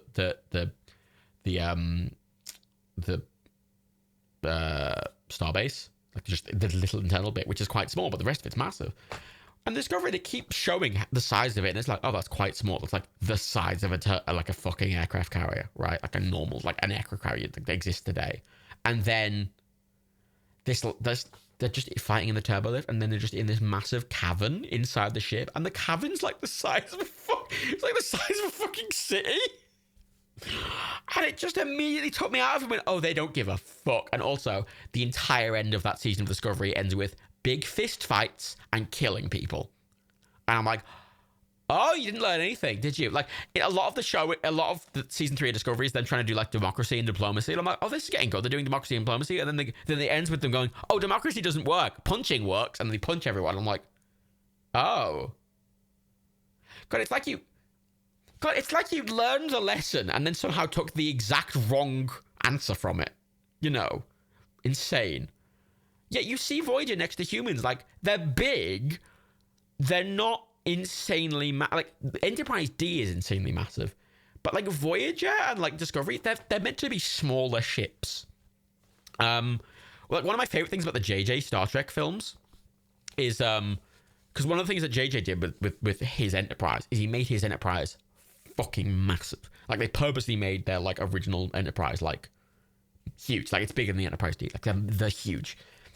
And that was an artistic choice. And you know what? Fair enough, right? You know, they weren't trying to change the core universe. They very much set it up as, this is an alternate universe. Fuck it. And I was like, all right. you know, so I can kind of clock out of them a bit because they're very, they set themselves up immediately as, this is in an alternate universe, fuck it. And I'm like, okay, fuck it. And they regularly show off in the JJ films how ludicrously massive that ship is, right? There is some of these, all of them are a mess of a film, but they have some of the best CGI shots in any Star Trek of just these, like there's that, I think it's from the start of, is it the start of Discovery? Is it the start of Into Darkness? It might be the start of Into Darkness, where they're like running along and they jump into the water and the Enterprise rises up out of the water on a planet. And it makes absolutely no fucking sense why they're under the water for some reason, but it doesn't fucking matter. I don't care, because it comes out the fucking water in front of these fucking people, and it looks insanely fucking huge, and it looks like the coolest thing in the fucking world. It's a big fucking spaceship going and water's falling off it. I'm like, oh fuck me, fuck it. I don't know. I don't care anymore. It looks amazing. It's excellent. You know, there's the excellent shot from the third JJ film where the Enterprise gets destroyed by a bunch of these things, and it really goes with like a layout. Like the layout of the ship and the size of the ship is so important to that film, as much as I don't like the film, because it keeps coming back to the layout of the ship, and they're on a planet, and they're sliding down the exterior of the ship on a planet as it's tilting up. You know, the ship's getting destroyed and you're seeing stuff crash into it, and immediately you see the interior shot. And they really sell the size of them, even if the size is ridiculously massive. The size of them really matters in those films. You know, there's, oh god, fucking the end of Into Darkness when the fucking Vengeance crashes into fucking San Francisco, and it's just huge. Like, it's end to end, it's like several skyscrapers high, and it's coming in and it crashes, and it's insane looking. Those films are terrible, but it's just these amazing things. And yeah, Discovery was supposed to be about original continuity, and also the name of was Discovery. They were supposed to just, you know, I thought it was going to be the return to discovering new life and new civilizations. And it's like, nah, fuck it. Like, yeah, Colonel Knight, they introduced a massive, what you see, yeah, they introduced a massive Romulan ship at the start of the new JJ films. Works fine, you know, fuck it. There's reasons for the film. Well, fuck it, that worked. I mean, it works in its own universe. It works fine. I might not like how its universe works necessarily, but it has an internal logic which I can appreciate.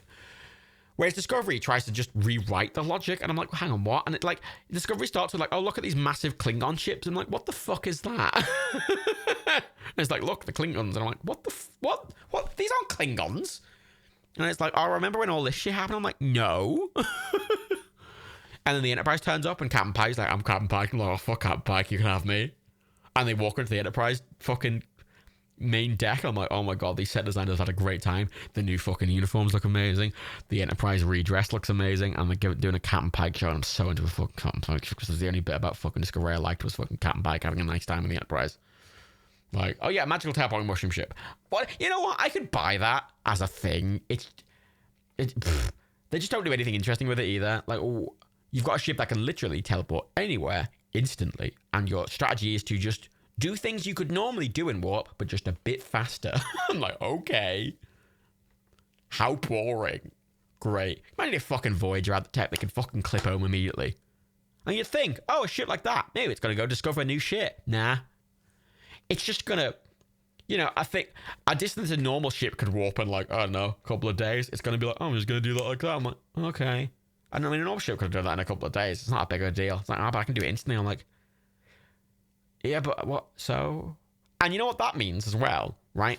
A lot of stories that happened on TNG, for example, were when the ship was just sort of traveling and the crew were just in their downtime while they're traveling or just doing something mundane, right? The crew are traveling between some, like, they're just, you know, on a trip, or they're like studying a star, or just doing something fairly mundane, and then something quirky happens, and it's like, oh shit.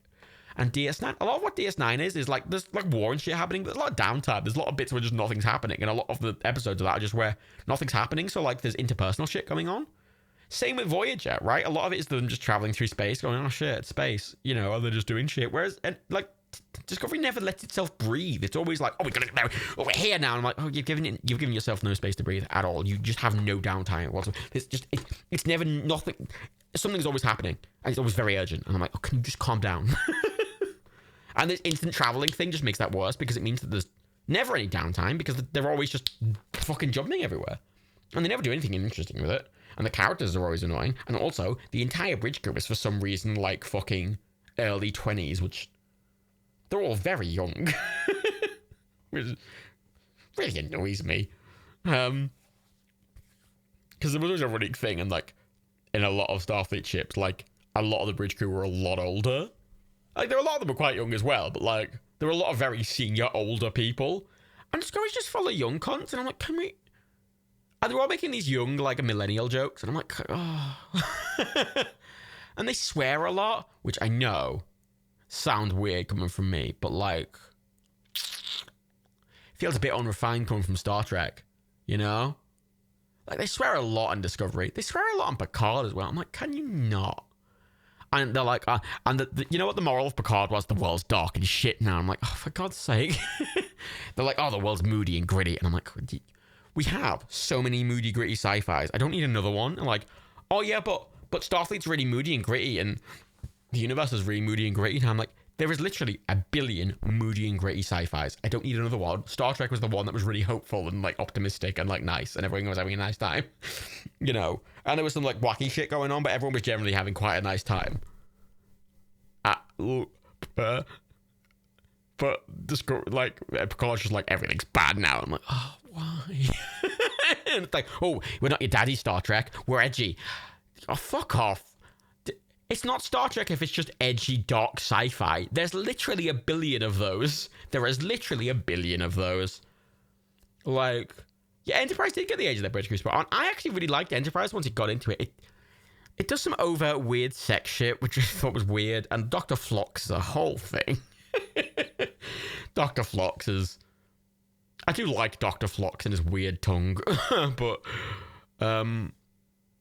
Enterprise, I don't know. I liked Enterprise, and I liked especially the later seasons of Enterprise when the idea was that it was the fastest ship in the fleet, and it could go so much further than anyone else, and it was on its own, and it was serialized. And Voyager did this thing where it was like in the middle of nowhere and it couldn't get restocked, and it made a big deal out of it, but then didn't do anything with it. And it was like, oh, we've only got like 43 photon torpedoes left, and they use like 300 throughout the whole show, and it never comes up again.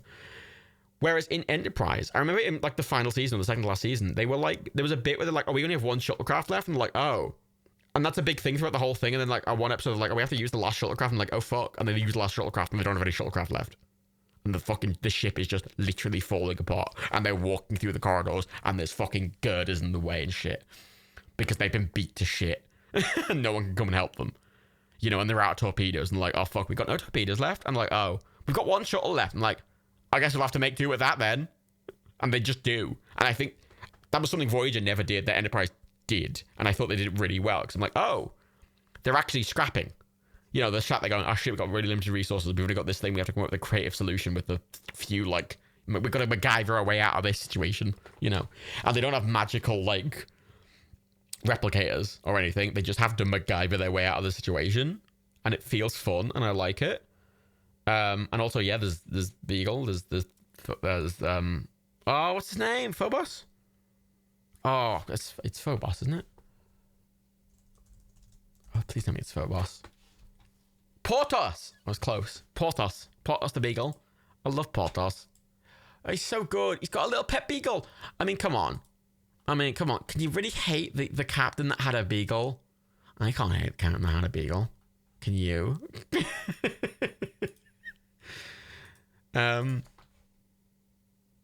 Fuck, you know. Yeah, like sci-fi, yeah, Gilmore, like Star Trek is the only sci-fi where Earth is just, it had a really bad low, and then it went, oh, it will come out the other side better than this, you know, and they united, and it became really nice, and and the universe became better, and they joined in a big alliance with everyone, and it was great, and I'm like, oh, this is nice, and you know, TNG is just generally like, oh, you know, the United Federation of Planets having a lovely time, and everyone's having a nice time, and it's all lovely, and everyone's cared for, and, you know, no one's really suffering at all. And they're having a bit of a tussle with, like, you know, Romulans, who are like this isolationist culture, and, you know, they're trying to have to be, you know, it's a bit like, you know, West, the you know, the West versus the Soviet Union, but, you know, it's got the similar vibe of like this isolationist culture, and they're trying to like work with them. And it's nice, but like in you know, everyone's cared for and everyone's having a nice time. You know, fucking like Sisko's going home to his dad's restaurant. And the idea is that, like, no one needs money. Sisko's dad's just just has a restaurant because he likes cooking and he likes people, so he has a restaurant because he likes it. Like, he doesn't need to work. He doesn't need to have a restaurant. Like, everyone's cared for. Everyone gets like a house and like they get everything they need. They all have replicators and shit. They can do whatever they want. But he just likes doing it, so he does it. And I'm like, oh, that's nice. That seems hopeful and pleasant. In the world of replicators, nobody really needs a restaurant. You say that, but the big thing about it was that like replicated food is not quite as good as like handmade, homemade, homegrown stuff. Like replicated food's always a bit like more processed and it's a bit less, you know, subtle. And people still like this real, very like handmade stuff. And also people like it as a hobby. People love to cook and people love to go to restaurants because it's a nice thing to do. You know, people like to sit in restaurants. People like to cook. And they just do that anyway, even if there's replicators, because it's fun. And I thought that was a really good message, because it was like, oh yeah, these things are just fun, and we do them because we like them. And I'm like, oh, that's nice. You know, why are you running a dinner party where you're cooking for everyone? I mean, that's like a plot point in a lot of things. Like, why are you cooking for everyone? I'm like, because I like it. I'm like, oh, okay. I'm like, oh, that's nice. He's doing it because he likes it. That's the end of the sentence. And in Discovery, it's like everyone's moody, and then Picard, everything's shit, and the Federation shit, and the leader of the Federation's like, ah, fuck you, Picard. I'm like, oh my god. You know that bit in Titans? Yeah, I don't know if any of you watched the new Titans, and in the fucking trailer for Titans, there's this bit where he's like, fuck Batman, and I'm like, oh, fuck Batman. Oh shit, you're not your dad, it's not your mommy. I mean, I'm basically just quoting the Pro ZD sketch. I'm basically just quoting the Pro ZD Titan sketch. If you've ever seen the Pro ZD Titan sketch, like.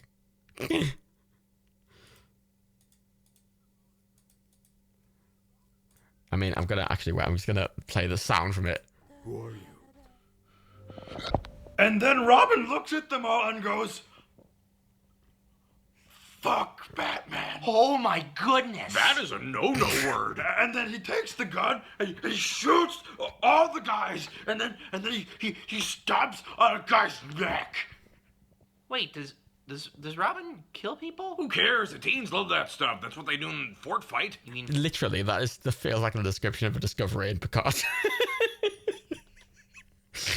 Like, oh, the newfangled people love it. I'm like, fuck off.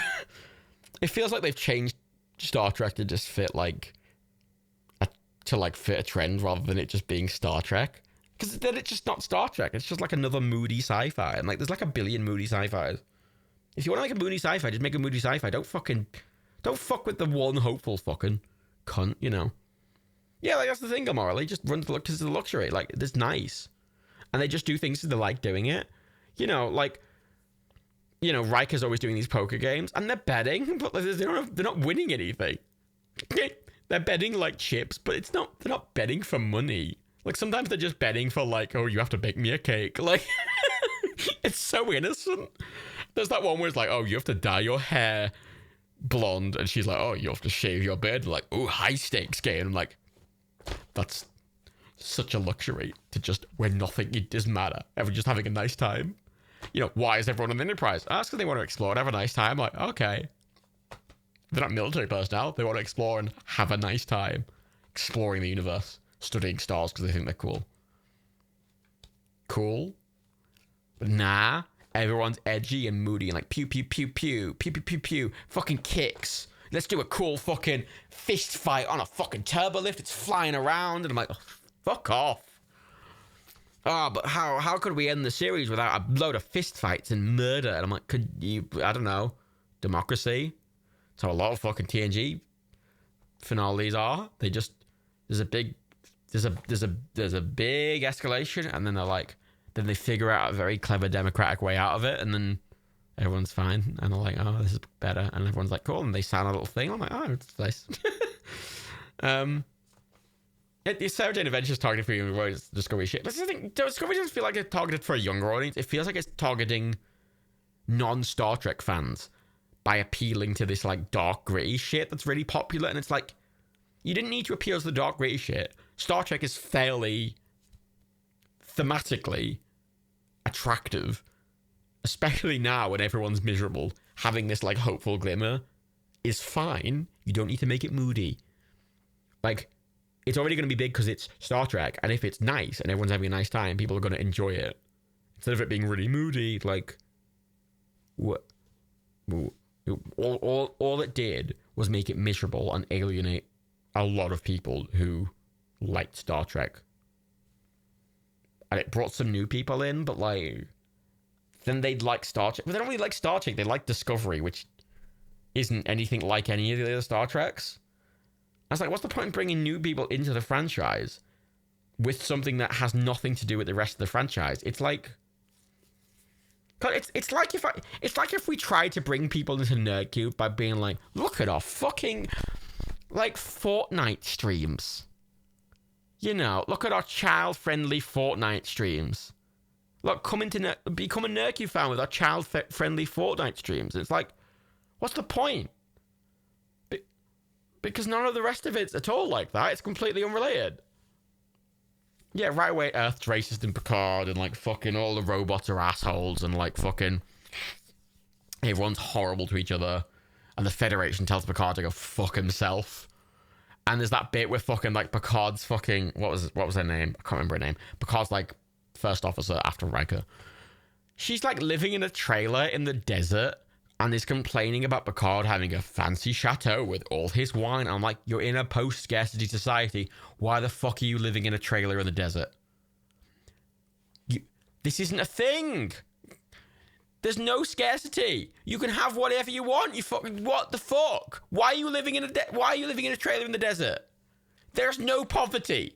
They established that they got rid of poverty. They got rid of fucking money. They got rid of hunger and suffering. Everyone's cared for. Why the fuck is she in a fucking... And she's vaping. She's vaping. Like, Star Trek constantly made fun of that old Earth people used to smoke. It's like, why would they smoke? That's fucking stupid. Like, yeah, why would they just fucking suck ash into their lungs? That was dumb. I'm like, yeah. You know, and they just inject people to just kill them of it. And then she's like sat there vaping, being like, oh, you're in your fancy chateau with your fucking fancy fucking, look at you, rich capitalist. And it's like, fucking bit, what world do you think you're in? And yeah, it's just not plot convenient for the show. And I'm like, well, then it's not Star Trek. Surely. If you have to change that much about the world for it to fit, then what's the point of even being Star Trek? Like, it might as well just be anything else. Like, lots of Star Trek fans, me included, watched Picard because it's fucking Jean-Luc Picard. Like, he's everyone's favorite boy. You know, they brought fucking Riker back. They brought Troy back. Like, Data's in it. You know, like, it's fucking, everyone loves TNG. And everyone watched it. Loads of TNG fans watched it because it's fucking all their favorite boys. And I don't think anyone really liked it. Because all the people who were watching it for their favourite boys didn't like it because it wasn't Star Trek. And anyone new probably didn't like it that much because they didn't really know much about the characters. So who was it appealing to? Because it wasn't really appealing to old fans because it was paying such lip service and it wasn't really going with the theme or like what it was. So it wasn't really appealing to them. It wasn't really appealing to new people because it required so much back knowledge that it didn't. And then what is it trying to do? It does all these fist fights, and then also one of the characters just goes missing at the end of the show, and no one mentions it. And they're like, "What? Oh, Star Trek." I'm going to arrange. Yeah, I'm going to arrange it with Daniel. I don't know when he's going to be available though, so I might try it because now I'm not time locked into say doing watch parties before stuff goes off Amazon. I might try and do it this week. I'll see what Dan's availability is, and I'll try and do it this week. We'll probably do a day of actually, how long is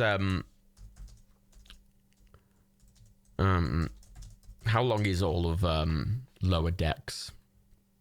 Let me check. Binge clock. Lower Decks. 0 shows. Thanks.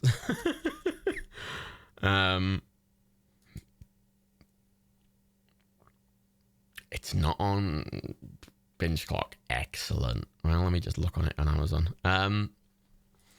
If we do it over a few days. Or if we do it in one sitting. It's not that long, Lower Decks. It's like what? It's like 10 episodes, I think. Yeah, it's 10 episodes, and they're all like 25 minutes each. So like, yeah, like it's not very long. You know, it's a good few hours, but it's. I mean, the length I've been doing the stream for 7.5 hours, and all of Lower Decks would have been done in this time. You know. Yeah, like it's 25 minutes long, but there's only about 20 minutes of content for each. You know.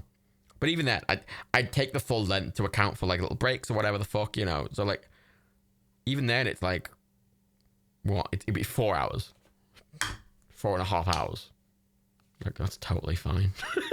That's totally fine to do in a sitting. So I think we'll just do that in a sitting. I'll try and arrange that for this week. It might not be on a Friday, and I won't be doing a drinking game for it because Dan doesn't drink, and it feels a bit weird for me to just be like hammering vodka at Dan's like hello. Yeah, probably 5 hours in total, including breaks and setup and stuff like that, but that's totally fine. Admittedly, Dan doesn't do streams that long. I do, though.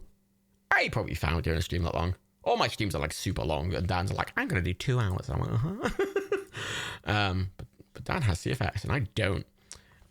Make Dan eat cheese instead. I'd rather not kill him.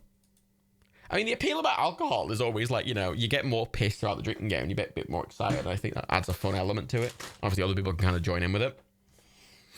I mean, he could do a drinking game and not drink alcohol. I mean, I always say that as a point. Like, you could not take part in it. And, you know, the reason it says sip instead of drink is because, you know, you're master of your own fate. You can take a tiny sip or a big sip or whatever the fuck you want. You know, you can regulate however you please, and you can not drink alcohol. You can drink tea. You can drink soft drinks. You can do whatever. You don't even have to take part. Like, that's how I try and, you know, structure these. But if on commentary it feels a bit weird to be getting drunk with a person who's not. The reason it worked with John is because we were both getting fucking pissed, you know. I don't think I could do that with Rebecca either, because as much as Rebecca is not averse to drinking, Rebecca is like the biggest fucking lightweight. Like, Rebecca would have to be given a fucking, like, if you gave Rebecca like a rum and coke, and it was like literally a 1/20th ratio of rum to coke, Rebecca would be drunk after like half the drink. Rebecca's the biggest lightweight. Favorite thing. Remember us being at CoxCon, and I was at CoxCon the last time we were at CoxCon like 2 years ago, and it was my birthday on the Saturday at CoxCon. So, hey, when you're at CoxCon, I don't know how many of you have been to CoxCon, but if you go to CoxCon as a creator, everyone buys you a fucking drink. It's great as a creator. Hey, everyone's just buying you a drink, so it's great. But also, it's my birthday, so even more people were buying me a drink. So, you know, I'm just having drinks presented, and I'm like, oh, right, you know, I can't, if you insist. So I'm just knocking back fucking drinks, right? And I was like, people were offering me shots. Someone gave me like fucking homemade vodka that I shared with Sips and Tomska in a parking lot. Me, Sips, and Tomska swinging back of this bottle of homemade vodka someone had brought in a car park, which sounds so needlessly sketchy and really funny. And yeah, I was getting hammered, and Rebecca the whole time had a single rum and coke. And by the point where Rebecca went to bed, they were as drunk as I was. I'd had about 15 drinks, and they'd had one. Which is really funny conceptually. Have meat spice food. The problem is that's not a thing. Like, drinking alcohol to me, I'm not sat there drinking alcohol going, oh, I hate doing this. Like, it's not a challenge. It's not meant to be an unpleasant thing. It's meant to be like a stakes game. And eating spice food's a punishment. It's not a stakes game, you know. And yeah, CoxCon's really fun, Gryffindor Jess. CoxCon's really fun. I miss it. It's really fun. I obviously only went twice. No, I'm glad. The first year I went, I was really glad because I got to meet TB. Really lovely. Absolutely lovely. And I'm so glad as well because I took a sneaky fucking pic down on TV playing card games. It's like the best picture of the two of them together. Glad we got that. And the next time it was fucking Sips and Tomska were there, and fucking we were all there. Steve was there as well. So we had a great time. It was also my birthday, and I was like, oh, fucking hammered. Jesse's lovely. Oh, Jesse's so lovely. He's genuinely, Jesse's like the nicest man in the world. He's so needlessly nice, and he is legitimately, and I say this as someone who has hugged a lot of people, the best hugger, which sounds pretty fucking tame, but just you wait till that big boy hugs you. Oh, you'll feel fucking loved. You know, you're like, oh, fuck yeah. I feel like I'm wrapped up in a warm blanket, and I never want to leave, you know? And also, especially when you're hammered, it's like a fucking double whammy, you know? You're like drunk, and you're like, oh, fuck yeah, I can go to sleep, you know? Anyway, it's like 4:45, so I'm going to finish, because I said I would do this like hours ago. I've just been chatting. I like chatting. As Dan noted when he did a stream yesterday, chatting's nice. I like chatting. Most of my streams are just kind of an excuse to chat, really. You only heard of Sips in the Happy Among streams. I like Sips a lot. He's really nice. I mean, we've done some charity streams with him. He's a good boy. He's good, and he's very flexible in how he can interact and entertain. I think he's pretty good. He's really good. Yeah. The first random mission you found, Jeff High Point, was Jesse. I heard he's in that. That's a bit weird. Tomska's lovely as well. Tomska's good. We did the stage show with it was me, Dan, Steve, Jesse, and Tomska, which I'm gonna be honest was a really weird stage. It was the first stage show I'd done properly. And it was the Nerdcube show, but a lot of people at Cocktail are just kind of watching the shows. They might not know who Nerdcube is, sort of thing. And I felt quite awkward because, you know, I'm a subset of a subset, right? Like Nerdcube, a lot of Nerdcube fans know of me, but like there is only a certain amount of people who are a fan of me and Nerdcube, if that makes sense. And Dan had that because obviously a lot of people watching the show aren't there for him. So there's also the thing with Dan's getting up there quite a way that a lot of people don't even know who he is. So that makes it awkward. And then I'm sat there going, oh, that's even worse. Like I'm like a double whammy of that. So I was like really quiet. And he got Tomska and Jesse on with him because he didn't want to have the show be himself. He wanted someone to bounce off because he felt a bit awkward doing it. I don't remember it being that interesting or good, but I remember it being really bizarre being on a stage with Jesse Cox and Tomska and Dan and Steve just playing Gang Beasts, and me trying to be like, I'm on a stage in front of like hundreds of people. It's a weird thing because I'm happy doing streams with hundreds of people. When you sat in a room on a literal stage with lights blaring at you, and several cameras pointing at you, and there's literally 100 people staring at you, and you're looking at them staring at you, and you can hear if they laugh or not. If you make a joke and the room's dead, it's way more awkward than if I make a joke on stream and I laugh at myself. Bit nerve-wracking, but it'd be exciting to do it again. Anyway, yeah, sorry, I'm rambling again. Thank you all for coming. If you stayed the whole time, well done. Give yourselves a good round of applause. 7.5 hours, a big time. I'm glad we've watched one film today. In the 7.5 hours we've been here, we've watched a total of one film. Right. Got pretty hammered, though. Like my vodka. I'll be into that vodka. I'm probably going to go through that vodka really quickly now because I'm liking it a lot. Fucking shit hot vodka. I hope you have a good evening, everyone who's still left, and I don't know, man, fuck it. Like, have a nice one, everyone. Have a nice sleep, and let me find the end button. There's the end button. Thank you for the 36 people who are left.